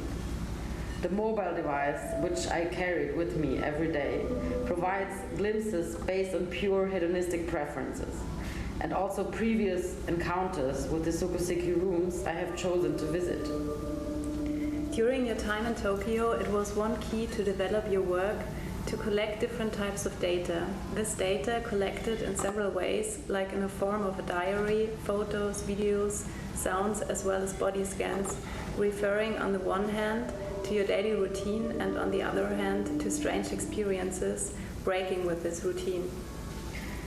Yes, on the one hand, this way of life was characterized by a constant daily routine, into which experiences of the most varied kinds were integrated. So these events were accompanied by various emotions. In order to record these various states, I created a kind of emotional library for myself and my artistic work. On the other hand, I wanted to recreate experiences and situations, moments of which the monotony of capitalist everyday routine may be disrupted by using a game engine to transfer these feelings and emotions of being lost. For this, I needed a pool of different data to choose from in my artistic expression. I collected the data unknowingly what the final output would be. This manifests itself also in the digital space by not reproducing reality, but in order to make it understandable, but by reducing it to essential elements. Can you show us one example out of your personal library? Yes, I mean, for myself it's a very intimate view, but for example, the day of 4th of March 2019. So what what were the notable things which happened to me that day? I met Omar until morning, Harajuku, band, and then in a love hotel. Then I chilled in the lobby because the move out of my capsule was at 10. I took a train to Shinjuku. A man was really kind to me. He let me out of the subway before him. I had some thoughts that he wanted to touch me because it happened before. But he was just nice. I went to Don Quixote to buy a suitcase, absolute horror. I left my baggage at the book and bed. You have to pay by card, everything, all the time. Printed money is gone. I pay with my phone, I choose my bedroom by my phone, I choose my fashion too every day. Today I'm wearing a naked coat, painted by a famous designer. It has a nice atmosphere, so I took a walk until I could enter the booth. I walked and walked Shibuya, Harajuku, everywhere, without a destination. Did I care about others or be concerned by others? What's the feeling of my heart? I was angry at humanity. I didn't know what to do or where to go or what to feel. I hate Shinjuku. It is so loud too. Too many lights, too much. Prostitution and drinks. Tourists love it. They can't see it clear. They like the lights. They like the cliché too much to care. I went to an exhibition about RGB in La Forêt. I sat there for hours on the floor, looking at the animations, listening to sound.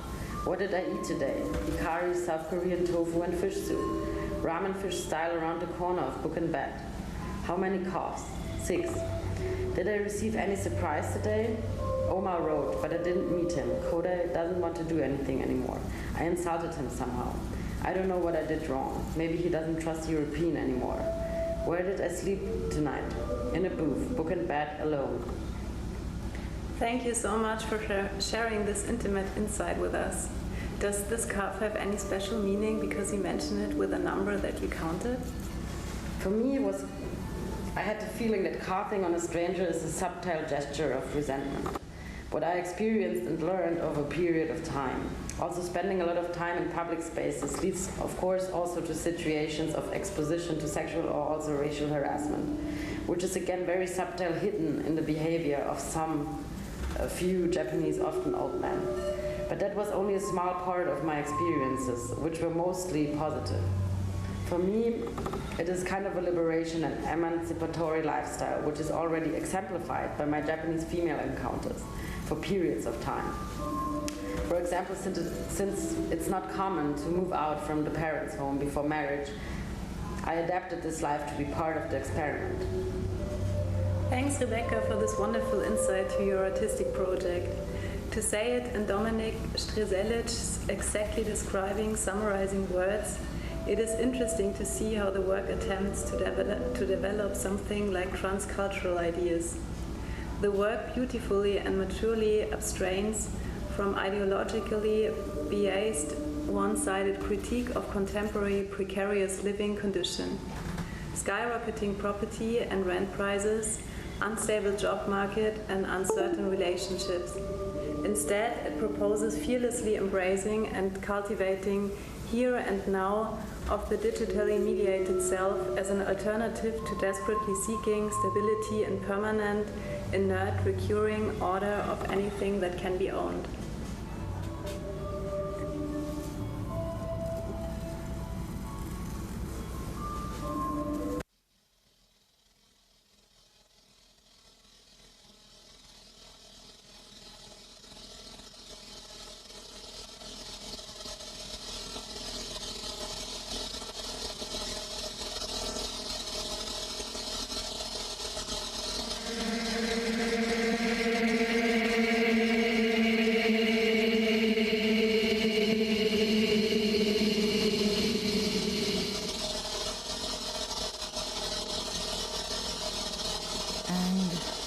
What about life?